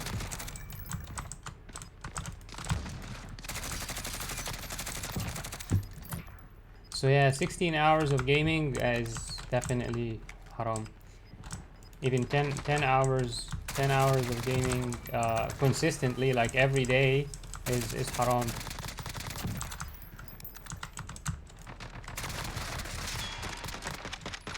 That gave him something to think about.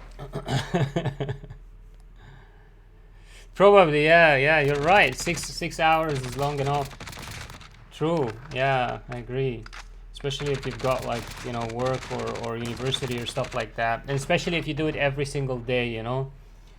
I do take breaks for days sometimes without streaming and without playing games, so, you know, that's why. But if I played every single day, like 365 days a year, yeah, I would not play six hours, man. It's just too much.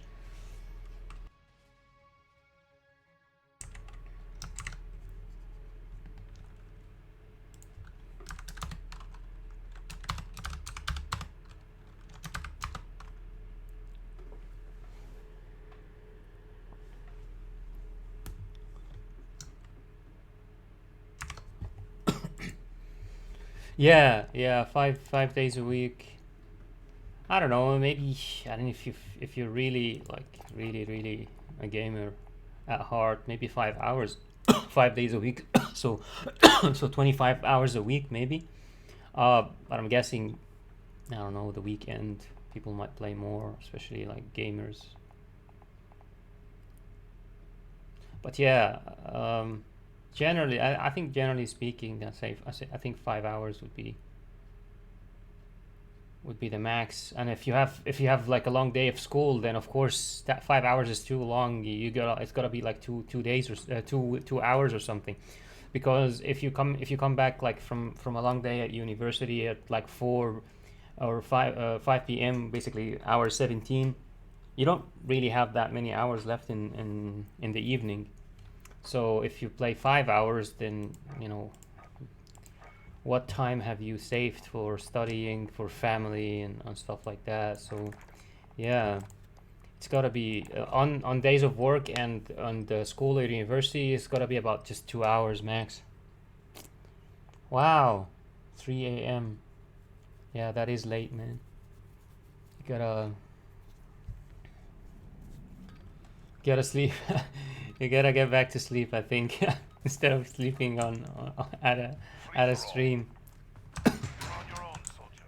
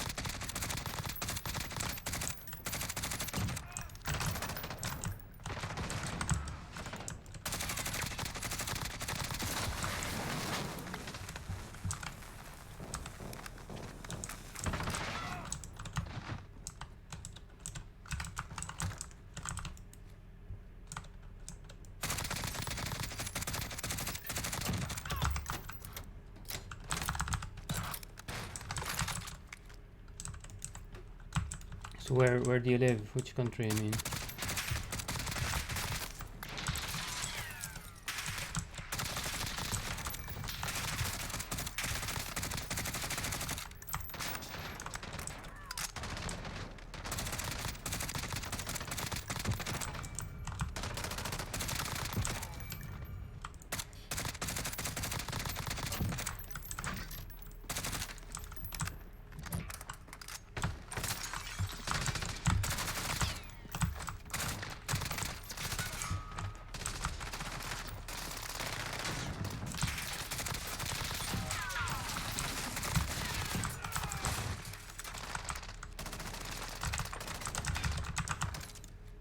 is just trolling, I swear, when they make bots use right shield and stuff.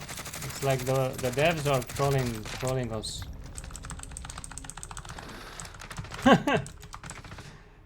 Yeah, that's a, you should probably just just shut down the PC and sleep. It's late. Yeah, definitely. Gotta get your sleep.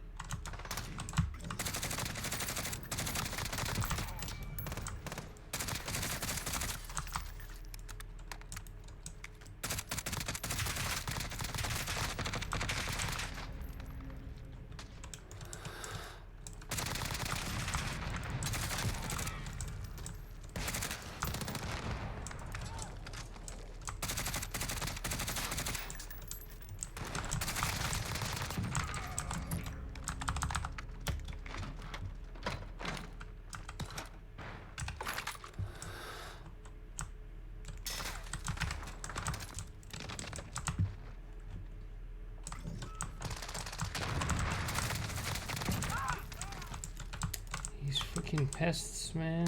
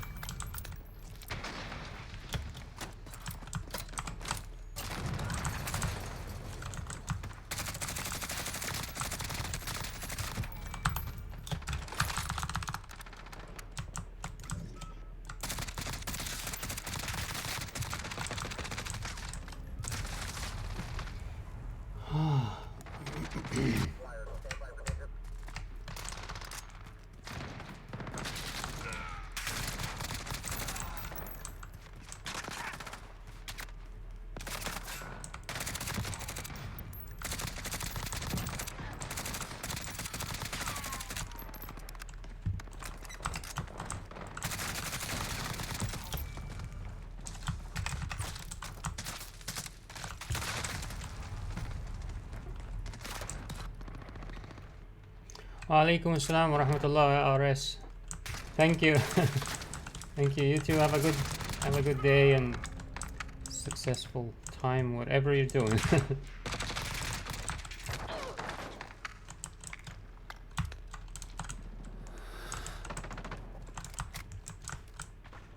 What the? Seriously, man, bots just sitting in the corner, sitting in the corner. You're welcome. Thank you too, and thank you too for your regular good wishes on the stream. I appreciate them.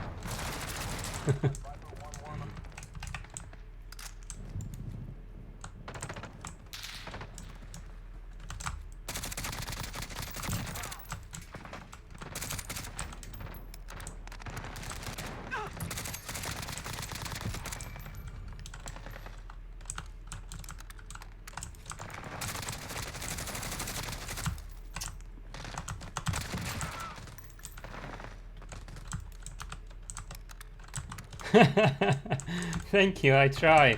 But of course, all of this is still against bots.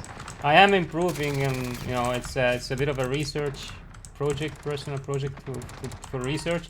But hopefully, I can perform in a similar way against humans, and that's why I'm doing this to sort of find out my best weapons and setup.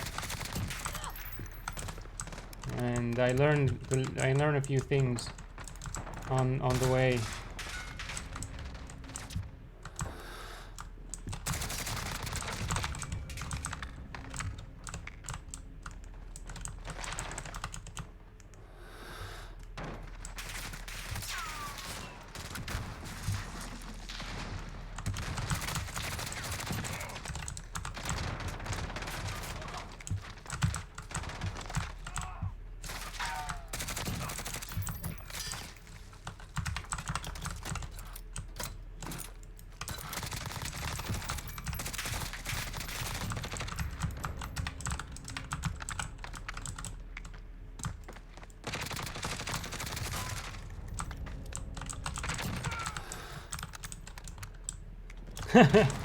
Yeah, it's got its own its advantages, like training against bots, and especially doing research, or like when you're not familiar with a game's weapons or maps. I personally think it's a very good idea to train against bots a few times first before jumping into the real thing, and real maps. And I basically explain the first part of this series, which doesn't have a number. It's kind of titled like a tutorial. How I think it's the title of the video is MGTV: How to Find Your Best Weapon, MW, as a case study. So basically that's the title of the video, and I archived it on YouTube. Of course, I don't expect anyone who, like, especially YouTubers, they don't like watch long, like our YouTube users, they don't usually watch very long videos, but watching the introduction and the ending or the conclusion of that video should be enough to kind of understand why, like understand on a deeper level why practicing against bots is actually a good idea. And one main advantage is actually the consistency or the predictability. Some people might find it surprising that predictability is actually a great advantage, and it is in a specific context. Like when you're playing against humans, of course, humans are unpredictable, creative. You don't really know what to expect with humans, whereas bots, they are predictable. If you play against them for a while, you will start to kind of understand what to expect from them, and this is actually good for certain types of practice and this kind of research, because that consistency of bots, that predictability, means that you know why whatever happened after a fight, you know why that happened. So for example, if I win a fight against one of these bots, I know that I won it because either my weapon helped me, or my skill and weapon helped me, or my experience and so on. If I lose a certain fight against one of these bots, I also know it's probably because it's a close quarters. The bot had a shotgun or had a submachine gun, and I had my usual assault rifle or light machine gun. So of course, the shotgun or the submachine gun is going to win that fight, no matter what skill it is. As long as the other person, as long as the bot was able to aim at you, like they weren't like aiming at the wall or something, and of course bots are kind of accurate in that sense, then I know it's because of the weapon. I lost that fight because of the weapon. As once again, if it's a shotgun or slash submachine gun against assault rifle or light machine gun. But when it comes to humans, you can lose fights and win fights, and you actually don't know why. You don't know why. You don't always know why. Like sometimes you can guess. You say, "Oh, I lost that fight because that player was more accurate than me or was more skilled than me." But is it? That's your best guess against a human. That is your best guess, but that may not necessarily be true. And that fighting against humans has all these what I call variables. Variables are things that change, all the time. What changes? A lot of things change with humans. Their own, and you don't know them. That's also another issue with playing against humans, especially strangers. Like when you're playing in just public matches, you probably don't know any of these other guys that you're playing against. So there is so much you don't know. You don't know the weapons they're using necessarily until you see the webcam. You don't know their skill level. You don't know when you will fight them. Like you don't know the specific location. You may not always fight humans in the same exact spot. So there are just so many variables. The lighting change, the graphics change, the colors of things change, the amount of camouflage of your opponent can also change depending on what they're wearing, what kind of model or character or operator they're using, and what kind of background they're in, and so on and so forth. So many variables. So that's the issue with playing against humans. These variables don't really help you understand, make a solid conclusion every time you win or lose a fight. you can guess, okay, I won that fight because of my skill or whatever, or I was more accurate. Or if you lose a fight, you know, I lost that fight because, you know, they were more accurate and I didn't get you know, enough headshots, they got headshots, and so on. You can guess these things, but they are not necessarily always, you know, true. So yeah, playing against bots has this issue, especially when you're doing it, that when, you know, when someone does it exactly the way I'm doing it. Basically what I'm doing is I keep almost everything consistent, and if I change something, I'm changing the weapon and the optic. As you noticed, I change specific things, just mainly the weapon and the optic. Other than this, everything else is the same exact bots, the same exact difficulty of the bots, the same exact camping spot, um, you know, the same exact map, of course, and so on and so forth. So basically now, when I win a fight, okay, I know, well, I won that fight because I got headshots, you know, I was basically more accurate and so on. But if I lose a fight, as I said, I know why.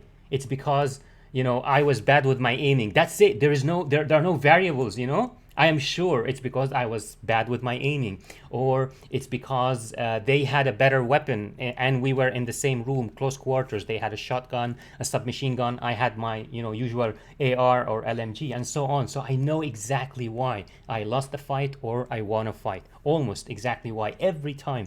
But playing against humans, I can't. It's very difficult. I can guess, you know, as I said, but you can't be truly sure. Yeah, shotguns are just getting on my nerves, and it's so annoying that is it Treyarch? No, it's not Treyarch. Treyarch is handling Cold War. It's Infinity Ward. Yeah, it's so annoying that Infinity until Infinity War, like that, until now, Infinity Ward hasn't like really added options to restrict certain weapons or ban certain weapons from your matches. I would totally ban those freaking riot shields, those shotguns, those throwing knives. This is just ridiculous, you know. I have no need for this sort of thing. If I'm playing, you know, to practice the whole game, you know, all aspects of the game, then of course I'm going to allow all this, because I have to, you know, I have to know how to counter all these things. But if I'm practicing a specific kind of, you know, specific thing of the game, then these things become just annoying and a waste of time.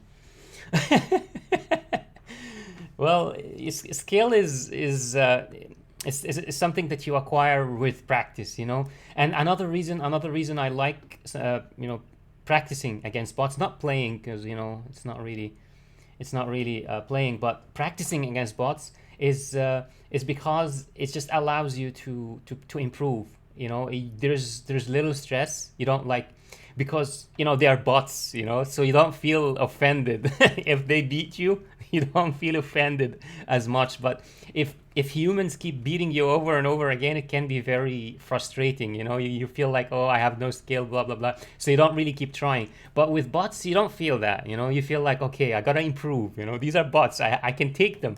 So it's more encouraging to keep practicing against them. Yeah, BF6, man. I heard about the definite. I'm a huge BF fan, by the way. Battlefield, ever since Battlefield 3. You might find this surprising, but I actually prefer close quarters infantry. You know, gunfighting in Battlefield. I'm not a big fan of like Call of Duty. I probably shouldn't be, you know, saying this, playing so much Call of Duty nowadays, but I prefer Battlefield. But ever since Battlefield 3, no, I am a huge fan of Battlefield 3 Close Quarters. I don't know if you're familiar with that expansion, but oh my God, man, the CQ, the Close Quarters expansion of Battlefield 3. Wow, you just, oh my God, I have so many good memories there. Um, like the maps, there was Donia Fortress, there was Operation 925, and there was a third map which I forgot the name now. Yeah, yeah, yeah. Battlefield 3 had that realism too. And the amazing thing about Battlefield 3 was that also the classes. You know, you get like the assault or the medic and the engineer, the recon or the sniper, and so on. So, you know, you had these specializations and stuff. And I just love that. You know, being able to revive your teammates and stuff. Wow, that was awesome. Ah.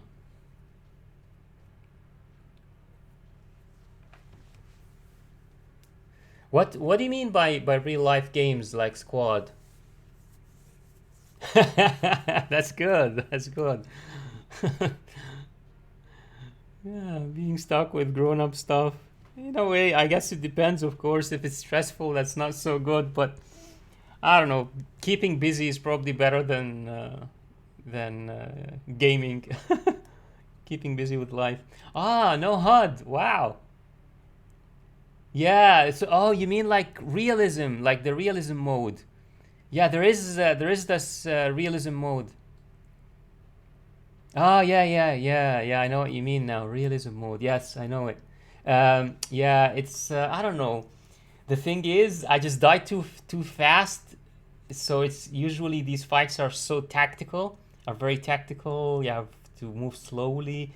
You have to like to really think. It's more like Rainbow Six, basically. Yeah, it's like Rainbow Six. Yeah, yeah, yeah. Working, communicating with the team. Yeah, yeah. They can these kinds of fights can definitely be fun in their own way. Definitely. Yeah. You mean the game itself is called Squad?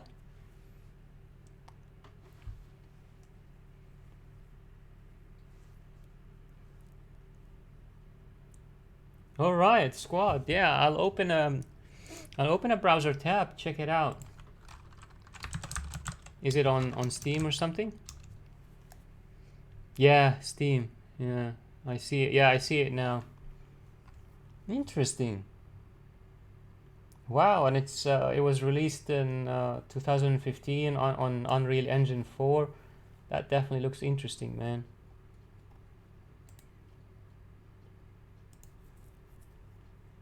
I'm surprised. Wow, very positive reviews too. Interesting. I'm surprised I haven't like really heard of it.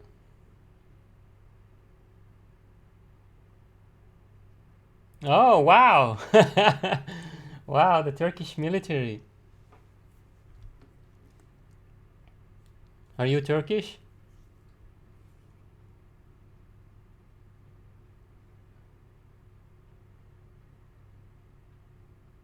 Wow, why? To play a game it takes 1 hour? Ah, you mean big maps. Ah, because I see here, yeah, it says 100 player battlefields.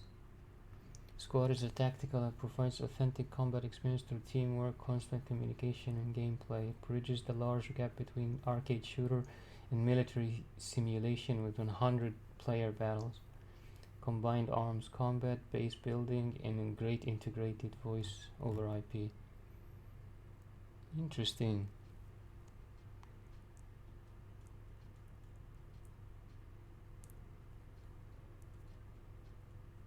Yeah, yeah, I see what you mean. Yeah, interesting.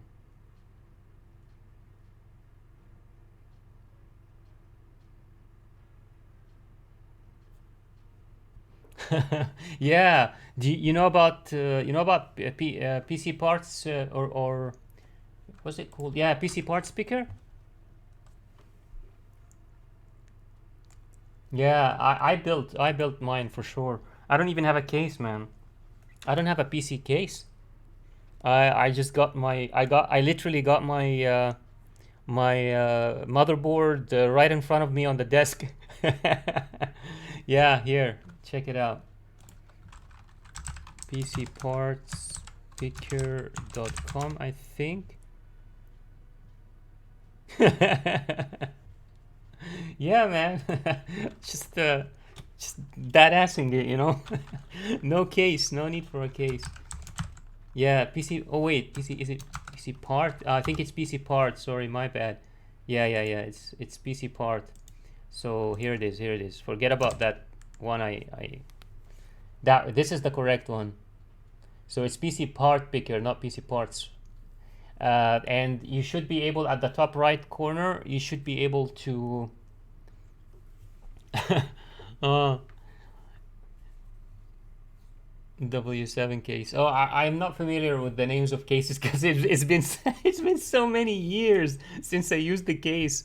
I've always had the motherboard sitting on its own box. Like I put the box of the motherboard on my desk on the side, and then I put on top of it the motherboard with all the stuff.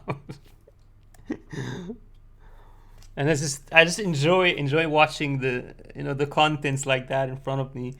I mean, it does collect a bit more dust, but it's also much easier to clean this way because you don't have to dig into any big box and try to find the corners with whatever. Yeah, exactly. As long as it works.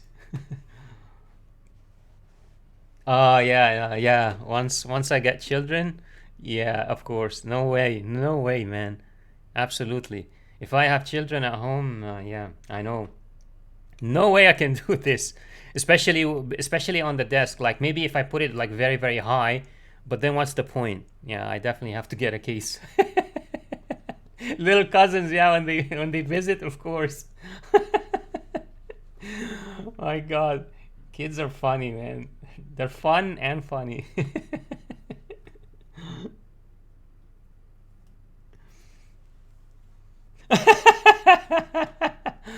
Take the mouse.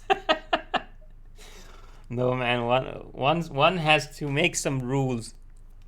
You know, define clear rules and borders. This border, this is the line. You don't you don't cross that line. But yeah, they are also quite a handful. Kids can be quite a handful.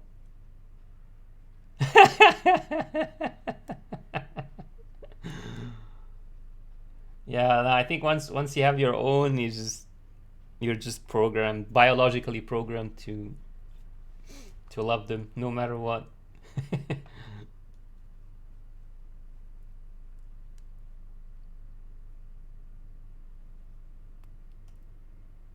But yeah, if you can live with a 1920 monitor, uh, just an HD monitor, you can definitely get something decent. Not that's not too expensive. Yeah, of course, man. None of that stuff. We're monotheistic submitters, or Muslims. So once we can't even be with a woman, or and basically have get her pregnant unless we are completely you know invested, isn't it? Because you have to go and see her family, convince her dad to let you marry her. So yeah, you go through so much. It's not like with non-Muslims where you just buy, I don't know, buy some girl some flowers or hang out with her, and then you can go back home and do whatever. It's just thank God, yeah, alhamdulillah, we've got a better life than that. And our women are also more valuable than that.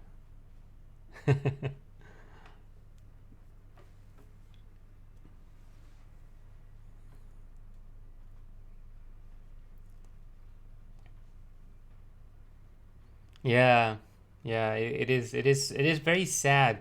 And the problem is that, I mean, both parties, they think, oh, I love you, and like he thinks, I love you, and she thinks, I love you. But when the stuff hits the fan, when exactly, I love you for 3 weeks, then bye bye. Exactly. Once the especially the guys, and then the girls blame men. Well, what did you expect? You are following a path, a modern global, some sort of global village, new world order path. That's basically not God's path, not the path that your creator has put for you and has advised you to follow. You're following your own path, which is your own, this global, this jahiliyyah, this modern jahiliyyah, modern ignorance, this modern ignorant global culture that we're living in. You're following that path.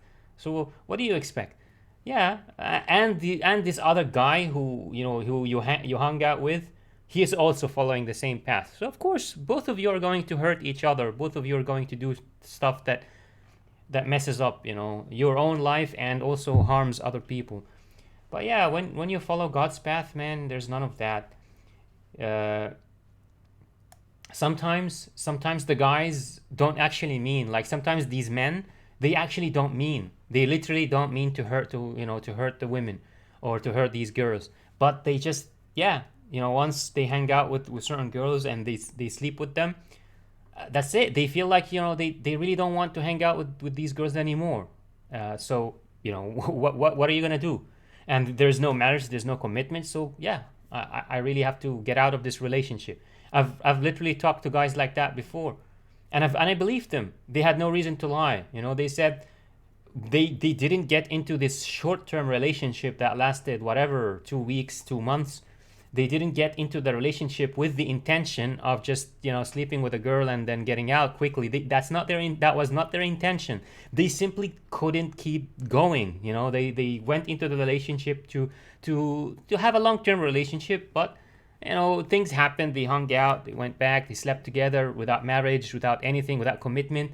And after a week of this, he just felt like he's not feeling it anymore, and he had to break up. So yeah, of course the girls in these cases, they think, oh, that guy just wanted my body, or just wanted sex or whatever. But that's not always the case. That is sometimes the case, of course. There are these guys out there, but that's not always the case.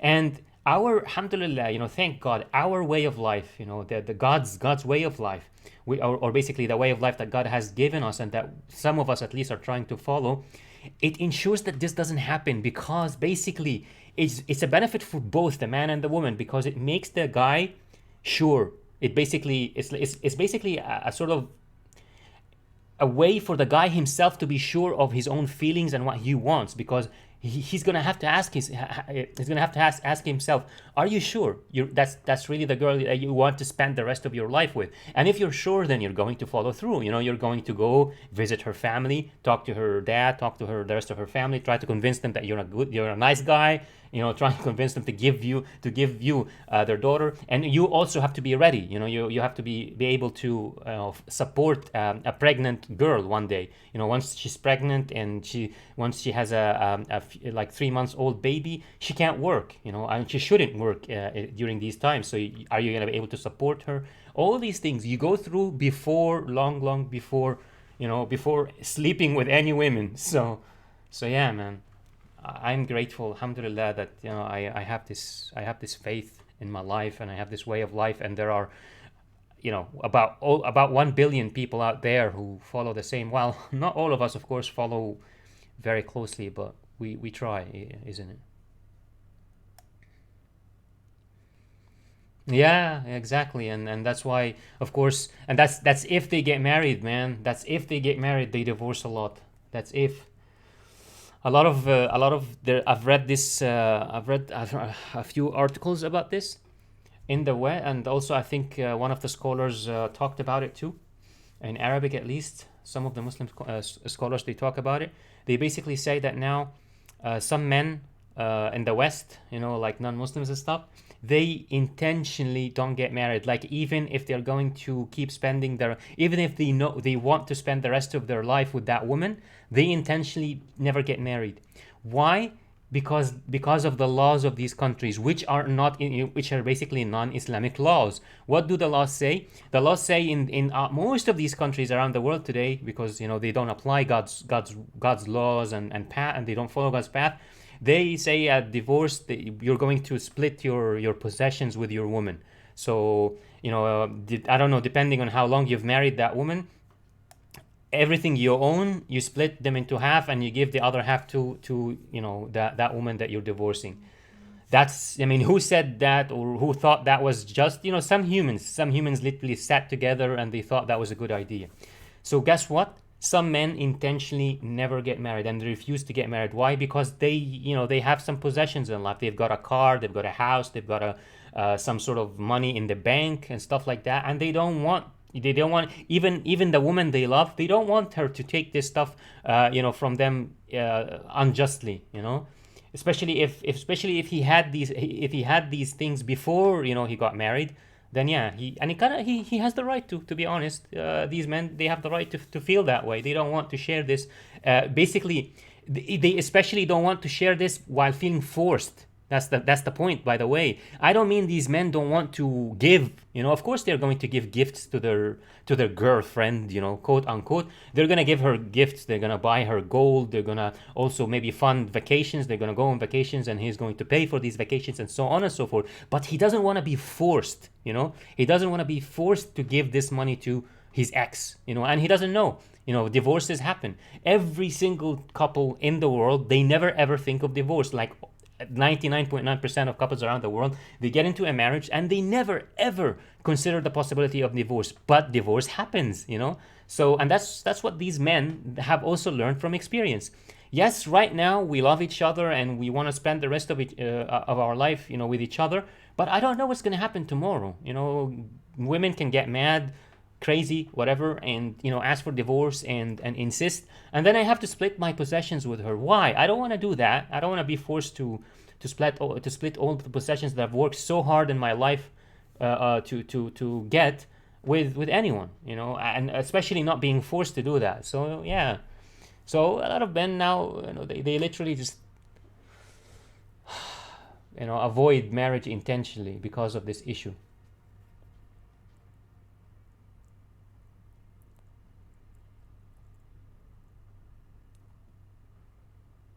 Exactly. This, yeah, absolutely, man. Marriage in Islam, marriage in our faith is not easy, especially for men. It's so hard, man. It's so much pressure on us. I know this firsthand because, I've been there. It is so stressful, man. Especially if you're not like, filthy rich and stuff. My God, there's so much you have to think of, and unfortunately, there are a lot of Muslim families out there, very unfortunately, like parents and stuff, because of the economic conditions all over the world, and especially Muslim countries, being corrupt, having almost all the time, there's always some sort of dictator in like ruling whatever, Muslim country it is, maybe with the exception of Turkey today and Oman. I really don't know other than Turkey and Oman, maybe Morocco a little bit. But yeah, all the rest of the Muslim countries around the world, maybe a little bit of Malaysia too. Like if we count like all the non-Arab Muslim countries, but with very few exceptions, the rest of the Muslim countries, they're ruled by the army, by some sort of military, like some sort of dictator with a military background, from the army of the country. And of course, the West controls that puppet, controls that dictator, tells that dictator what to do, and so on and so forth. So obviously, all these countries are down in the toilet in terms of economic conditions, and Muslims, living in those countries, instead of having some faith in God and what have you, they've grown to become worried. Worried about the future, worried about tomorrow because of poverty, because of as I said, the economic conditions. Instead of having faith in God, they chose to worry, and they chose to basically make their own daughters affected by this worry. So now they are looking for money. Now when men come and ask, for the hand of their daughters, they're thinking, well, do you have enough money to give security, quote unquote, to give security to our daughters? And it's really difficult to talk to people with a mentality like this, because one thing I want to say is security is not money. Security is not from money. Security is from God. God gives security, and God and His Prophet, peace be upon him, have already told you, how to pick a husband for your daughter, or which kind of husband to accept. And they defined that husband, the husband who has good deen and khuluq, basically. So he has good religion, good faith, and good morals, khuluq, akhlaq. So he has good morals and good religion. That's the kind of husband that you should accept for your daughter. But of course, a lot of these families and parents, as I said, they think, oh, but he has to also spend. He has to also be able to take care of a home and what have you. And it's not like any man tries to get married unless he has some sort of at least minimal ability. But the problem is they're looking for more. They're looking for, quote, security, unquote, that sort of security. And of course, security means that he owns an apartment or owns a house rather than renting, It means that he has some sort of job in a preferably in a government agency or some sort of governmental offices, that sort of thing, you know. So yeah, we've got a lot of problems even in our own lands, but it's all because of abandoning God's way one way or another. You know, people just abandon God's laws and God's path, and there is a lot of suffering because of that, unfortunately.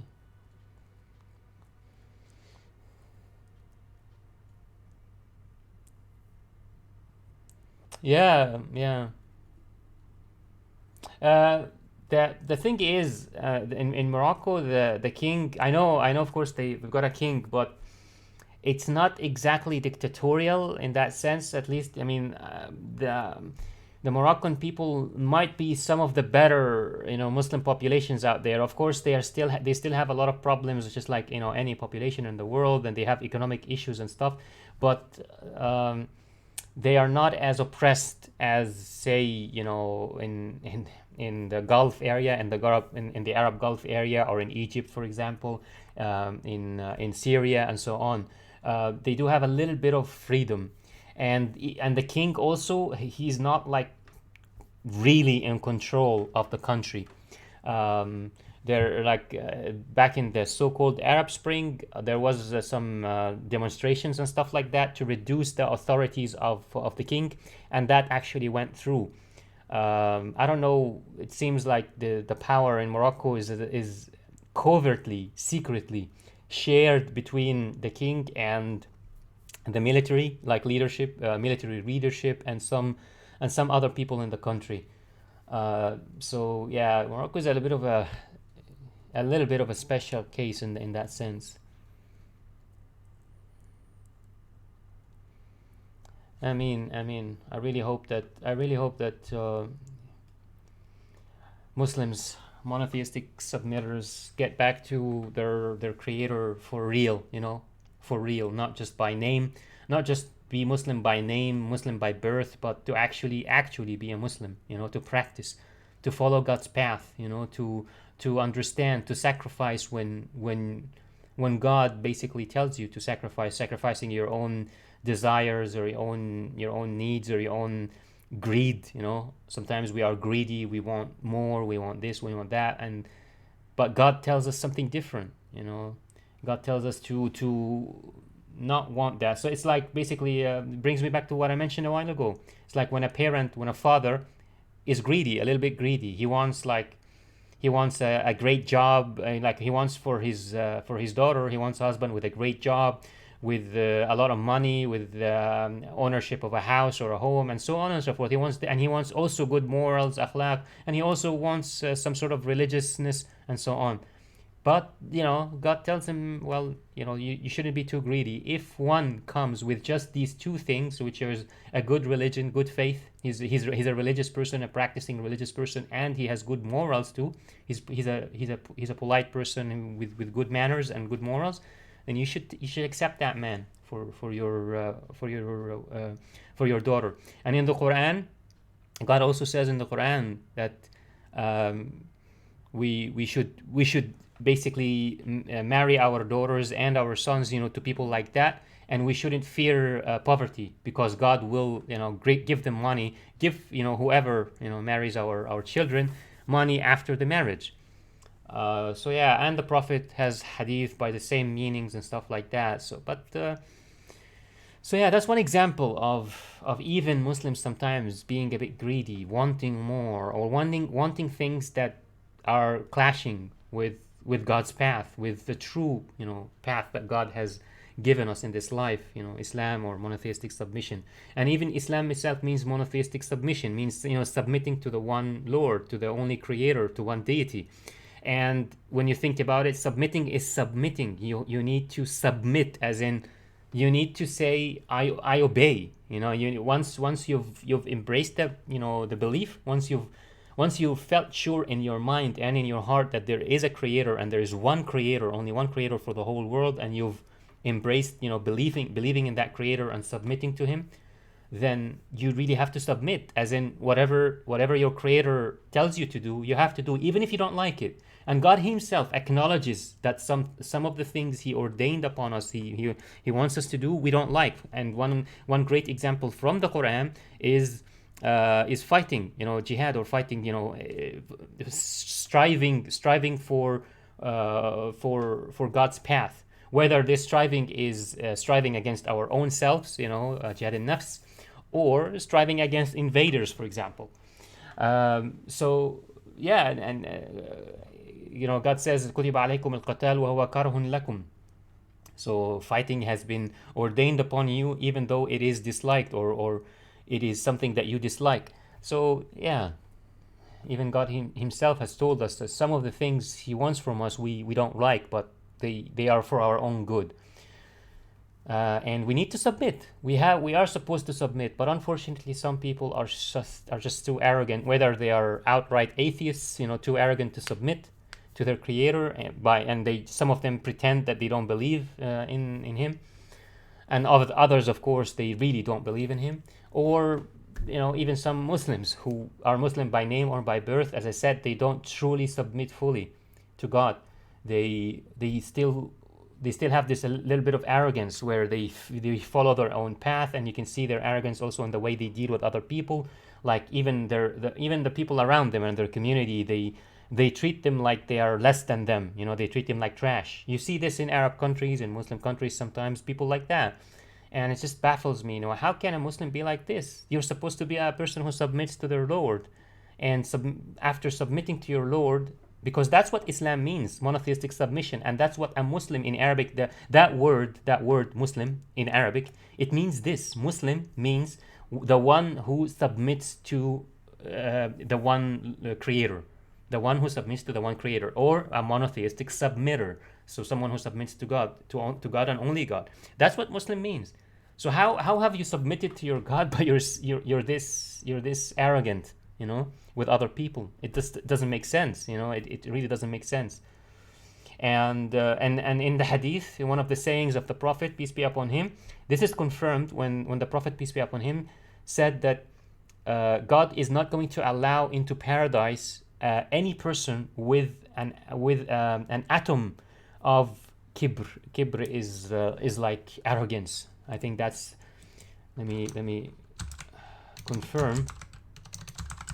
I don't think it's going to, it's probably, aggrandizement or arrogance. That's the word. So God is not going to allow into paradise anyone with an ounce of arrogance in their heart, or an atom of arrogance in their heart. Even if you have a little bit, just an atom of arrogance, you're not going to get into paradise. So yeah, it's not as easy as just being Muslim by birth, like that.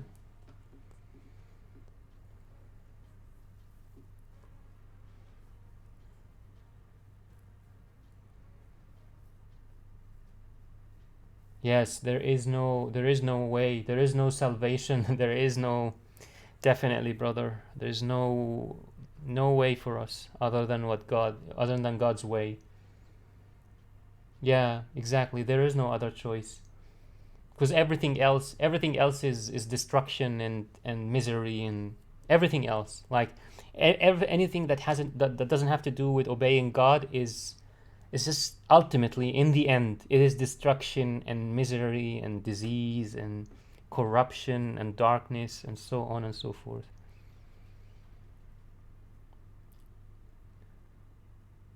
Ameen, brother. I really hope so. It's arrogance and too much pride is one of the worst things that can afflict the heart. It is the first sin. When you think about it, arrogance is the first sin in the whole in existence. It is the first sin in the whole of existence, because God created jinn or Satan before he created Adam and Eve, before he created Adam.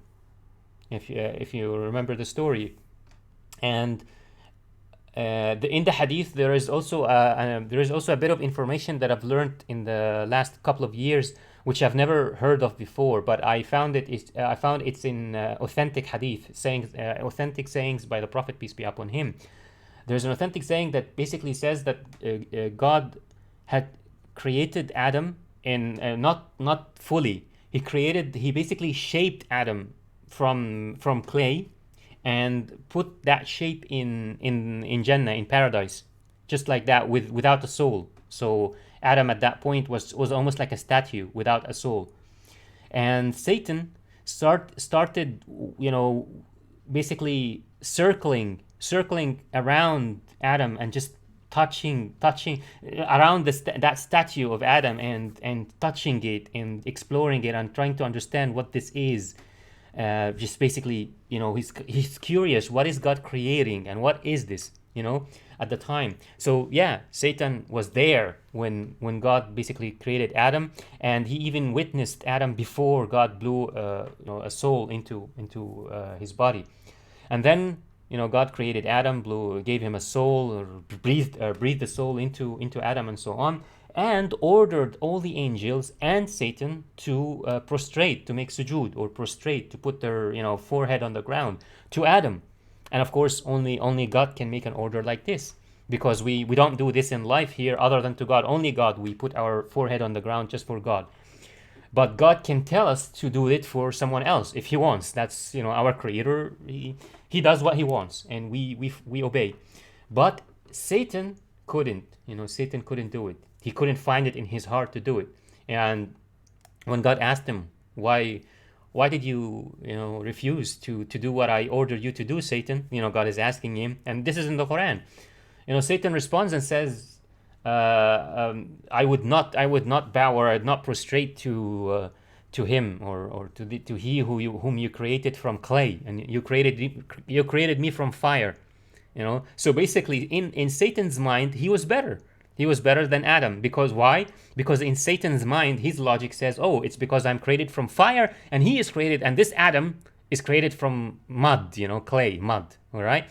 And why else? And of course, this is not mentioned in the Quran, but I think in the same logic, in the same mentality, Satan's mentality, it's because he was created before. I came before him. Satan is thinking that way. I came before Adam. How could you ask me to prostrate to him? Why should I be less than him? So he that was the first sin. He grew jealous. He had too much pride in his heart. He was too arrogant. So arrogance, pride, jealousy, all these things, they are the first sin. They constitute the first sin in existence, and that was the first thing that happened. That basically the first form of disobedience in the whole of existence. And from that point on, of course, Satan was cursed. So God cursed him forever. That's it, you're done for. You are cursed forever. And then Satan asks God, well, give me some time. I know, so basically Satan knows his fate. He is to be damned into hellfire forever. He's done for. There's no second chances. When you've been so close to God, talking almost, I don't know, of course, if it's face to face, but God talks to you directly. So you're on a first-hand basis with God. God talks to you directly. There's no messenger between you and God.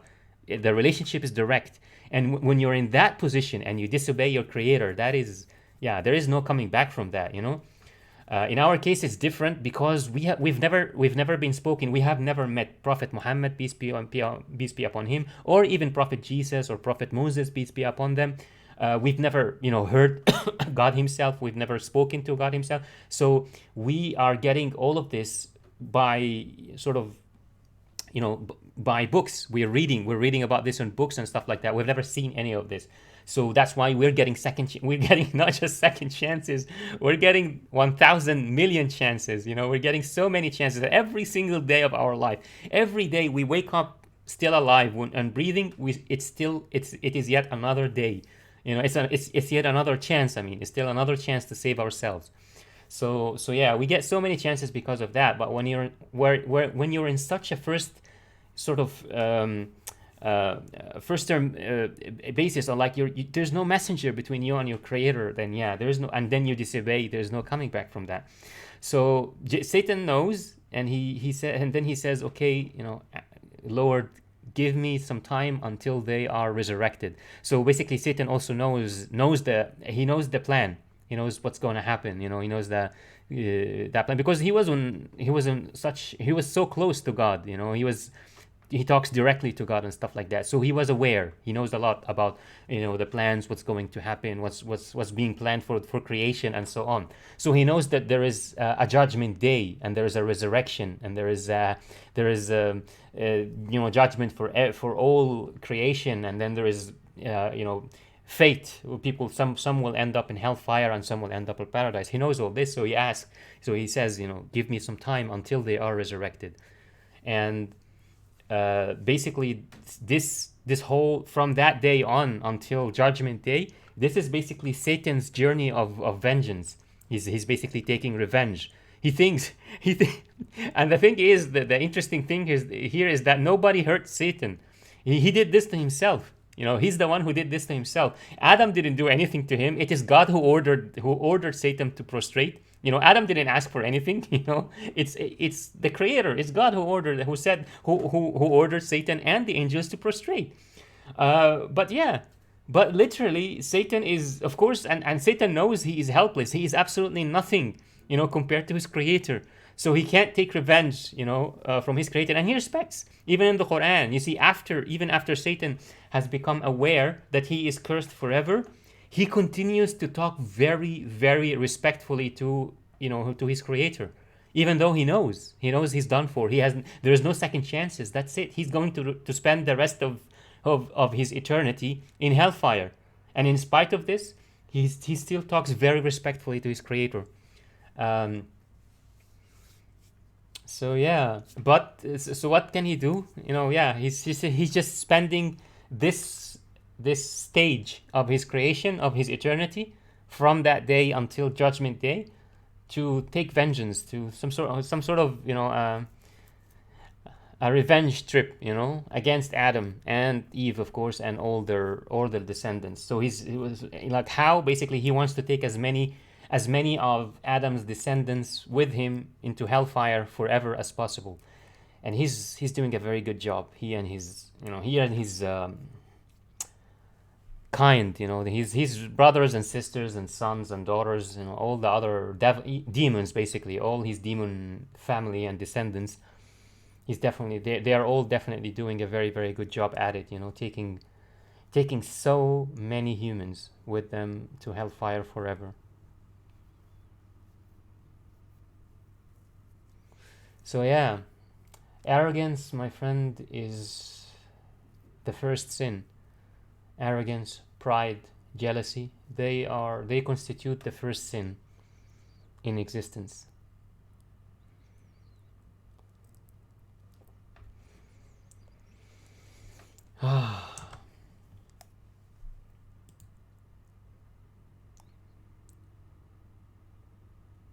Yeah, definitely. A good talk.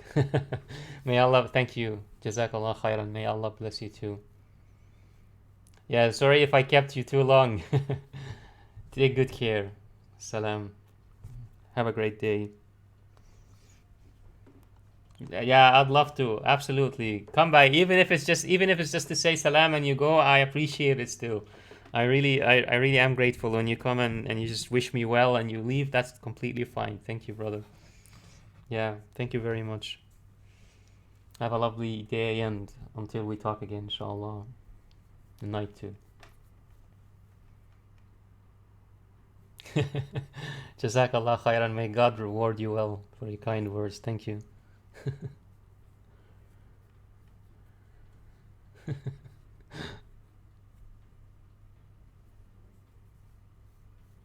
Ciao. See you later.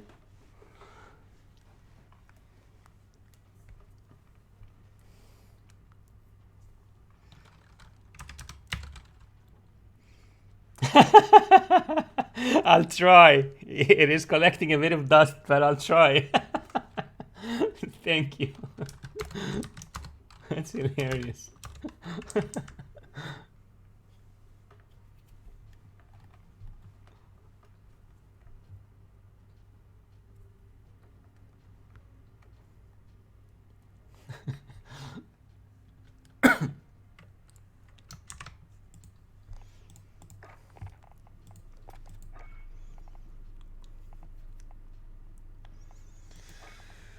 All right, so it's time for the M13. Now, if we go back to the spreadsheet, M13, where are you? Here it is, and Scout Combat is even ready for us. So we copy and paste that, and then we see if there's some notes here. No notes, good.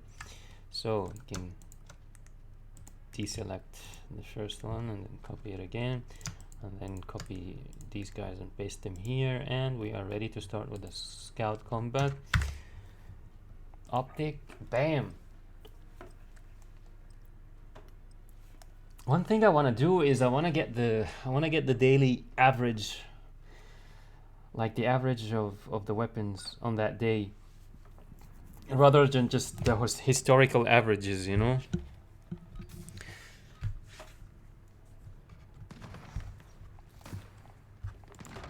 Free for all.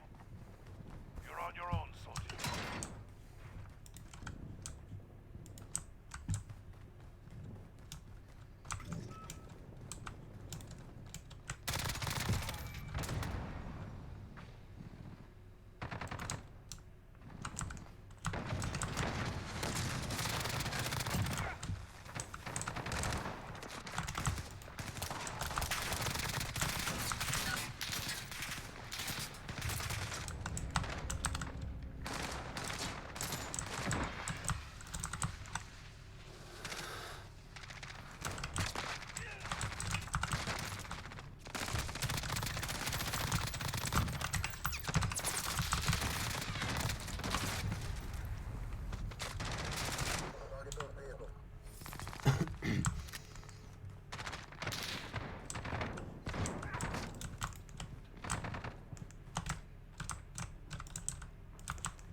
I thought that was a that plant pot over there. I was like, is that a bot just standing in camouflage, just standing there?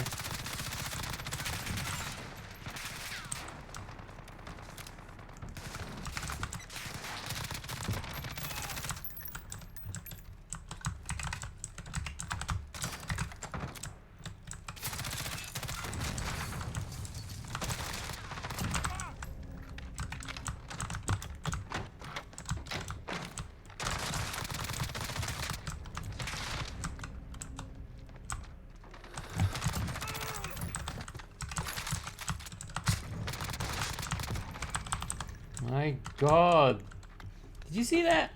Just threw a knife at me, and then a couple of shots, and then wants to throw another knife. They're just carrying like a zillion knives and just walking around, assassin creating everything in their path.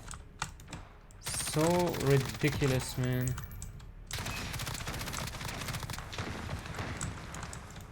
What is that?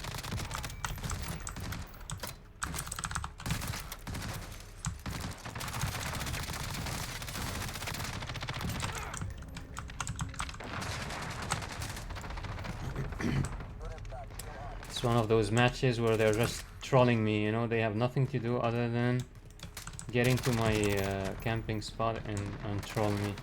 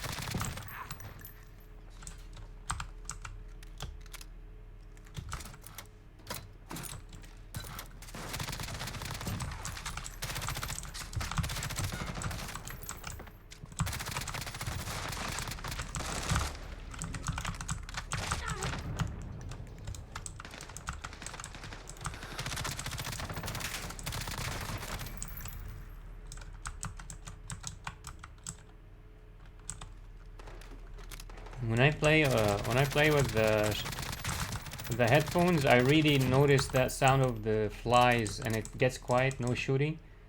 I can hear those flies buzzing around.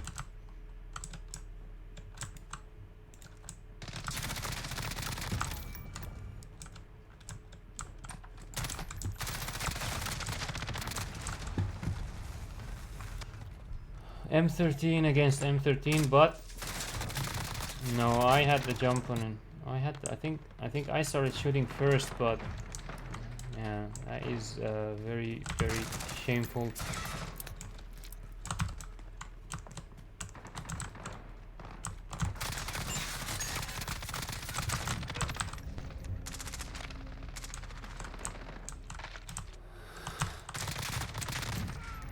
But to my credit, I am using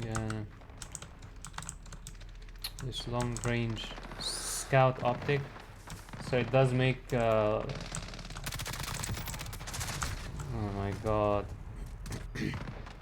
they're just taking a walk. They're just taking a walk into the camping spot. I think they're sometimes the problem is that sometimes that programming doesn't work and sometimes it works. So sometimes they are just taking walks through the camping spot.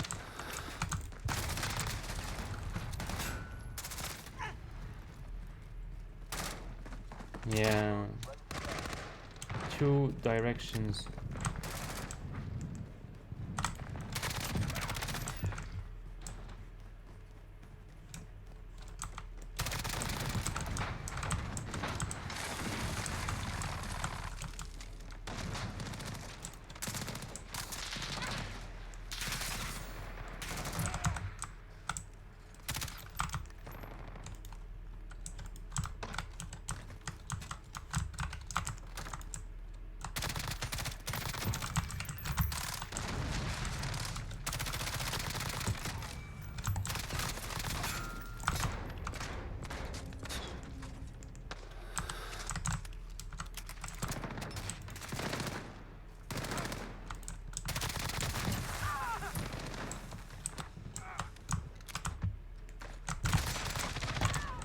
My god.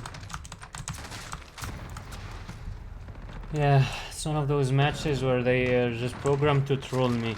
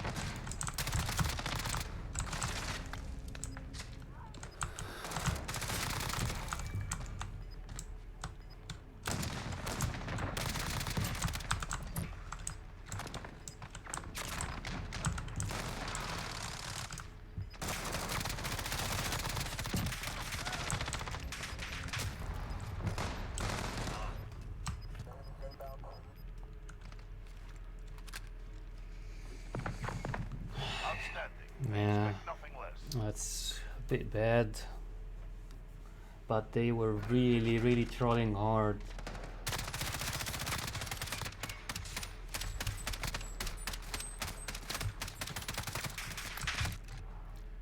Just unbelievable. Unbelievable amounts of trolling.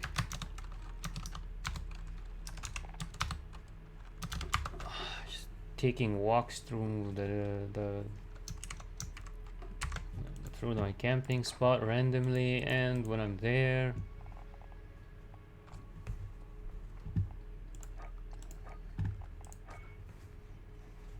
I'm constantly doing it. Whereas when I'm playing with the Bruin MK9 light machine gun, it's, you know, most of the match is just leaving me in my camping spot at peace. Just occasional visits, and when they do, it's like one at a time, not like freaking three of them Free for all. jumping me at the same time.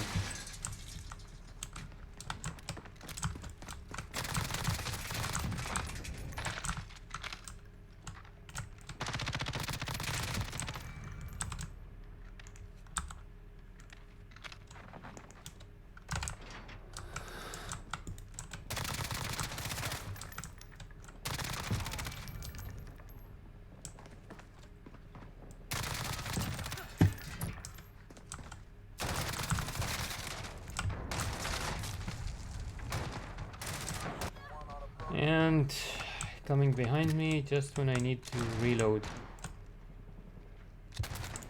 Oh my god.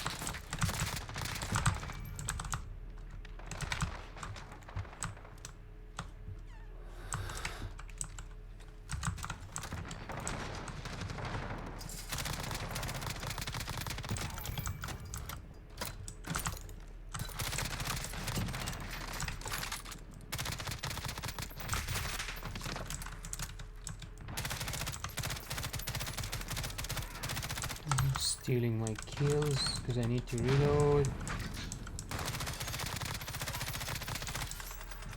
And hiding from me, but being shot by another. Once again, stealing my kills. Freaking hell, and that was also another stolen kill. And that was another stolen kill.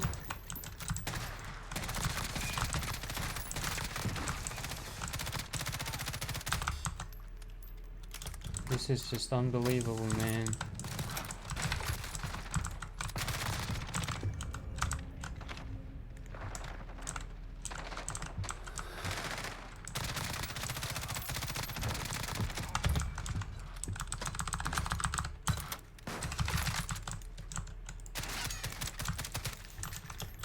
Freaking smoke. This is like the second time in 30 seconds someone throws a smoke grenade.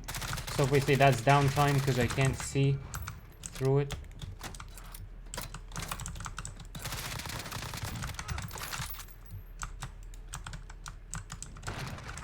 And I honestly wouldn't mind.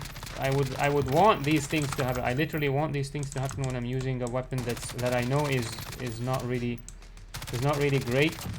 It just has some high numbers because of luck, because of bad luck matches like these, basically.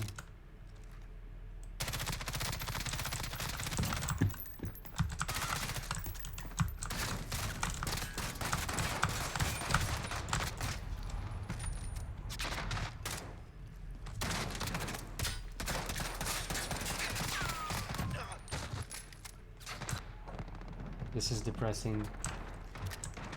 That was really depressing. This losing that fight, even though I was saved from the shotgun by a miracle, and then I couldn't use it because my pistol skills are really rubbish. I don't know I really don't know what's going on with the pistol. I don't think was he hit at all. Walaikum assalam. Hey, res edits. Walaikum assalam wa rahmatullah. I'm really sorry, brother. You sent salam 4 minutes ago, and I just didn't respond all this time. I apologize. I was so absorbed in the game that I didn't hear, or I didn't I didn't look at the chat. I can't even talk straight.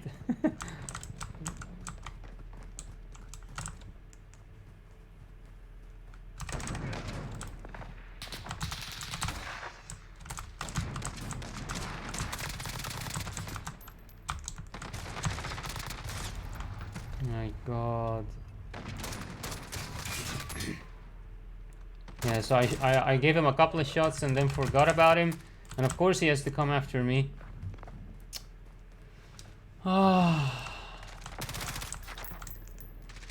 But yeah, I did see someone else, so I had to hide from that other bot.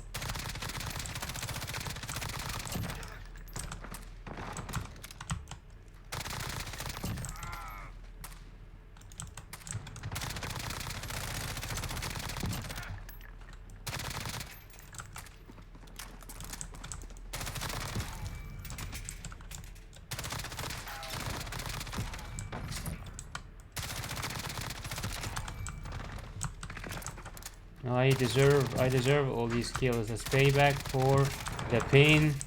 All these easy kills, I deserve them. I earned them, you freaking pests. These bots can be freaking pests sometimes, I swear. Die with medieval warfare.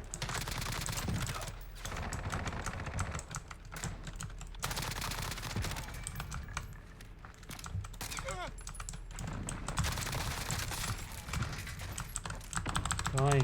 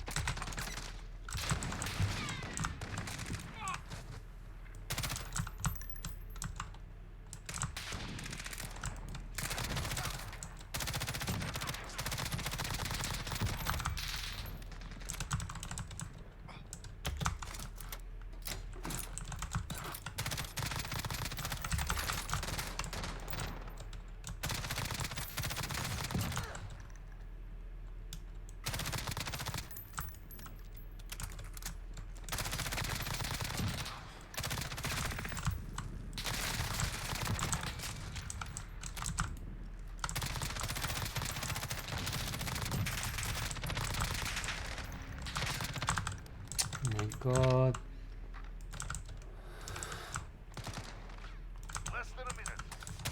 like how many? 10 stolen kills for Crossfire.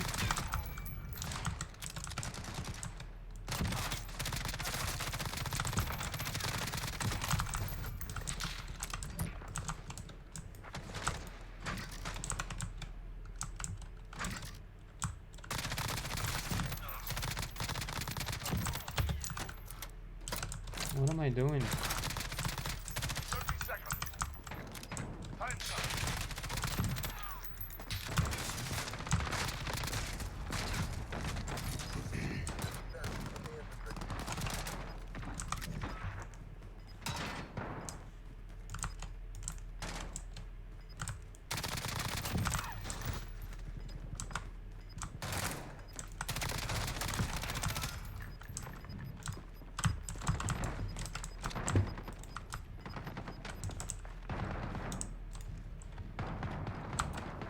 Now that was a fight. Solid work.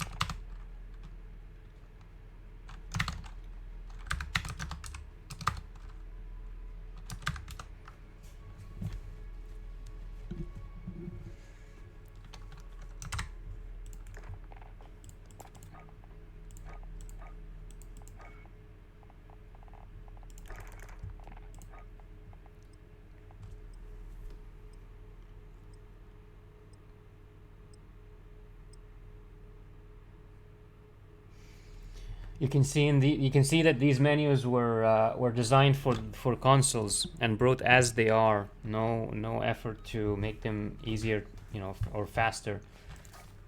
Because obviously, as a PC user, you can make menus that require a lot less clicking, because you know you have a crosshair or a cursor, mouse cursor, and you can use that mouse cursor to pick certain things, you know.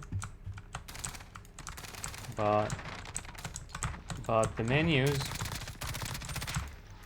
they were developed that way, designed that way. I mean, for consoles, for a gamepad, to like zillions of menus and stuff like that.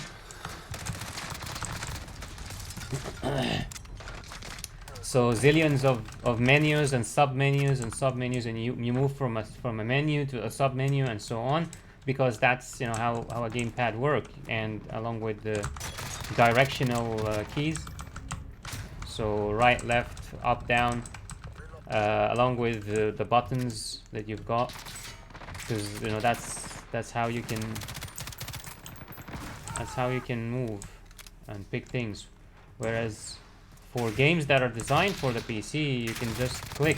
You know, you see menus where you can click on something, or you have like a big menu, and you can, instead of moving from one option to another, like as if you're using a keyboard or tabbing,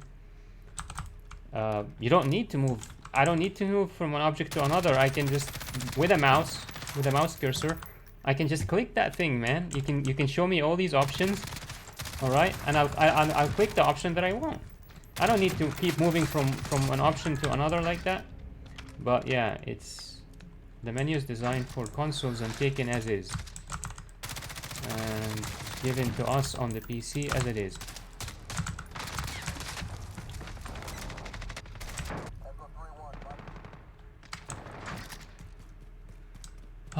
Money. And why is that? Because consoles bring in most of the profits.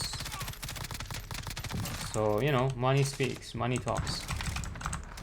So our life, even though you know, we aim without aim assist. There's no aim assist on the keyboard, on the mouse and keyboard. Even though we got the proper tournaments and stuff like that, our setup determines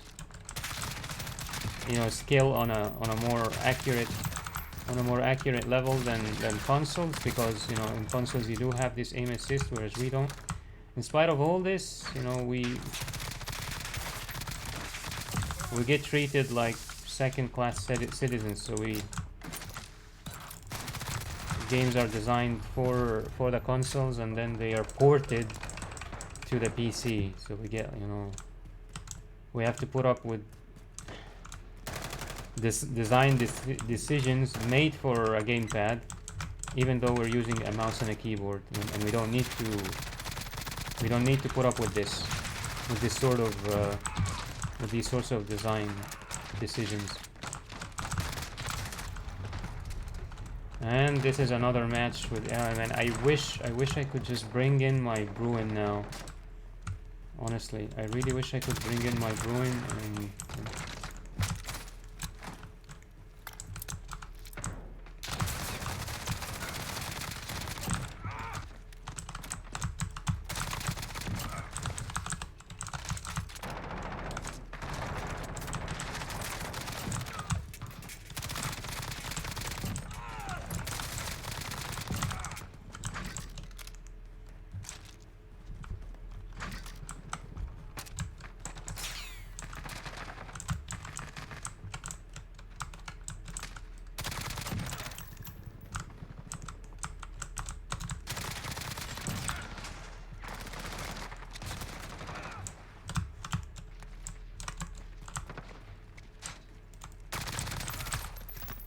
what the hell? Did you steal my kill? Freaking hell.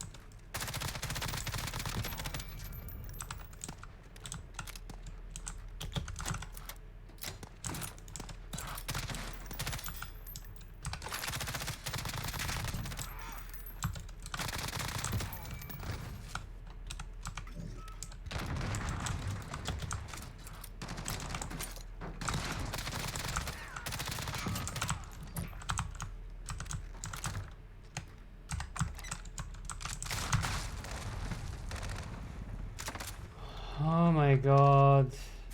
Just as I opened the door, I literally opened the door for him. That's the kind of luck I have with mildly acceptable weapons.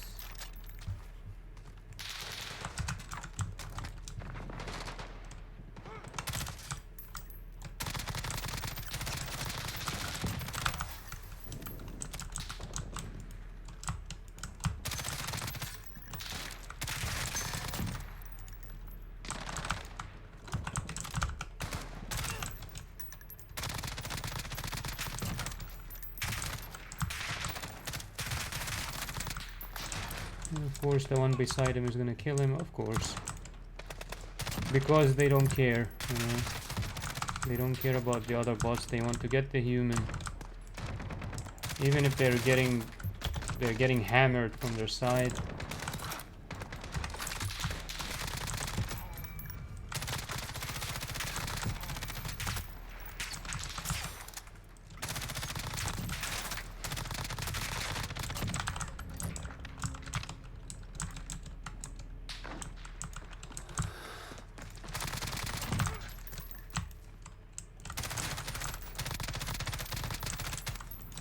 Crossfire again.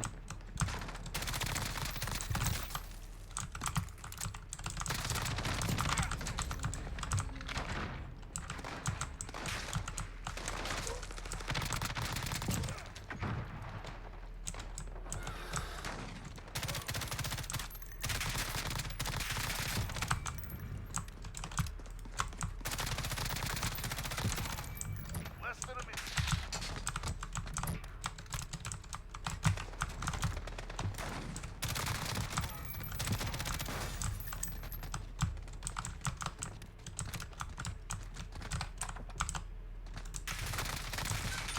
Ah.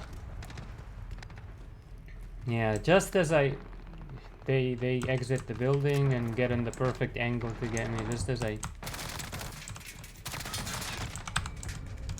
30 seconds. Time's up. man shotguns in the face. Don't need to see that crap, man. I'm sick of it all.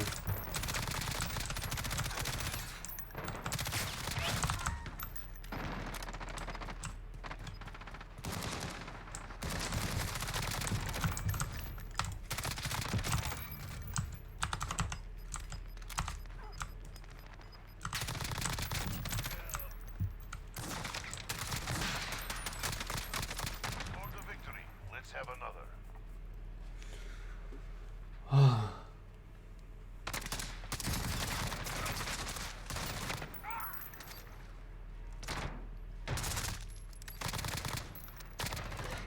Wow, a play of the game with no throwing knives or punches. Gun butt kills. Wow. There's a bug, guys. There's a bug in the game making the game just, you know, give play of the game to shooters, you know, to people who actually shoot guns rather than people who play Assassin's Creed in Call of Duty. Wow, there's surely some sort of bug here.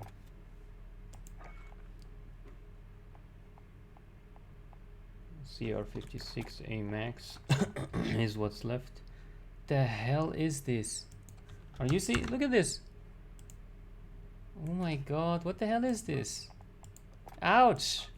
Ouch! That's... oh my god, that is dangerous, man. That can give like seizures to people who are sensitive to them. What the hell is this kind of bug? Look at this.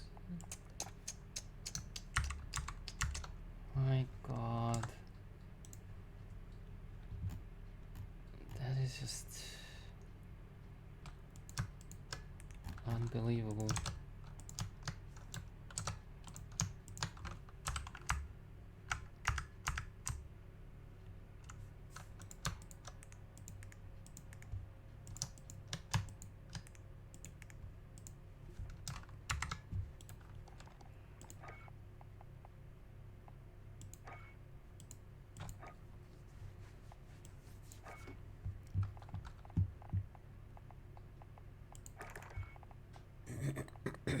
What did I put?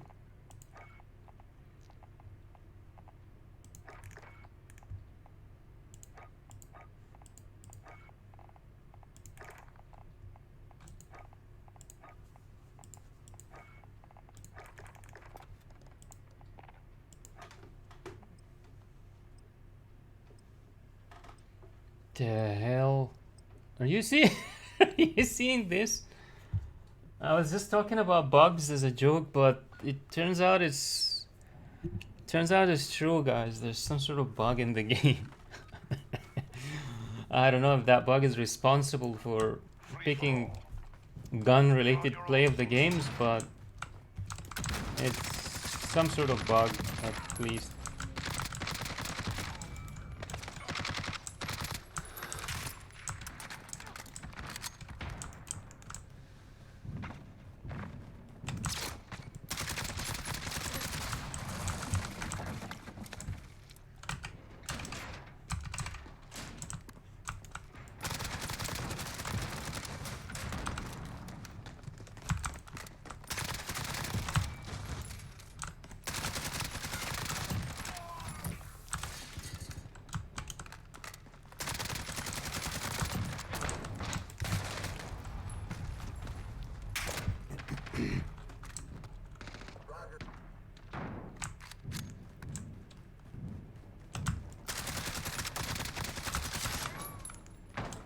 Runs away to be killed by someone else.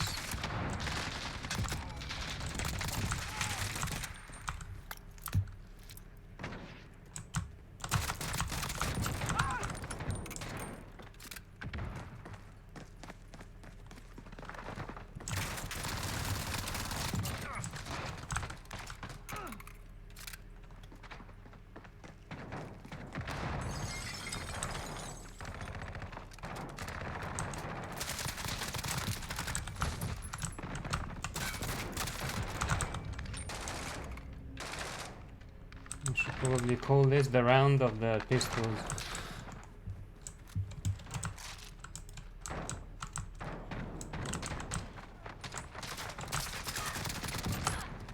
It's like, how many kills? 5 kills with a pistol?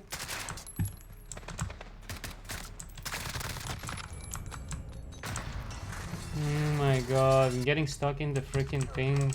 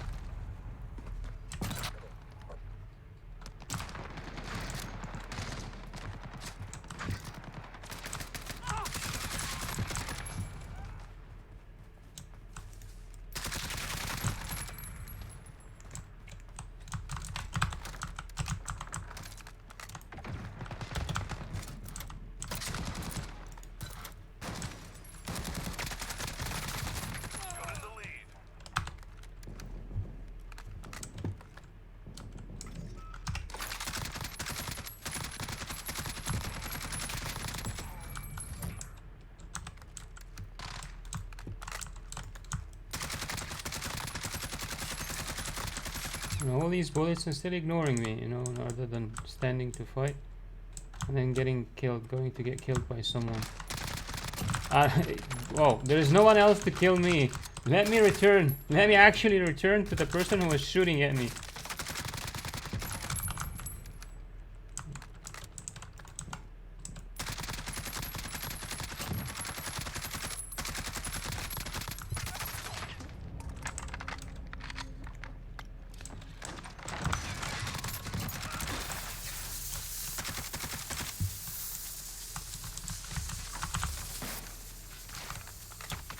Less than a minute.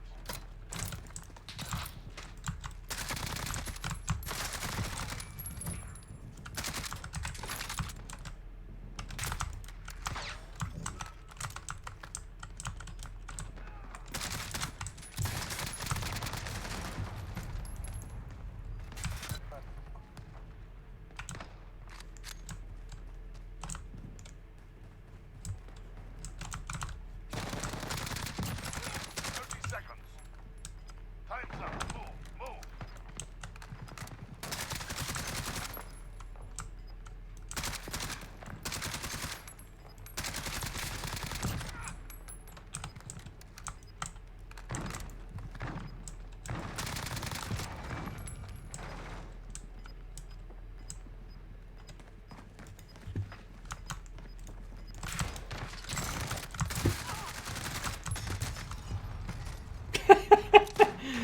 My god, this kind of luck is just insane. I actually started running and I didn't realize they literally they were under like my character's feet. They were blocking the door because they went down, and then they got killed by the other bot, and then by the time I'm thinking, okay, I should pay attention to the other bot, there's another bot to my right who kills me. It's just insane, man. I mean, I really wish these guys, look at the 60 kills, freaking hell. Is this like the lowest today? No, there's 58 with the M91, but that's an LMG, it doesn't count. There is yeah, AK-47, 58. But that is so low, man. And I really wouldn't mind if it's just a, you know, essentially a rubbish weapon. God damn it. Sick of these matches that skew the data so badly in favor of some weird rubbish weapons, and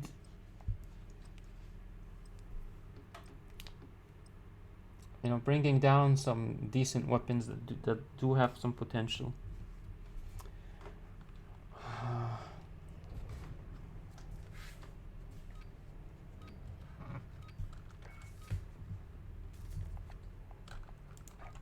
Free for all.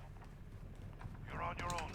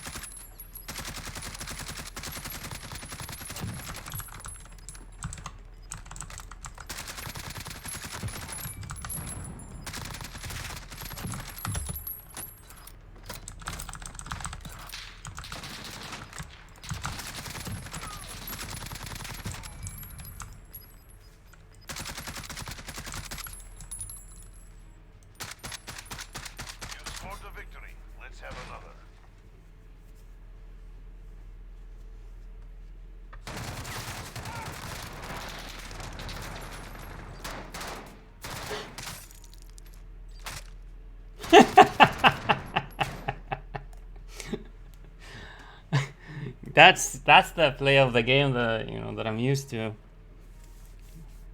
Gun butting and throwing knives and stuff like that.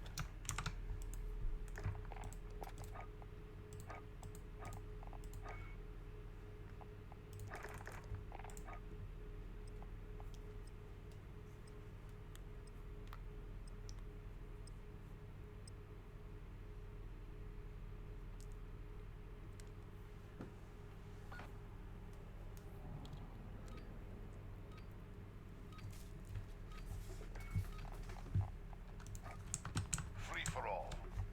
You're on your own, soldier.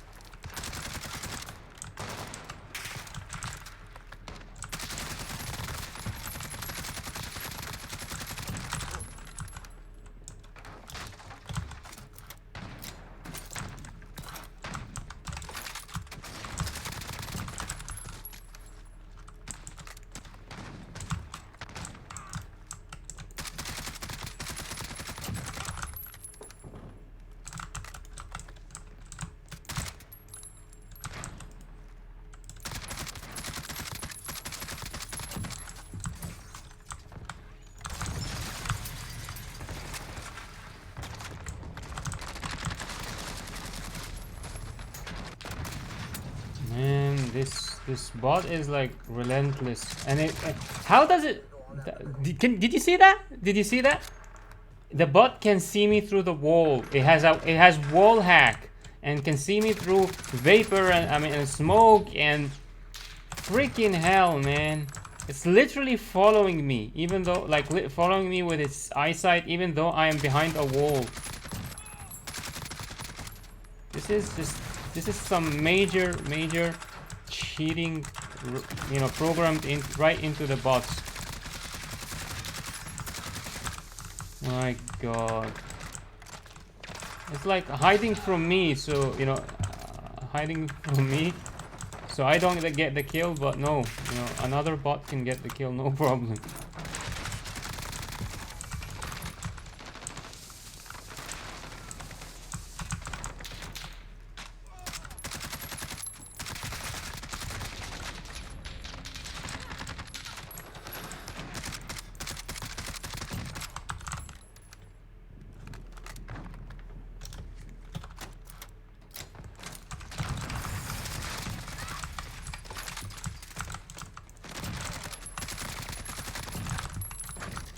Look, they're like literally coming from all directions just to take me out. Except for this dude, he had the decency to ignore my camping spot.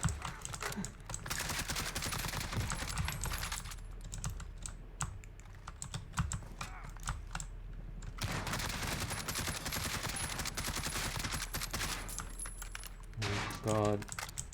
And all these bullets just to...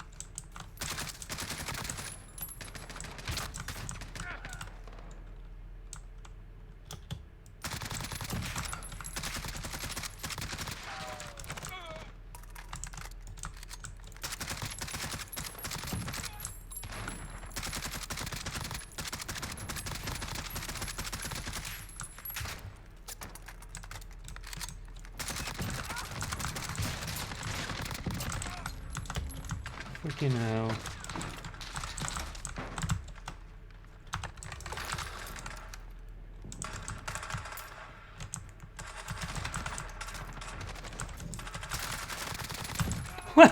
Was that bus stuck there? Dancing like that at the near the building corner. I just shot it too fast to watch the dancing. But I kind of had a feeling that it was dancing.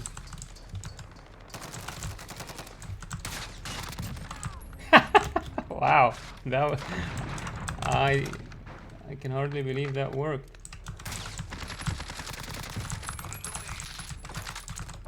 And another shotgunner troll dies because of its sins.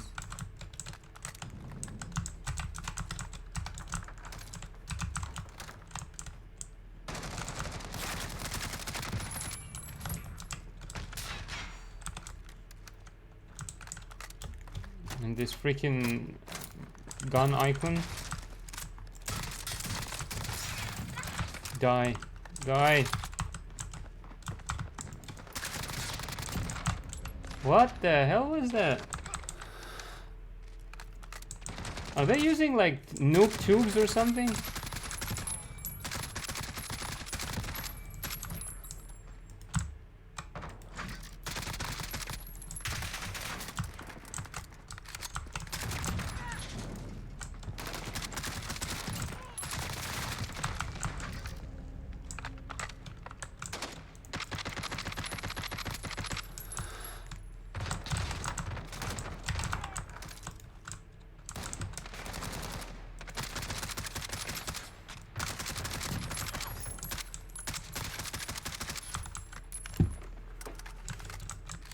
So many kills lost to crossfire.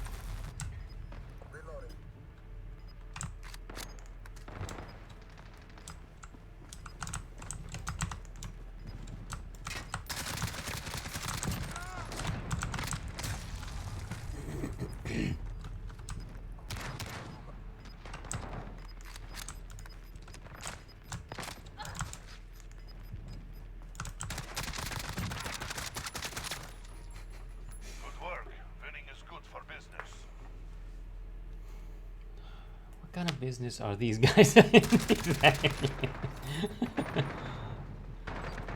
On the game, corridor play of the game. What the? Is that? How is this play of the game? How? I just got 2 kills and then I got meleeed into shooting at the ceiling and stuff. Just, just to be honest, the Overwatch play of the games were much better.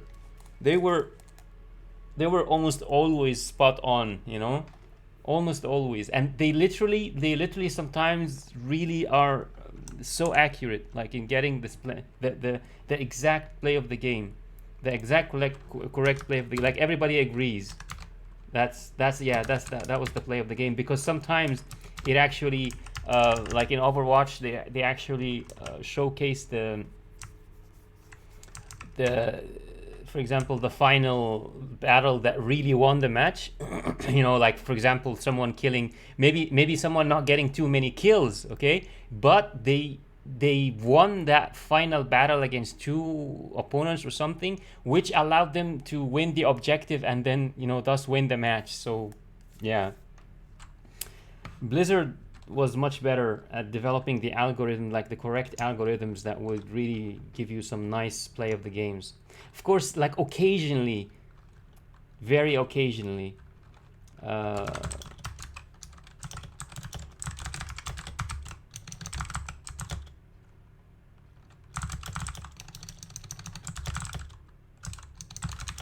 very occasionally it would, you know, give you like ridiculous or funny play of the games, like for example with Torbjorn. I still remember, I'm surprised I still remember the name even though nobody uses him. Well, at the time nobody used him. So yeah, sometimes you would get like Torbjorn play of the games, and they're just ridiculous because partially they are, you know, killing kills from the stationary guns, you know, basically firing on their own.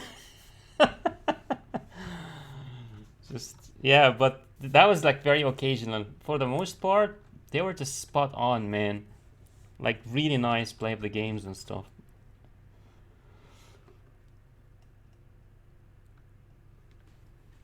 All right, I think I went through the whole list today. I've been streaming for 9 hours. That is a lot. And I went through the whole list, and I don't think much has changed for me. There are certain weapons that I still believe are better than the others, but let's see if there is any change here in the data. So average kills, PKM still has the top spot, followed by the M13 still, interestingly enough. But the M4 now moves very close. Now the M4A1 is inching its way. And the M4A1 has a better average life streak here, 31 against 26, and 15, also average kill death ratio, 15 against 11. And now it's 67. So it's literally, look at this, it's 67 against 67.06, you know? So yeah, I think a few more matches with the M4A1 and it will like get a probably a semi-permanent place at the top here. Also the Grau is also inching its way. Yeah, 66.77. This is very close to 67, obviously. If I were rounding you know, to whole numbers, it would have been on the same scale, 67 with them. So also the Grau is also climbing closer to the M13. These are good, definitely good, sensible things to see. You know, the more, that's one thing I talked about in my videos in this series, especially in the first, I think the first video, I mentioned this, that the more you play with you know, specific weapons and stuff, the more accurate your final numbers are going to be for those weapons. So yeah.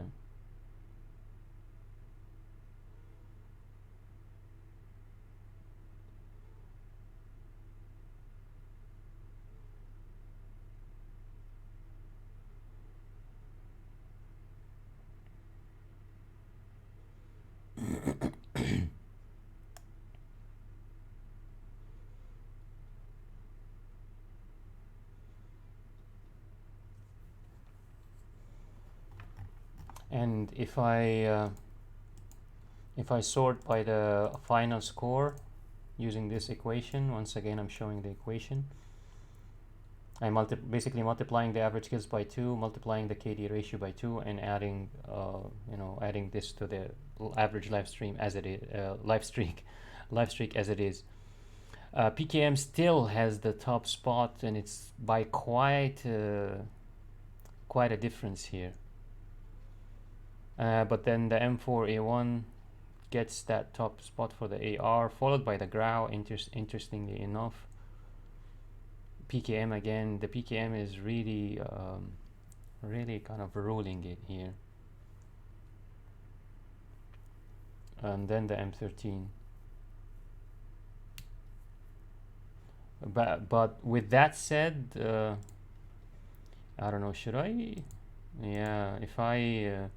If I make that final score has get a couple of decimal places, we can see that even though these are 90, all of them 196, there is a little bit of a difference here. So the M4 has a little bit of an edge over the Grau, and the M13, yeah, and they also have a bit of an edge. So this would be rounded. This would be not rounded to 196, okay, but it is less than, for example, the both of them, and this is very sensible.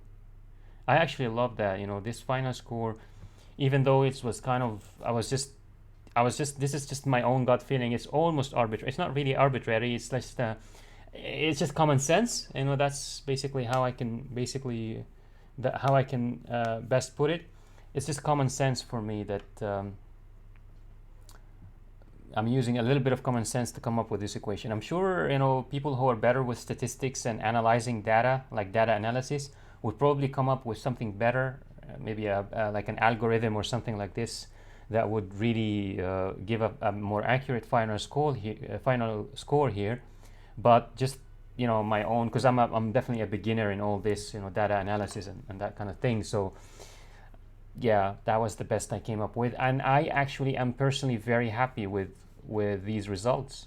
These are such sensible results. Like the average kills, for example, the average kills are still kind of suffering from a bit of skewed data, but this final score is amazing. That is exactly what I would expect to see based on my own personal experience, my own sort of judgment so far. PKM followed by the M4A1, followed by the Grau, absolutely, followed by the M13, absolutely.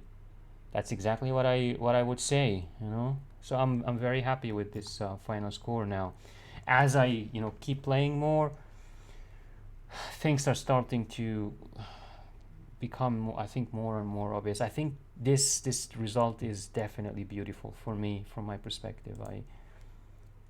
I definitely think it is an amazing result, and I'm glad I put all this time, man. Freaking look at this. 312 match, no, 317 matches of 10 minutes each. That was a long journey, man. A long journey to reach these results and feel like it's not just my own opinion. This is actual data now, actual numbers, saying certain things. This is beautiful. Also the optics, I didn't expect this. So I started the whole personal project with the desire to find my own best weapons and stuff, but now I'm also starting to sort of also understand that there are certain optics that perform better with certain weapons.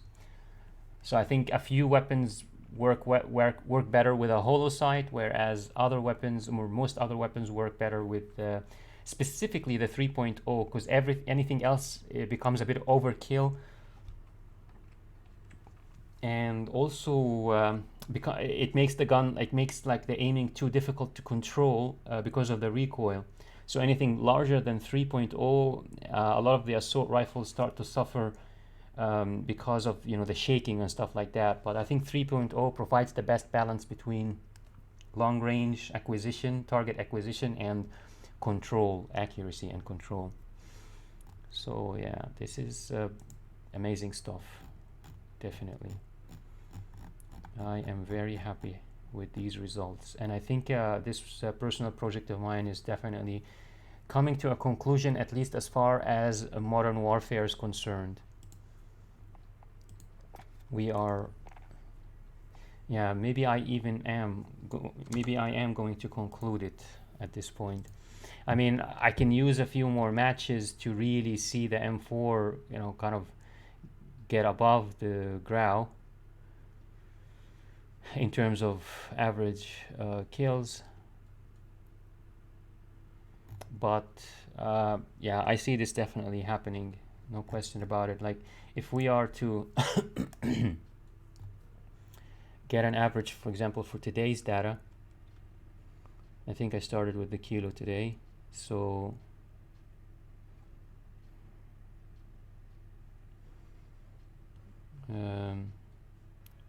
so for example, I can create a temporary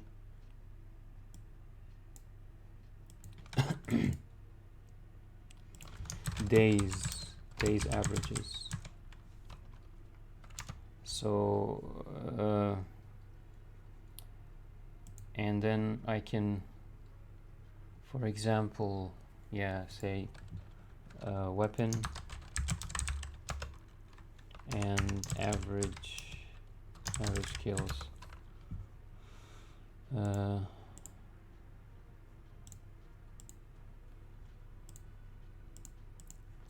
And I'll put the kilo here, kilo 14141, and I believe AK-47 was the second one. Then PKM, Bruin, MK9, and Holger 26, M91, Holger 26, M91, and then M4A1, Grau, M4A1, Grau, 5.56, and M13, and CR 56A max. Now this would equal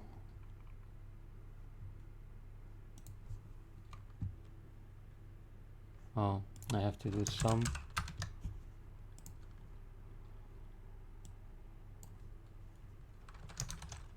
divided by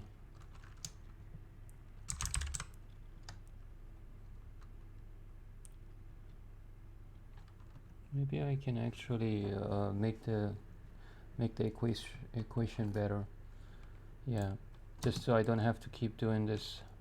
So sum if the range is today's range, basically, so I can control the range maybe, or change it from day to day. So this is, yeah, I think that's it.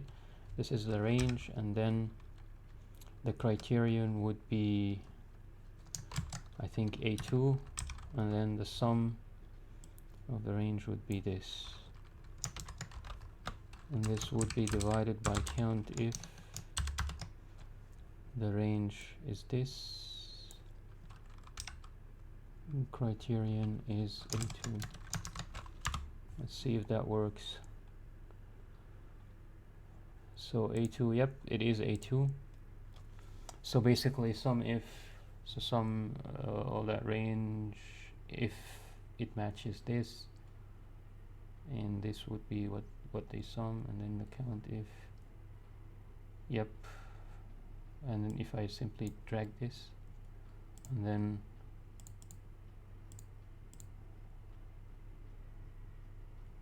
yeah, that's enough for today. I think I don't have to do average. I don't have to do decimals for today. So yeah, now if we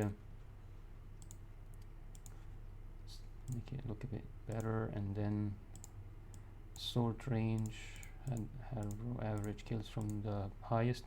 PKM gets 75. Holger, interesting enough, gets 72. M4A1, yep, that kind of matches my feeling. Kilo, I didn't expect this. Matches the Grau, 70. So the kilo and the Grau similar. M13, 68. Bruin 68, CR 56 68, M91 65, and AK 47 60. So those were today's averages basically. Um, this is what I expected the PKM to be. I did not expect the Holger to be out, up there with the M4A1, to be honest.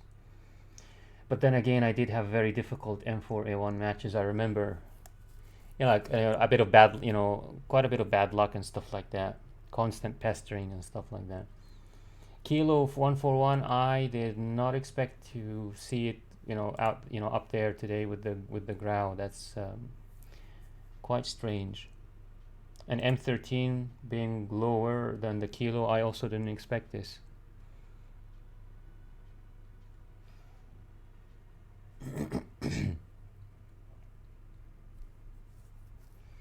So I can maybe here write the date and today's date, which format I'll use this format.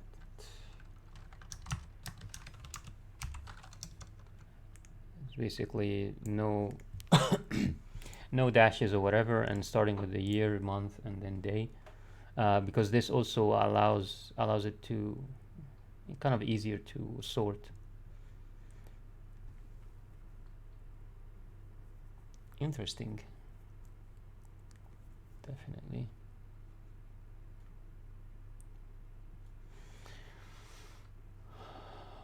But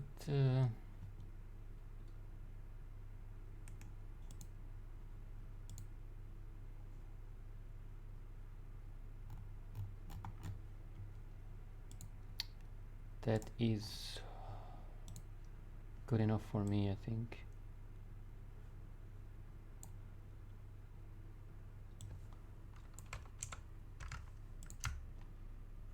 So basically, I think I'm going to focus on using the M4A1 main as a main weapon, probably. If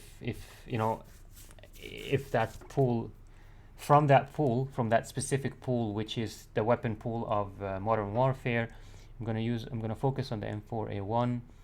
I might be experimenting with the PKM, see what's going on with it. I don't know about the Grau. Yeah, I mean, my second option would be the Grau M13. I'm still not so sure, but I think the Grau is probably going to. I'm gonna lean toward the Grau more than the M13. But yeah, the rest is just too difficult to use for me personally.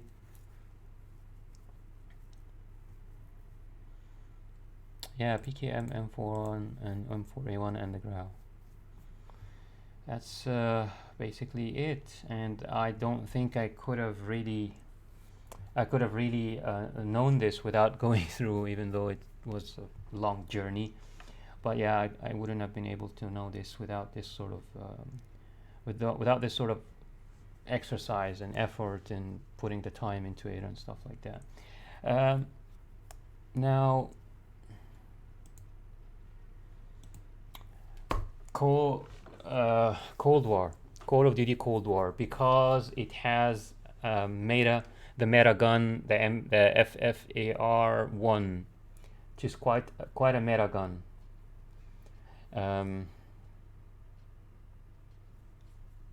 I might, but I don't know if I can actually find I find the correct map and settings.